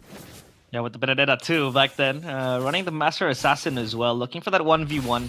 Potentially up against the CC, plus maybe going on split pushes later on will be quite beneficial. But as of now, we see Fabian rotating, assisting Aran. Still not hitting level 4 just yet. Swaylo has the IMU, and it's going to be a turtle dance for both teams. Who will win this one out though? Key is close by, they're standing by here.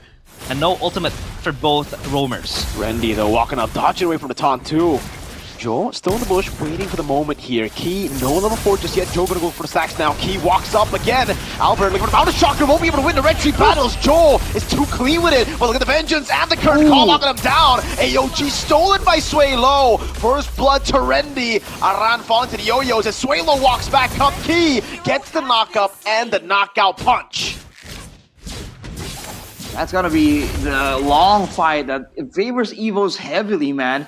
The Mountain Shocker, the Curtain Call, all these tools available for a longer duration fight. And Tail ID, despite their best efforts, aren't really able to really get a decisive like burst or pickoff. And despite getting the turtle, I feel like that's a bad sign for them. Talent predictions by Gope. 4 for EVOS, 2 for TLID. Obviously, TLID are expected to resurge back to winning ways because they have not been able to pick up yet a single win, at least in a series so far in MPL ID Season 16. But as of now, it seems like EVOS are winning their lanes. You're definitely getting a more aggression down. Even in the early game, you saw the skirmish they're able to force on the Tail ID by going into jungles as well. Right now, it's a bit more of a slowdown. But even if both teams take it easy, I do say that EVO's late game ain't that bad either, right? They want to scale up and get some more items. So TLID can't really relax and, play with time here. Hey, game fact by Gope. Favian becomes the 6th player in MPL ID to transition from the jungler role to mid lane, following Juan, Sans, Taz, Albert, and Celeboy. So, yeah, welcome to the club. Hopefully, he's able to at least supplement his teammate and his team back to winning a point so far in MPL ID Season 16. And power spikes now for Favian, rather. Glowing one purchased. So at least they have that extra bit of damage in the mid lane, in the skirmishes later on is going to happen. The turtle has spawned. Key is close by. Rendy, level 7 achieved, and he will be very, very annoying to deal with the CC as well. The yo-yos does shred quite a bit of damage coming in from TLID, and now they are only waiting in the wings watching. It seems like Joe doesn't really want to contest this, but Key is preparing for Tsunami Slam. Great Tsunami Slam with the burst with the stolen feather airstrike. Still able to survive for a bit longer, but look at the combo coming in. Kabuki with the Zaman Force, unable to do much as Albert picks up a double kill and a turtle. Aran just barely surviving there. Gets away, but yeah, TL on the back foot, not much they can do. It's just a difference in damage and sustain. Again, for EVOs, they have a lot of damage off the bat. They don't really need some really massive power spikes to really get the ball rolling. And they have the built-in healing in the kit of that Kalea in the hands of Key. So for TLID, to try and match them in a long fight, it's a bit too difficult, but a bit of a mini dive there from EVOs. Trying their best to be go fine. in. They kind of want to pressure the Harith too. You don't want to give a winning lane to the Harith, especially now. Key, Tsunami Slam! Oh man, Winnie's not having a good game, and it continues! He's gonna get bursted down. Aran will at least get some compensation up top of the trade. Whoa, purple buff falls as well. So, Joe's farming pattern, his level lead that you would expect against Yisun Shin to be the case here in the mid to late game is compromised. Airline, oh, way too overextended, gets taken down. Key though walks up with the feather airstrike, comes in from Sway Low, good moves by Joe to escape. Another feather airstrike coming down from Favian too to shoo Evos away as Aran continues to utilize the concussive blast to push in. Both teams duking it out non-stop. Aran wants to go for the knockout. Where's Rendy? Ooh, Rendy gets away, doesn't even need to use the Vengeance. Composed rookie. Gotta be careful though. I was looking for the moment here where Key or Rendy is gonna get magical resistance. That's gonna be a huge moment, a huge swing in momentum. Key has an Oracle now, but oh, look at this. Wow, just picked off instantly. There's not much against Swaylo could do there. No time to react. It's taunted, no Purify, has to bite the dust. At least Favian is proactive in terms of the rotation, especially syncing up with Witty to get pickoffs, to pressure the objectives, but now they want to go for this. Aran and Favian in the flank angle. This could be very close for both teams. Oh, great taunt by Witty, goes up with AOG as well, but he, goes just for the jump over, but it's only onto the boy. Aran here, still able to get the shutdown, and it is a TLID win from out of nowhere. dude, EVOS just weren't respecting the damage potential. Albert got deleted almost instantly. It seemed like EVOS weren't really sure how they wanted to play that out, if they were going for a 50-50 or a team fight, and Team Liquid ID were. They jumped straight onto EVOS, and they got those big shutdowns technically, so it's a great moment for Joe to really catch up. Because if you saw earlier, EVOS rotated Randy over and gave up the top turret just to ensure that Randy is going to be able to pressure TLID away from the purple buff. So despite that sacrifice early on, TLID has equalized. They're slowly getting that lead, stabilizing all their losses. Gold difference though for Albert, 6k in his pocket. Same goes for Erlan, at least a slight advantage ahead of Kabuki right there. But at least the Harith will scale towards the late game. The Granger though, with the Skypiercer, looking for picks, looking for those stacks, but so far have been non-existent in the team fight. So at least the Granger still can contribute to the pokes. And so far TLID clearing their lanes because they have lost one down bottom. It'll be a waiting game still, and honestly, the poke damage from EVOS can't be understated. The Death Sonatas, but also Randy with the yo-yos. If there's a bit of a dance going on, we see EVOS slowly but surely get a bit more of a lead, a bit more of an advantage. So they want to try and kite back as much as possible. That's where the Valentina's going to be useful. But the Conceal, is he going to find anyone? Ooh. Holding the bush. On the edge of their toes. Trying to go for 10. Oh, there you go. That's going to be the Tsunami Slam, locking him down. The damage is going to be there. Erlan picks up the Skypiercers. Kabuki won't be able to do much over to turn it around. It's Joe on the other hand with Fabian finally getting on the board to secure a kill. But it's turret plus kill for EVOS.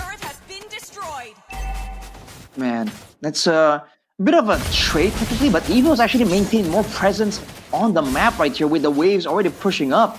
They're going to get the Lord uncontested? Free, nothing he can do. Joe walks up, but it's a bit too late. Aran's gonna be caught. Mounted shot there from Albert lands on him, even despite the sprint. Wow. The Sisun Shin is online. Take a look at the damage. It seems like every time EVOS pull the trigger first, they have all the resources to burst the players of TLID. Joe walking up way too aggressively. Good AOG. Albert with taking out Kabuki. Getting another, but it's Witty, unfortunately, who gets an AOG from Swalo! And a shot by Erlan. Gonna escape by Swalo, but the Chrono Dash follows through, and now Erlan continues to shoot a shot with the Rhapsody to get another on the Skypiercer. Dude, I was thinking that EVOs are a bit too overzealous here, especially Albert getting taken out multiple times like that.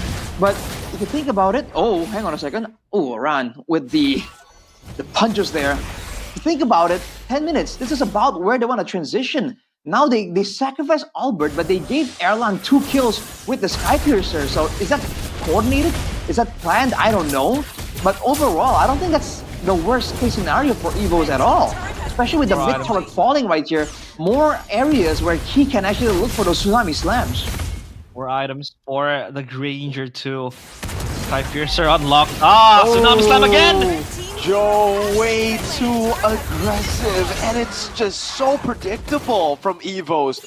They've constantly been able to find Joe lacking, walking up in his own jungle way too, again, aggressively. Oh, Mountain Shocker again over to Oran!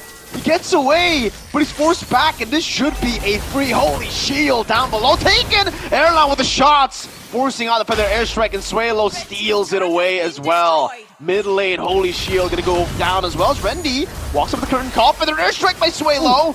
A bit late there. Could have possibly gotten a kill with Erlan, but again, it's a Tsunami Slam. Witty cannot handle the burst. Erlan cutting back now. Joe still able to get in with the electrifying beats, but Albert shuts him down. Again, it's Aran who dies to the Mountain Shocker. Walks in there way too long.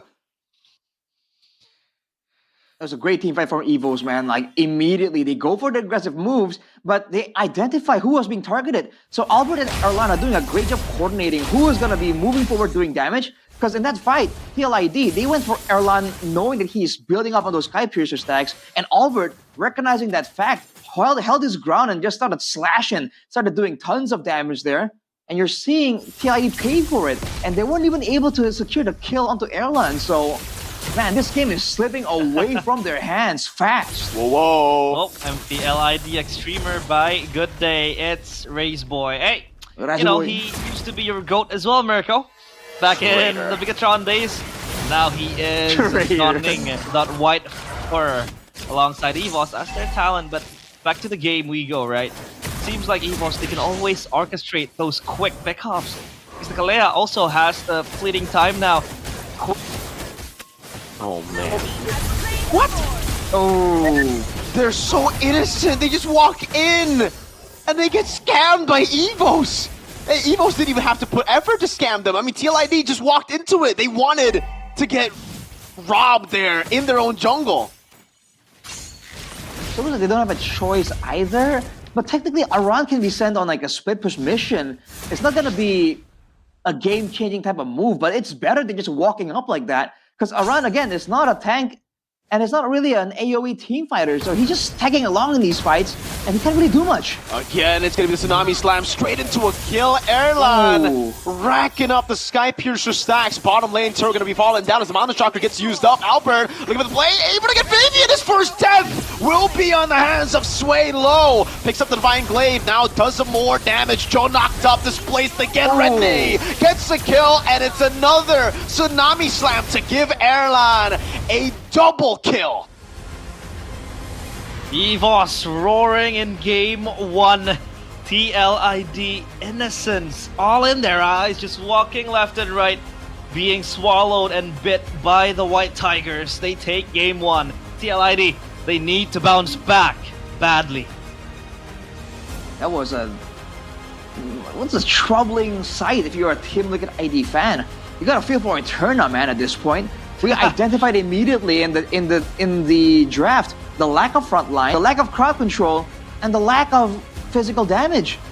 That could be why they went for the Paquito here, to get some more physical damage on the EXP lane.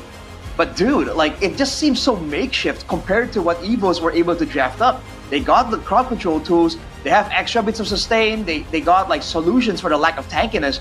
And when it comes to damage, they were just rolling with it, dude. So much damage coming in from Albert, and then the baton toss to Erlan. Everything was just so perfectly timed.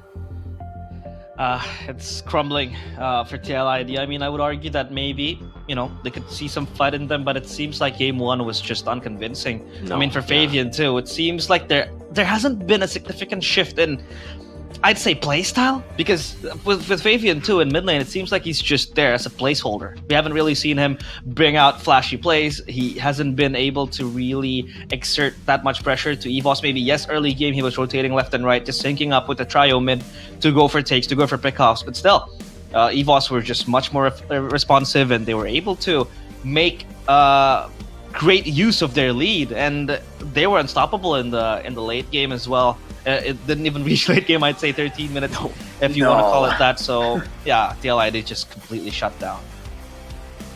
Yeah, I was just lost by TLID and TLID's gameplay, and I think they were lost too. Fabian was the only guy really just standing there and trying to do his own thing, and he was the only guy who was deathless for the majority of the game. Everybody else was just running wild, doing what they want to do individually, not really playing as a team. And in the past, maybe that has worked for them. But here, again, I think it just, that innocence, man, naivete everywhere, just going in their own jungle in these kind of positions. It's very amateurish. It's not the TLID we would expect, especially after seeing them become champions just 2 seasons ago. Your thoughts, Arashi? Is this just the end of it? Is it fixable? Or is it an impending doom that is crawling slowly to TLID? Oh man, from the looks of it, it's looking to be one-sided 2-0, man. Because, again, what Mirko mentioned is very, very accurate. Like, they were just so straightforward, almost painfully so. And that's the reason why on the other side, this man was able to actually get the ball rolling. And your MVP player of the game, presented by the official smartphone Samsung Galaxy S25 series. It is Albert, the baby alien with the Yisun Shin. A few steals done to the objectives, but overall, this was a solid performance with the Yisun Shin. Yeah, his contribution to this game is, you know, the retry is there for sure. But make no mistake, man. I mean, his key achievement in this game is just tons of damage. And the fact that Team Liquid ID, again, continue what Mirko was saying, the fact that they corral together in these fights, they might not have had an option, but they're also making sure that those Mountain Shockers are hitting 2 or 3 people at the same time. that is not how you want to play these fights, man, especially against a team like this with a ton of different ways to go for pickoffs, but also big team fights. If Team with ID wanted to actually go for this style where they just walk up, you know, and like figure out where Key is, deny the pickoffs, they need something beefier in the front line. That's exactly what we were looking for, and it just wasn't there. So eventually, they keep trying to play this style, but they fail to realize that Aran and Witty are literally non-existent as frontliners if you put them in front of Erlan and Albert. They get melted down so fast right here, and even before the fight even begins, they get poked down by Randy too. So there is no winning situation for the frontliners from Team Liquid ID, and the team overall never adjusted and changed anything. So if you're looking at the death numbers from TLID just going up and up as time goes on, that's no coincidence, man. They did not try anything else. I'm also not go on, Mirko. Sorry, realize, but I'm also really not a big fan of just picking heroes to win lane, like specifically just to win lane now, especially in the XP lane in particular, right? Like if you get a good matchup in the jungle and the gold lane, you can actually abuse that. But in the XP, it does seem like you're playing a role that is more teamfight reliant. You're not really... It's not the Paquitos of the past. It's not the Benedettas of the past who can just stay in lane and do their thing, you know? You could definitely see from this game, Paquito wasn't able to get the lead early up against the CC, and it was done. A lot of eyes are on the XP lane now, so that winning matchup doesn't really add to much. It's a winning matchup if you're 1v1. If the Valentina shows up top, which he always does, again, to get the prio, or if the CC, after clearing up wave, goes to mid and avoids the matchup, your winning matchup isn't even there 70-60% of the game. That's true. And I feel like the Valentina pick was also quite underrated. I mean, they were able to re-aggress or just zone out players of TLID with those stolen ultimates. I mean, the Feather Airstrike was there to kind of box out TLID from advancing to EVOS, and then the Gacha AOG stolen multiple times by Swalo enabled EVOS to then re-aggress. Those team fights that seemed like lost, right? And yeah, I think the Valentina pick in the hands of Swalo did amount to something for EVOS, but it was just TLID also looking very, very clueless. And don't forget, in this kind of situation where Team Liquid ID wants to get the ball rolling, wants to get the dive in the backline, right? Get a catch. By picking Valentina, EVOS deny a target in the backline, and they also get themselves a solid peel tool that is very independent. So if you look at what's going on here, he has a very straightforward job, which is, you know, El Momento, right? You find the targets, you get them in their hands, we'll do the rest. So in that sense, there is no window there for TLID to maybe capitalize on Key using a defensive Tsunami Slam, because there's never a requirement to do that, right? The Valentina, the Yisun Shin, the CC, even the Granger to a degree, they're all very safe, very independent. That one fight where Team TLID ran straight for Erlan, he was able to actually kite back solo enough to really get out of danger, you know, for the rest of the team to come through and, like, you know, delete the guys diving in the backline. So that means that Key can focus solely on just going for those pickoffs, and that is, you know, what we are expecting from EVOS, right? This is their win condition. Get Albert on a damage hero, right? And get Key on a playmaking pick-off hero. That's the important part. Not just any playmaking hero. That pick-off style is what Key has been able to use to really get a huge advantage and really show off that experience and playmaking. So this is what we expected from EVOS like last season, and now they're coming back with it like a lot stronger and a lot cleaner as well. Feels like it's hard to delve and just probe around what problems that TLID have. But hey, we don't have a problem on voting for the Mobile Esports Team of the Year in the 2025 Gaming on Phone Awards. Team Vitality. Vitality, not Bigatron. Vitality. They're the same The word, Vitality by the way. or Vitality? Vitality, it really depends. We Vitality. OG, the boys, did a chant for Vitality. We did V for Vitality. Gaming on Phone 2025 Awards is back, and this time Mobile Legends Indonesia is part of it with Vitality. There'll be two nominations representing the Mobile Legends Indonesia ecosystem. Vivian, nominated for Mobile Esports Player of the Year, and Team Vitality, nominated for Mobile Esports Team of the Year. If Vivian wins this award, it will mark a huge milestone for the MLBB women ecosystem in 2025. And again, you guys can support by scanning the QR code there. Your vote is the key to our victory. Where is it? Wait. Where is it? Where's the code? It's here. Rashi, you gotta Right extend. Yeah, I'm extending my hand for you to point out. Yo, the boys, QR code V up, V up, V up right now, V up, V up, V right now. up. V up, V And, up. V up. And I think it's well deserved for Vitality. And Oh, Vivian yeah. too, because Oh, they came back from that victory Best team in in the world. MWI. They were able to slam GG or Gaming Gladiators in a 4-0 sweep. Oh! So yeah, Don't remind I think me. it was Oh, well boy. deserved. Well, I'm glazing Vitality here. Mirko's getting riled up.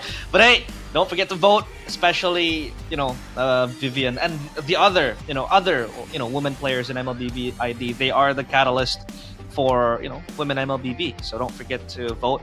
Scan the QR code.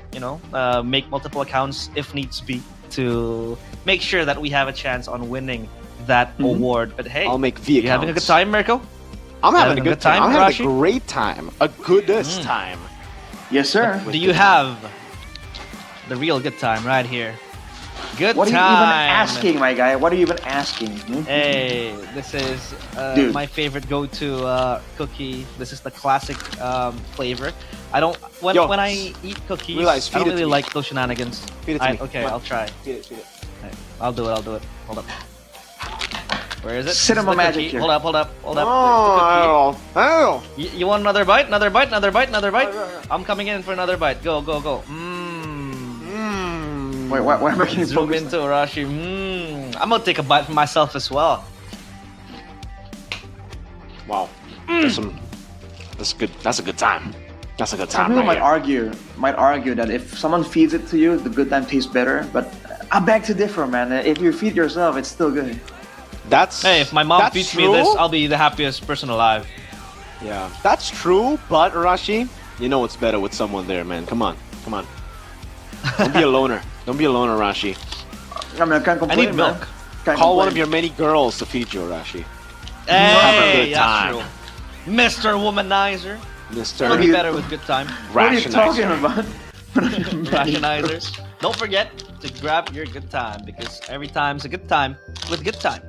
And don't forget, with 2,000 rupiah, you can already win a skin. You can scan the QR code right here. This small QR code. Don't worry, they can't scan this because this is too small. But yeah, if you have a good time package, this one is the Franco Here, one. I'll give it to you. Alongside the Eat It.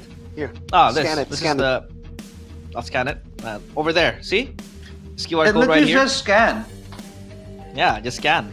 I'm trying my Scan best now. to I'm show the giving scan. this Okay, there you away go. to Scan, guys. Go. Scan. Wait, yeah, now. Guys, I'm a... Dude, realize it's a classic. We have the double chop. Yo, I didn't know Good Time could do that. It could disappear. Whoa. Look at this. Whoa. Yo, Good Time is magical. Crazy. It's very magical. This is, How do you do that? I'm a magician. The 7 wonders of the world. I can do that too. You want to see? It's a Sure. secret. It's a family race. Hold up. I don't see it disappearing right now, man. I gotta wave Brother. it. I gotta Brother. wave it. I gotta wave Brother. it. That, It's gone. You just moved it up. Yeah, I don't need to wave. Look at me. It's a good time. And then with a snap of my Camera? finger. With a snap of my finger. Okay. Oh, wait. It's there. There you go. It's zooming in. Hey, these gimmicks, sometimes it works, sometimes you just get a good time. It doesn't. Yeah. I think Goni still deserves an Oscar for that gimmick with Sucro, but hey! His internet provider deserves an Oscar. Yeah, dude. The timing. Well, we will circle back to the game now. TLID, Arashi, what do they need to do to recover from this loss? I mean, understand what Evos are trying to do, man. This is a strategy. Like I mentioned earlier, this is a strategy that came with the Prod duo. Everyone should know this is what they would excel at. At the very least, make them do something different, right? Force T to not be on a pickoff hero, kind of put Albert on a defensive pick, right? But most importantly, don't box yourself into a corner by going for 3 magical damage heroes and then having no idea what to do. That was beyond straightforward, man. That was problematic, but now let's see if It's almost we can fix straight their backwards. problems. And as we take a look at the drafting phase presented by the official Ronald Smartphone Samsung Galaxy S25 series, Juicin taken out. Uranus too. Full respect to this XP laner. Meanwhile, the 1-1 and the CC now banned out because EVOS know they're now in the red side. Alright. They banned the CC, but right now it's interesting that TLID actually are the ones to take away the Lancelot. Means they might want to just go for the Yi Sun-shin, but EVOS could still ban it out very easily here. Baksha? Do TLID even want to go Baksha, Rashi? Again, they've just been going Assassin jungle. Yeah, they're trying to maximize the presence of Joe. And again, we've seen great things come from that guy mechanically. Exactly. But I don't know, how do they want to capitalize around it? The Fanny immediately gets respected. Even though we have agreed, Mirko, that it's not exactly a first pick type of hero any longer. Yi Sun-shin is still available, and TLID will go for it. Now EVOS, how do they want to respond against this Yi Sun-shin? The Lancelot no longer available. Albert has played some of those aggressive fighters before. They can go back on that if they want to. Need no protection from Yi Sun-shin pick, and yeah, like Mirko called the Baksha. Or rather, excuse me, Baksha will be picked up for EVOS. It's not for TLID. TLID will take the Yi Sun-shin for themselves. And now, what do they pair this Baksha with, right? They need +1 in the red side. A lot of options still available. If they want to go for a quick XP here, they can, but yeah, they are still probing on what to pick here in red 2. Usually, it's going to be a Kimi, but they will go Farsa because the Yi Sun-shin is already picked up on the other side, and you want to deny the Farsa pick, plus it's really good against marksmen, right? TLID might also go for the Harith with the Yi Sun-shin, that's the normal combo, and it gets denied by the Farsa. Immediately as a response though, they see a Farsa, and they went for the 2 heroes that are known to really be a problem, the Gatikacha along with the Selena. Again, they're being very aggressive with this, and so far, again, I don't see how they're gonna use this combination to kind of deny EVOS' playmaking style. Once you see the Baksha though, I do immediately think of whether or not the Franco is gonna come through. The Shield Unity Iron Hook combo is just kind of disgusting, honestly. So for EVOS, if they get the Baksha rolling, he can tank all of those Abyssal arrows, and you know, TLID are going to be forced to play on the back foot, and this composition, I don't think does very well in that nature. That combo, that was pretty good, but they go for the Lapu Lapu. So just acquiring that XP pick. And Mirko, thoughts on this Lapu Lapu? I love it, man. More dive, again, to facilitate what they've already gotten. They've got a utility jungle, so you want to go for the carry and the XP. EVOS have really learned a lot from the previous weeks. Again, Vin's debut wasn't really too hot. It was still very inconsistent in the drafting phase. Sometimes it was great, sometimes it was, oh man, what is going on? His comments really aged horribly. But yeah, now it's looking good. Again, not really forcing into any of those cheese picks that he's been reliant on in the first week of his performance, which was week 2. They banned out the Esme too, just banning out winning lanes up against the Lapu Lapu, trying to enable it even more. And here's the thing about TLID.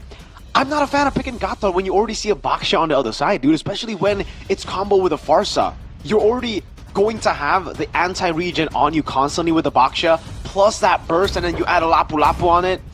The Gata ain't gonna be too tanky if they don't win level like Turtle 1.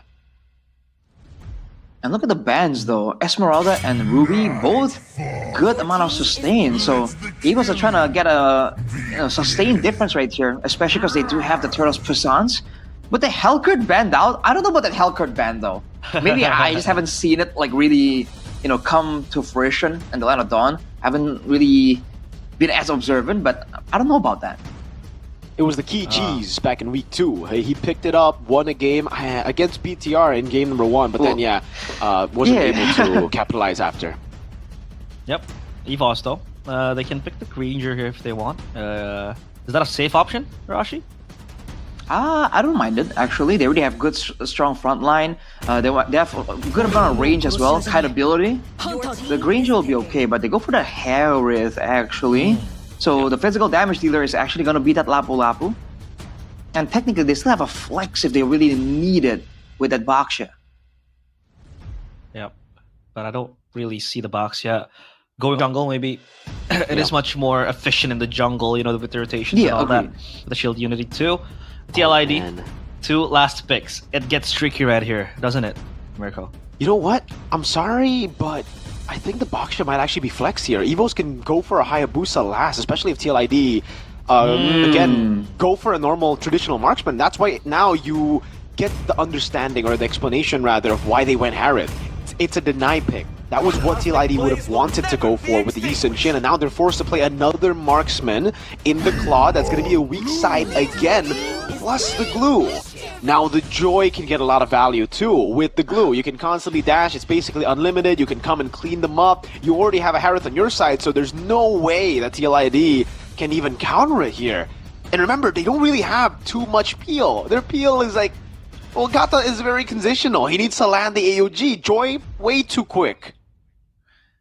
It's looking really tough. I like the glue when it comes down to surviving initially, right, with the split. But aside from surviving in the front line, there's not much that he can do. That's the Hayabusa, man. I said if they really needed it, they had that as an option, and that's the beauty of flex picking, right? Even though it's not ideal, in the right circumstances, it's just a huge detriment to your opposition. And with the Hayabusa, there are 3 very juicy, very easy targets in the backline. They don't really work together. They don't really stick next to each other as well. So there'll be less opportunities for them to kind of share the aggro from that shadow kill. So Albert has a lot of targets available in his sights right now. Yeah, Mirko called it the Hayabusa pick, the Baksha flex. He called it to Arashi, so let's just see if this will deliver for them. Because now TLID on the edge of not winning another series yet again. Land of Dawn, again, we will go into EVOS against Team Liquid Indonesia. Will EVOS be able to wrap this up with a 2-0? Or will TLID bounce back and force a Game 3? Desperate times call for desperate measures, but TLID are still just drafting for their comfort instead of taking away some of these big prio picks like the Baksha. Let's see if they can get it done in their own version of MLBB, or will EVOS prevail with the adaptations made from Week 2? I'm immediately curious about how Key is going to play this out, because again, he's not really a dynamic type of tank, and we know he kind of falters on the more passive type of tanks, but Sway Low, look at the immediate roam, while Key clears the jungle, allowing Albert to farm so much faster here. That's the key factor. EVOS has winning lanes and they have a fast farmer, so Albert is gonna be busy, man. He's gonna be trying to farm up a Storm right here, and if we look at the emblems by Games Max, I think we can see that he, with a Thrill, is going for more damage. For TLID, tenacity on Kabuki even, so he understands he is an absolute danger. Once again, survivability is the name of the game. Kabuki! Oh! Goes for it. First blood over to Albert, man. Easy pick with Key getting the shield unity. And even gets the gold crab too! TLID unable to secure, and Witty is gonna get taken low. Still, good purify from Erlan to escape. The proactiveness, man, from EVOS. Right, they have so much clear there with the Baksha helping with the roam. So even though Sway Low is solo clearing in the mid lane, TLID failed to actually capitalize and find anything with that early pressure. So Fabian on the Selena isn't really able to get anything of value. Now they're trying to roam around. But again, they're always one step behind, and here comes Key. Okay, this is good poke over to Witty there. Puts in the anti-regen. 2 is Rendy. Pops in the Bravest Fighter. Joe will have to back away, all the way back to his own jungle. Good pistol arrow coming down, but Fabian's still going in. Rendy gets a free kill with a better airstrike of Sway Low helping him. They try to force it, and now it's an all-out win for EVOS.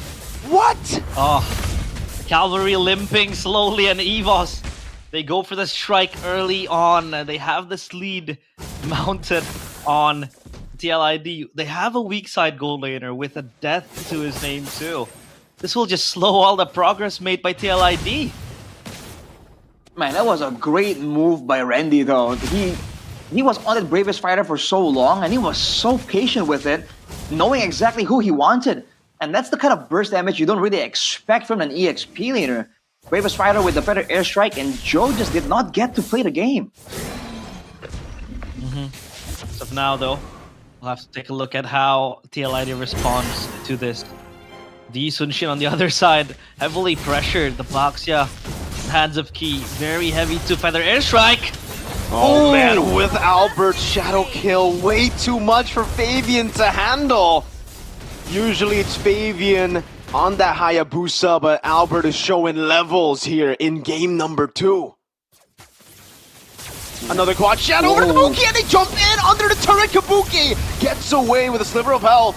Has to flicker, has to ultimate, and has to give lane. Wait, he's staying! Wow. He pops into Poissons! That was a bad move! Kabuki! He was already delayed of a recall, but he decides to stay, and now it might just be a turret. Swaylo walks up, and the airstrike comes in! A good missile arrow landing. The AOG as well, back to back on Swaylo. But take a look at Erlan, who's just feasting on the turret up top. Albert looking for the play again. Fabian, can he escape? Quad shadow on the shadow kill. No flicker means it's just GG. Albert picks up a killing spree.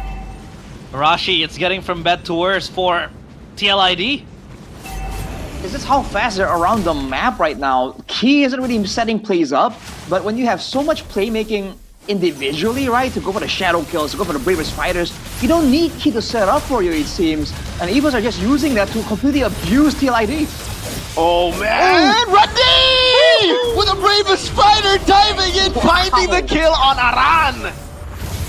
Ah, the new kid on the block. Seems like he is used to the pressure, the stage here in MPL ID. And the aggression we mentioned, Arashi, the aggressive playstyle that he has, comes to fruition, and it comes very quickly for EVOS. And EVOS are playing well around it as well. We saw earlier though, there was that moment where TLID are able to... Oh, never mind. Never mind what I was about to say, man. Albert just takes the game and runs with it, dude. I was about to say that Swaylo can still get punished, right? That is what TLID were trying to get with the AOG, with the Selena as well. But it doesn't matter. He was running around them. Oh my Lord, flicker from Swaylo gets the shot in the end. Trades it for Key. Randy gets the turret. The conversion on objectives, beautiful by EVOS. Oh man, at this point, it's just like, you have to pick your poison, man. Do you want to save your spells, your ultimates, your battle spells for the Feather Airstrike or the Bravest Fighter? Do you want to save it for the Bravest Fighter or the Shadow Kill? Like, every one of them right now is a solo kill threat. Man, EVOS are putting TLID in a lose-lose situation right here. Even Randy making his way up top. Just going for the rotations. The Lapu has been so solid too. But it seems like EVOS, like you said, the movement around the map, very quick, very swift, very nimble too, especially now with the box in the hands of Key. Enables them to unlock territories never reached before. And look at Key camping in the red buff. He wants to look for Joe here, but Joe will check. And yeah, Key gets spotted. Oh man. At least now they are moving together as for, will this be a fight? Let's break out! They are again utilizing so many of the resources to get their orange buff to barge into their own jungle. And yes, you want to get your Yi Sun-shin fed up, but at this point, you're giving away too much for the buffs.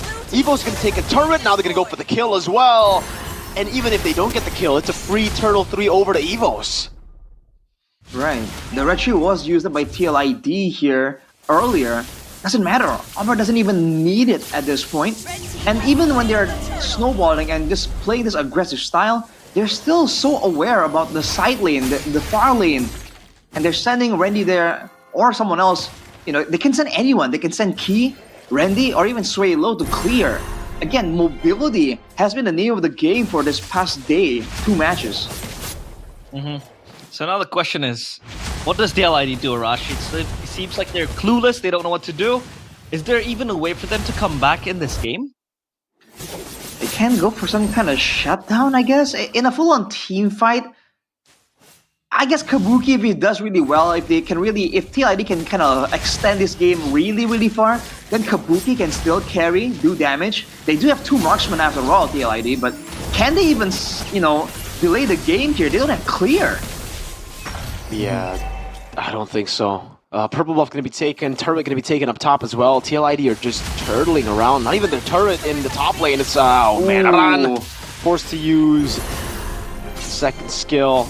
Spread over, Witty goes in, but Swaylo just walks up. Erlan pops in his Mon Force, and now it's Witty for sure. He can try an AOG out, but he gets bursted way too quickly. Shadow kill by Albarabab, over to the back, able to get Kabuki low. But that's about it, Joe. Oh man, struggling to walk in his own jungle. Rendy might be going for the Bravest Fighter. Goes for the stun. Let's see. Actually hasn't used the stun just yet.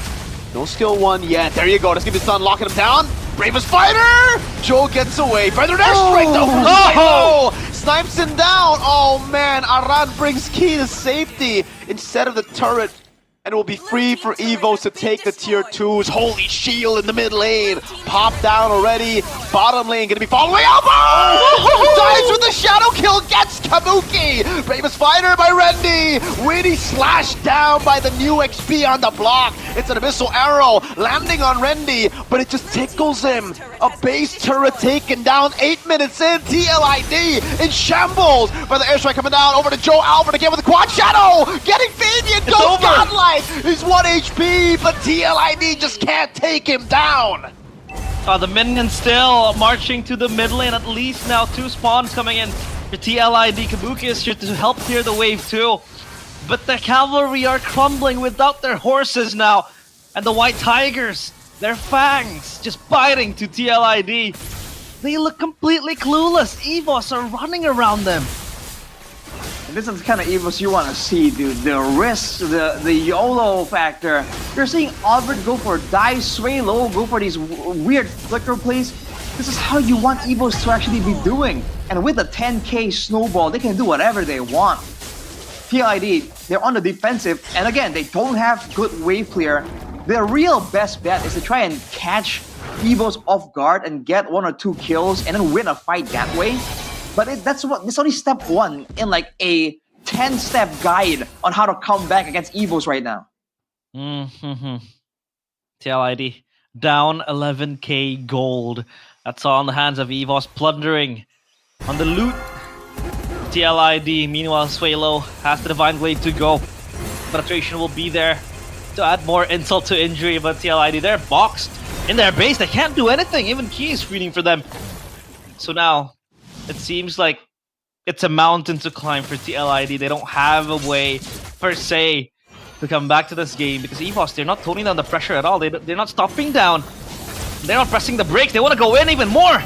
Why would they? With a 12,000 gold lead, Key finds Rendy with the follow-up of the Bravest Fighter again, pops the flicker, and it is just the pace that they're looking for. Shadow kill, Zaman force everything in the kitchen sink thrown at TLID to prolong the lose streak and to turn Evos' loss streak over to a win.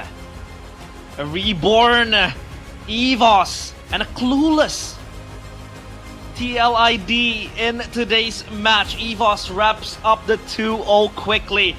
They roar back to life finally with another win after 3 games for TLID. They are still winless. Is this going to be a repeat of Aura back then? 0-14? Oh man, that will be a tough sight to behold. I feel like surely they can improve. There is still time. But Evos improved so much here from when we last saw them. Everything just seems so much cleaner. And again, that overwhelming factor, that killer instinct, the white tiger killer instinct is so apparent here, man. Like when they were least expecting it, Rendy with basically a solo kill. When they're focusing too much on him, someone else gets a solo kill as well. That kind of overwhelming factor is, I think, what used to be kind of known from Evos. And it's good to see him, like, you know, in that kind of form once again, because they were the Predators, man. Well, I don't know what to say. That was a very quick game. We did not even see a single team fight won by TLID, right? Like, they weren't even forcing the issue. They did not get any chance to engage. And it seems like Evos was just there stomping on them, biting them, having a feast on the cavalry. So TLID, to be honest, this looks very, very bleak, and it is dreadful to see them in this state after what they've been able to do. M6 finalists, MPL ID champions, after such a long time, and now it seems like they press the reset button and it's back to square one. Yep. It's just a horrible season start for them. I really don't have any words to describe this. Again, I called it in my own videos, the MLPP as well, but I never really expected them to go 0-4. I thought it would be like a 1-1 and into a 1-2, possibly 0-4. back to again the bad days of TL when they were still called The Aura dark Fire. days. Yeah. Oh boy. We do hope that doesn't repeat, but hey, they say history repeats itself. And that is a history that they want to forget. For But sure. The highlights, though, right here, Arashi. Anything you want to point out, maybe, before we go to the stats? I mean, I see a lot of people getting deleted here. I wonder whose highlights this is, you know? Because again, every single one of the players of EVOs are deleting people. The final fight before the game ended, right at the Crystal, even there, I think Kabuki overstepped for like half a second and he was gone. Dude, half a second. Gone. Deleted to pieces, but the player of the match, it is still Albert the Baby Alien, presented by the official from the smartphone Samsung Galaxy S25 series. He had a very wonderful game as Hayabusa, getting the first blood against Kabuki. That was basically the cog that let him snowball into the mid game. And look at Randy right there again, supplementing everything. Randy too, yeah. Oof. Oh boy. If you look at it again, the planning as well from EVOs, the fact that they were able to rotate, you know, the key was helping Albert clear, and you think it's coincidence that Kabuki got low after a trade with Erlan, and then out of nowhere Albert shows up on the top lane? That is communicated, man. The timing was just so good on the positioning of the team, where they are at what moment, and because of that, even Fabian on the Selena, you can land as many Abyssal arrows as you want when your team is not in position, and when the opposing team is all over you like this, those arrows don't count for nothing, man. It's really just tough. I mean, looking at it again, I don't know. I think that obviously we can just point at the drafts. I don't know who to blame though, because the players didn't really play their game either. But certainly the drafts didn't help them to play their game. They were so fixated, so tunnel vision on playing it for like the early aggression, picking up the Yusenshin and Selena. They went all in for the Aurora Turkey kind of strategy, again up against the Farsa, which makes sense, but yeah, then you see it again. You see the flex of the Baksha towards the end, the Hayabusa pick, and it was just perfectly done by the boys in blue. Again, it really seems like they saw the Farsa and they're like, okay, we know the solution to this. But you know, in doing so, they again overshowed their hand, and they did the same thing in game number 1 here in the drafting phase as well. So it's something we called out already. And to their credit, you saw that Suelo was punished at one time. But again, that was the one time, the one death on his record. What about everyone else? What about the potential Hayabusa? What about Erlan on the Harith? Like, you cannot assume that once you take out the mid laner from the equation of a team fight, that you're gonna win it, right? Especially like you mentioned, Mirko, you can win in those specific situations, but what about the lane control? What about the roaming speed, right? What about all these factors before it even comes down to those skirmishes and fights? It seems like EVOs had all of that planned out, and on the exact opposite end of the spectrum, TLID had no idea. They just knew that, hey, if Sway low, Feather airstrikes, we got him. Props and that to seems to be Randy the extent of it. Yeah, props to Randy too, to be honest. A solid start for the rookie, for the newly promoted player. He had a very wonderful game. That game 1, CC, CC being CC, but game 2, with the Lapu Lapu, he showed signs of confidence, brilliance too. Just popping the Bravest Fighter and just bodying a run in that lane. And just hunting down Joe. I mean, they went for the Yi Sun-shin expectedly to, get that snowball early on to cover for the Claude that needs a few items to get online, especially into the late game. But that did not happen. 2 kills to TLID, 1 to Widdy, 1 to Fabian. And back to Fabian again as the mid laner. It seems like I would argue that there is no urgency to put Fabian back in the mid lane. Well, I don't know. There kind of is, because of the situation going 0-3.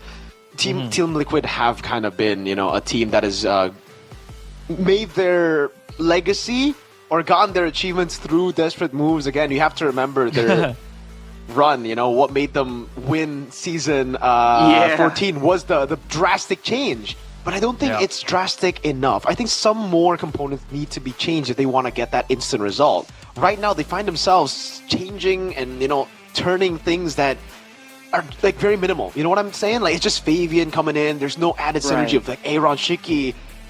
What made them so special back in the day was their change of the entire lineup. That risky move. Now again, they're trying to do what Evos are trying to do, but worse. They're swapping out components here and there, trying to be safe, but in the end, they're losing. And it might come back down to what we're talking about earlier, like the pressure, the expectations. Back then, they were just losing, right? So, hey, change 3 members, who cares, right? If you lose, we've been losing anyways.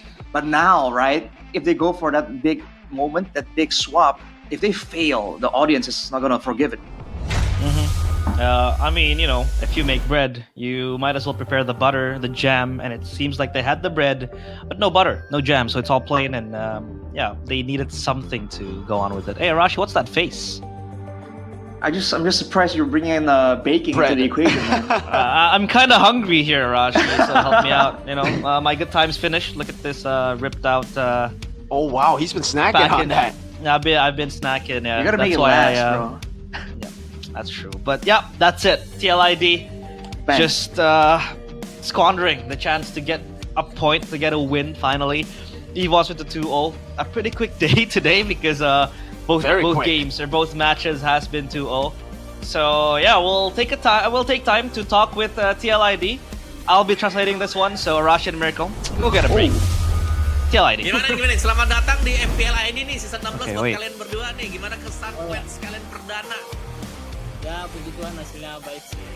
Bahwa jadi ya debut yang mantap. So EVOS feels that the start they had is very wonderful and they had a very good start to this game. Mas Li ya, Randy ya?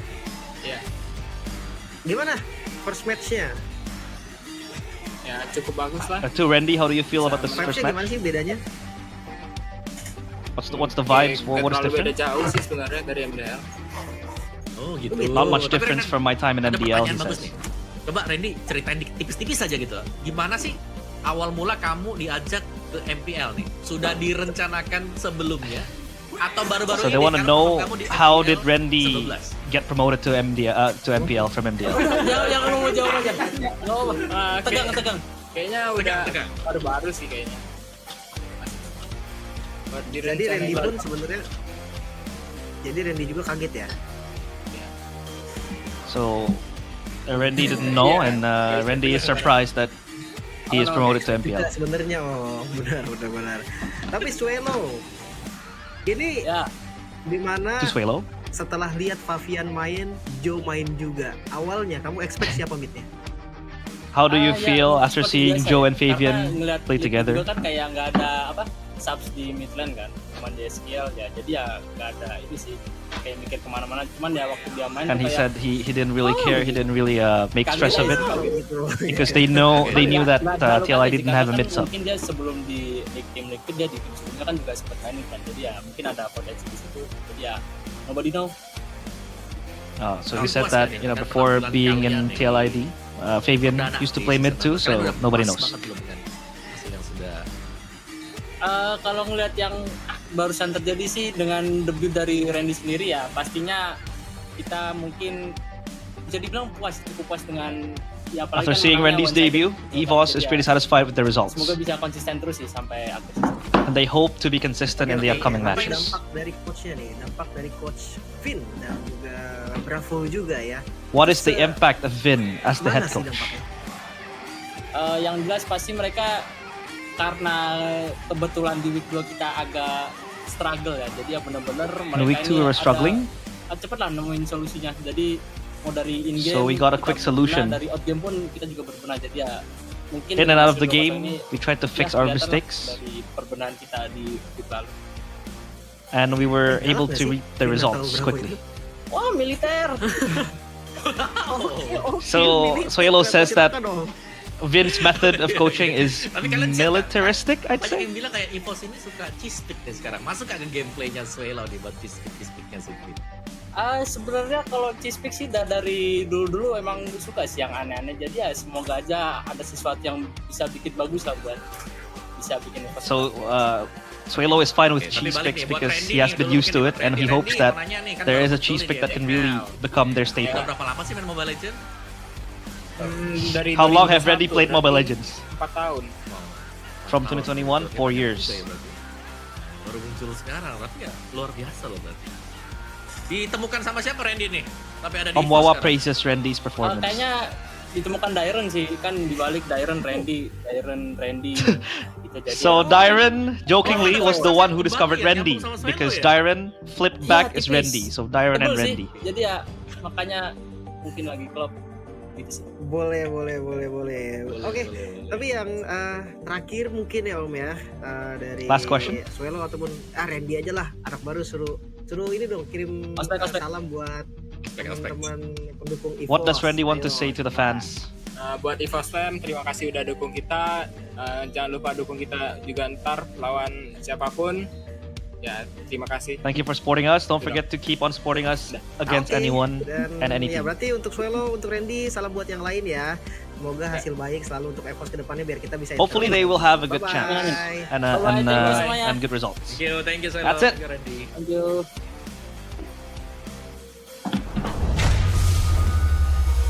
Hey, yeah, that's my first job as a translator. So First time? Hope I did. Smooth. First time. Hope I did well. It was pretty funny. So there was a joke, a question, rather a jokingly answer coming in from Randy. He said that he was discovered by Dairen because Dairen flipped back as Randy. So I can't wait to see Randy against Dairen because then the winner gets to keep their name, right? Oh, wow, man. It's like a WWE thing when you kind of like, you have to change your whole identity if you lose, bro. Well, Money in the Bank sort of thing. It's like an I quit match or something, something like that. Yeah. I quit, but yeah, hopefully Randy won't quit because hopefully this not. is still the first match. He needs to go fourth. And to be honest, yeah, Indonesia, we're also lacking good XP laners, right? And we hope Randy might be the beacon in the darkness that we are going through now. But let's take a look at the regular season standings. Hey, Onyx still up top, expected the best team in the world. Arky Hoshi is second. Whoa. EVOS crawls back to third, escaping the red zone. And Megatron by Vitality, number 5. Geek Fam! Yeah, Geek Fam, number 7, red zone. That's kind of crazy for them to drop that low. Yeah, but just goes to show you again how much things could change if you just lose out entirely on 1 week. It's the early weeks as well, honestly. Like you're gonna see some serious up and downs right here. So if you have a weak heart, you might wanna take it easy, right? A lot of things are gonna happen. It's only the first day of the week, man, and already we have a huge bump from Evos, from 8 to 3. Dude, like what? Yeah, that's not a jump, that's a leap right there. A leap of faith. Hopefully the EVOS fams are also faithful.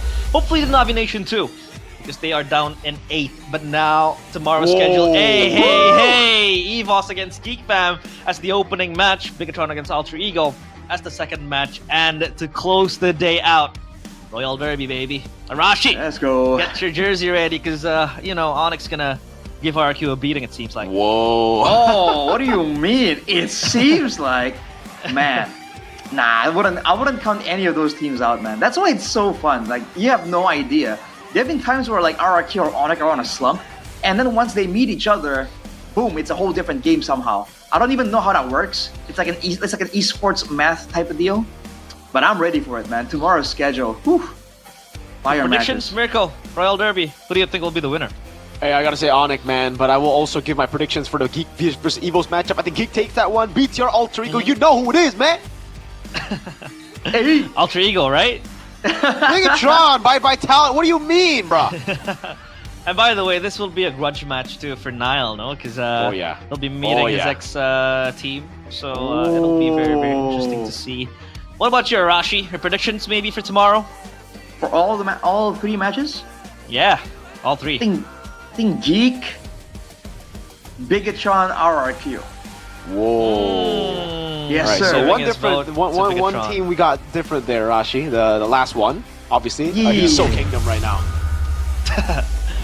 You could try to rip that shirt off, Arashi. Maybe, you have... I know you're hiding that RQ jersey right there. Hey, scratching their neck. But, yeah, it's Arashi with this Kingdom shenanigans. But, yeah, it's been a very quick day. We don't really, Dude, this is the quickest we've gone back home since MPL ID started, because we don't need to make the commute. Yeah, that's true. We're already here. That's true. Because usually when we have quick games, we'd go out for food. We would just chill in the talent room and talk,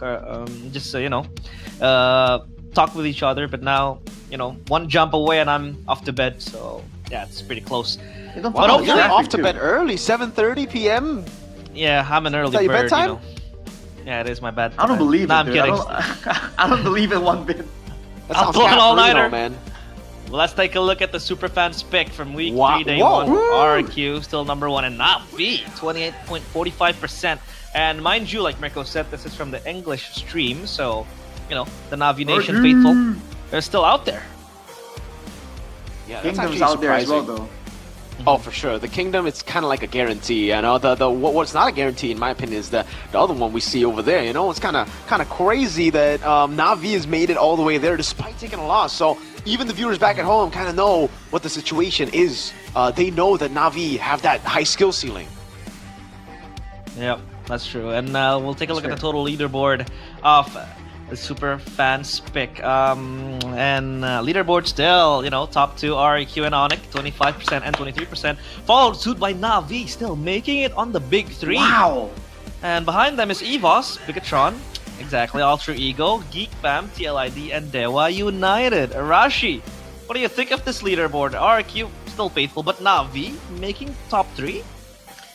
That's the really surprising part, honestly. Navi, we already mentioned that the Navi Nation has been solid, have been loyal the whole time, but still matching up top 3, even past Evos who had a great showing, still unable to actually, match the Navi Nation here. The Evos fans gotta start working overtime, man.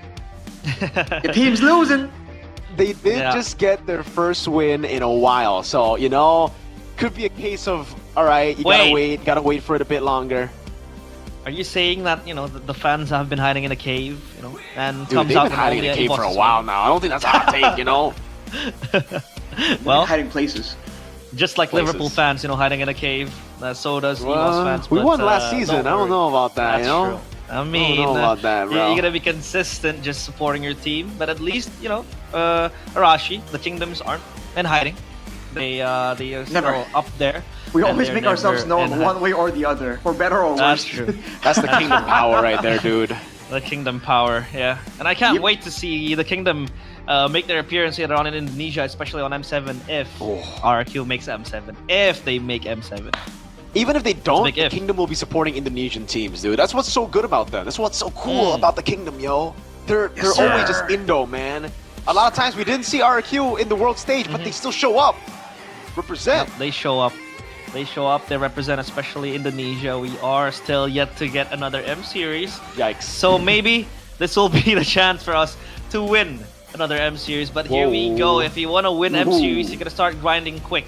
And with grinding quick, you need good data. You need good internet. And that could be achieved with Sympathy. Because with Sympathy, with a purchase, you can get MLBB diamonds. With quotas of 3 gigabytes, you can get also 30 minutes free of calling people, of phone calls you can make, and you can also achieve that all with 5G, because 5G is the G that we're looking for, and Goni too. G. 5Gs? 5 Gonis? 5 Gonis? Well, imagine dude, having 5 Gonis. Don't forget, you also get like MLB Diamond vouchers. Why, you don't need to imagine? No. Okay, Arashi, continue. Well, no, you get MLB Diamond vouchers if you actually go with this, if you go with that, so. Do we need to scan this out, too? Man. Because we've been on a scanning galore so far, right? Good day, yeah, I mean, good time. The code says, get your diamonds here, so yeah. So yeah, scan the QR code. You can get a quota up to 3 gigabytes too, so, that's gonna be very interesting. But it's getting quite late. It's dinner time. So I can't eat just yet, so I gotta snack on something. What do you have for me this time, Arashi and Mirko? You hear this? You hear this glory? You see this fabulous link of Doritos, dude? Yo, look at that! Whoa, what? Whoa, Arashi! I have a whole line of it, dude. Are you trying to open up a pop shop or something, Arashi? Don't forget. Yeah, he's trying to open a warung, man. Yeah, a snack stall business. That's good. Doritos, this is the roasted corn flavor. Right here. don't forget that you can also find free diamonds alongside the packaging. Wow. As easy as just scanning it. And yeah, this is very good to eat while you're chilling with your friends, pushing rank too. And with every purchase, it comes with free diamonds. So stack up on those Doritos. And Arashi, with that link you had, you know, that looked like sausage links, that Doritos. How many diamonds are you gonna get from that? Whoa, I mean, that's a good I question. believe there's a gacha element to it, but from the looks of it, you know, when you have a stock like this, Whoa! right, you can cover the screen. I feel like I'm pretty set. You're set for life, That's Arashi. cheating. He's cheating, Mirko. That's Monopoly. He's buying all the Doritos. My lord, Arashi, give some to us, man. Leave some for Can't the blame him, though. boys. Nah, I gotta I can't blame monopolize, you. bro. I gotta. Hey. This is how the rich get richer and the poor get poorer, man. I'm taking everything. Social commentary. Yeah, Doritos. Unless I take it Go from to you, snack. Arashi. Oh. I'll snatch it from you. I'll snatch it when you're sleeping, Arashi. You can try, realize, miracle. Whoa. I can't stop. I gotta put it away. I gotta put it away. Alright, we're all set with the snacks, with the drinks, and now it's time to invest. Because aside from spending your money on beverages and food, you gotta spend them on gold. And UBS Gold Bar is for all your golden moment. You can invest on gold because gold, one of the best investments you can make earlier on now. So UBS Gold provides that for you with the UBS Gold Bar. And dude, it's stable, and that's the big, you know, the big plus here. It's stable, right? You never know what's gonna happen, but when you got gold, when you have UBS Gold, dude, come on. Hey, Yeah, you guys kinda can envy get you it guys. with just 200,000 IDR. It's that cheap, you know? Like, it's as easy Very as that to invest nowadays. Go check it out, and you will be thankful to us after that. You'll be like, yo, Mirko, Realize, Arashi, thank you for that one day you told me to invest, yo. Thank you for that advice. That's Life what UBS advice. stands for. You'll be so thankful to us. You'll be so thankful, G. UBS. Okay. UBS. Arashi's now applying for a marketing team. UBS Gold. I don't know. That's actually a good tagline. Yeah. So yeah, don't forget to buy those golds if you need. I'm a marksman, so you know I have a lot of gold. My backpack, I farm quick. 6-minute Holy Crystal as a Harith, by the way. So Really? What's the secret, guys? How do you do it? What's the How do you do secret? Royal's Guard. Because with Royal's Guard and Royal's Dust, I don't need to swipe over sweats, you know, in my phone. Because, you know, like gamers like me, my hands, they get sweaty. Sometimes when it's a bit too competitive, Ew. I use Royal's Dust and Royal's Guard. With the powder, that doesn't stick, by the way. It glides perfectly Yes, through your that's true. skin. And if you don't like mess, if you don't like having dust in your phone, that's fine. You have the Royal's Thumb Guard, right? That thumb sleeve that gives you that extra slide. That's why Fabian is able to slide away with the fanny. My fanny too, with the Royals Guard, is able to achieve the highest of heights in my ranked games. We have a discount, 70% discount right now, so don't forget to check out on Royals Guard. Check it out, man. I mean, you don't really want to miss out on being good at the game, right? Like, sometimes you can be like, all right, you know, I'm just not going to buy this product because it's not guaranteed. But this literally is guaranteed to make you faster in the game, your movement, and it's just smoother, all right? If you can't buy it, then you can go for the sleeves. It's reusable, it lasts forever, and again, it's a good alternative to just the dust. Yeah. Well, so what do you prefer, Rashi? The dust or the thumb sleeve?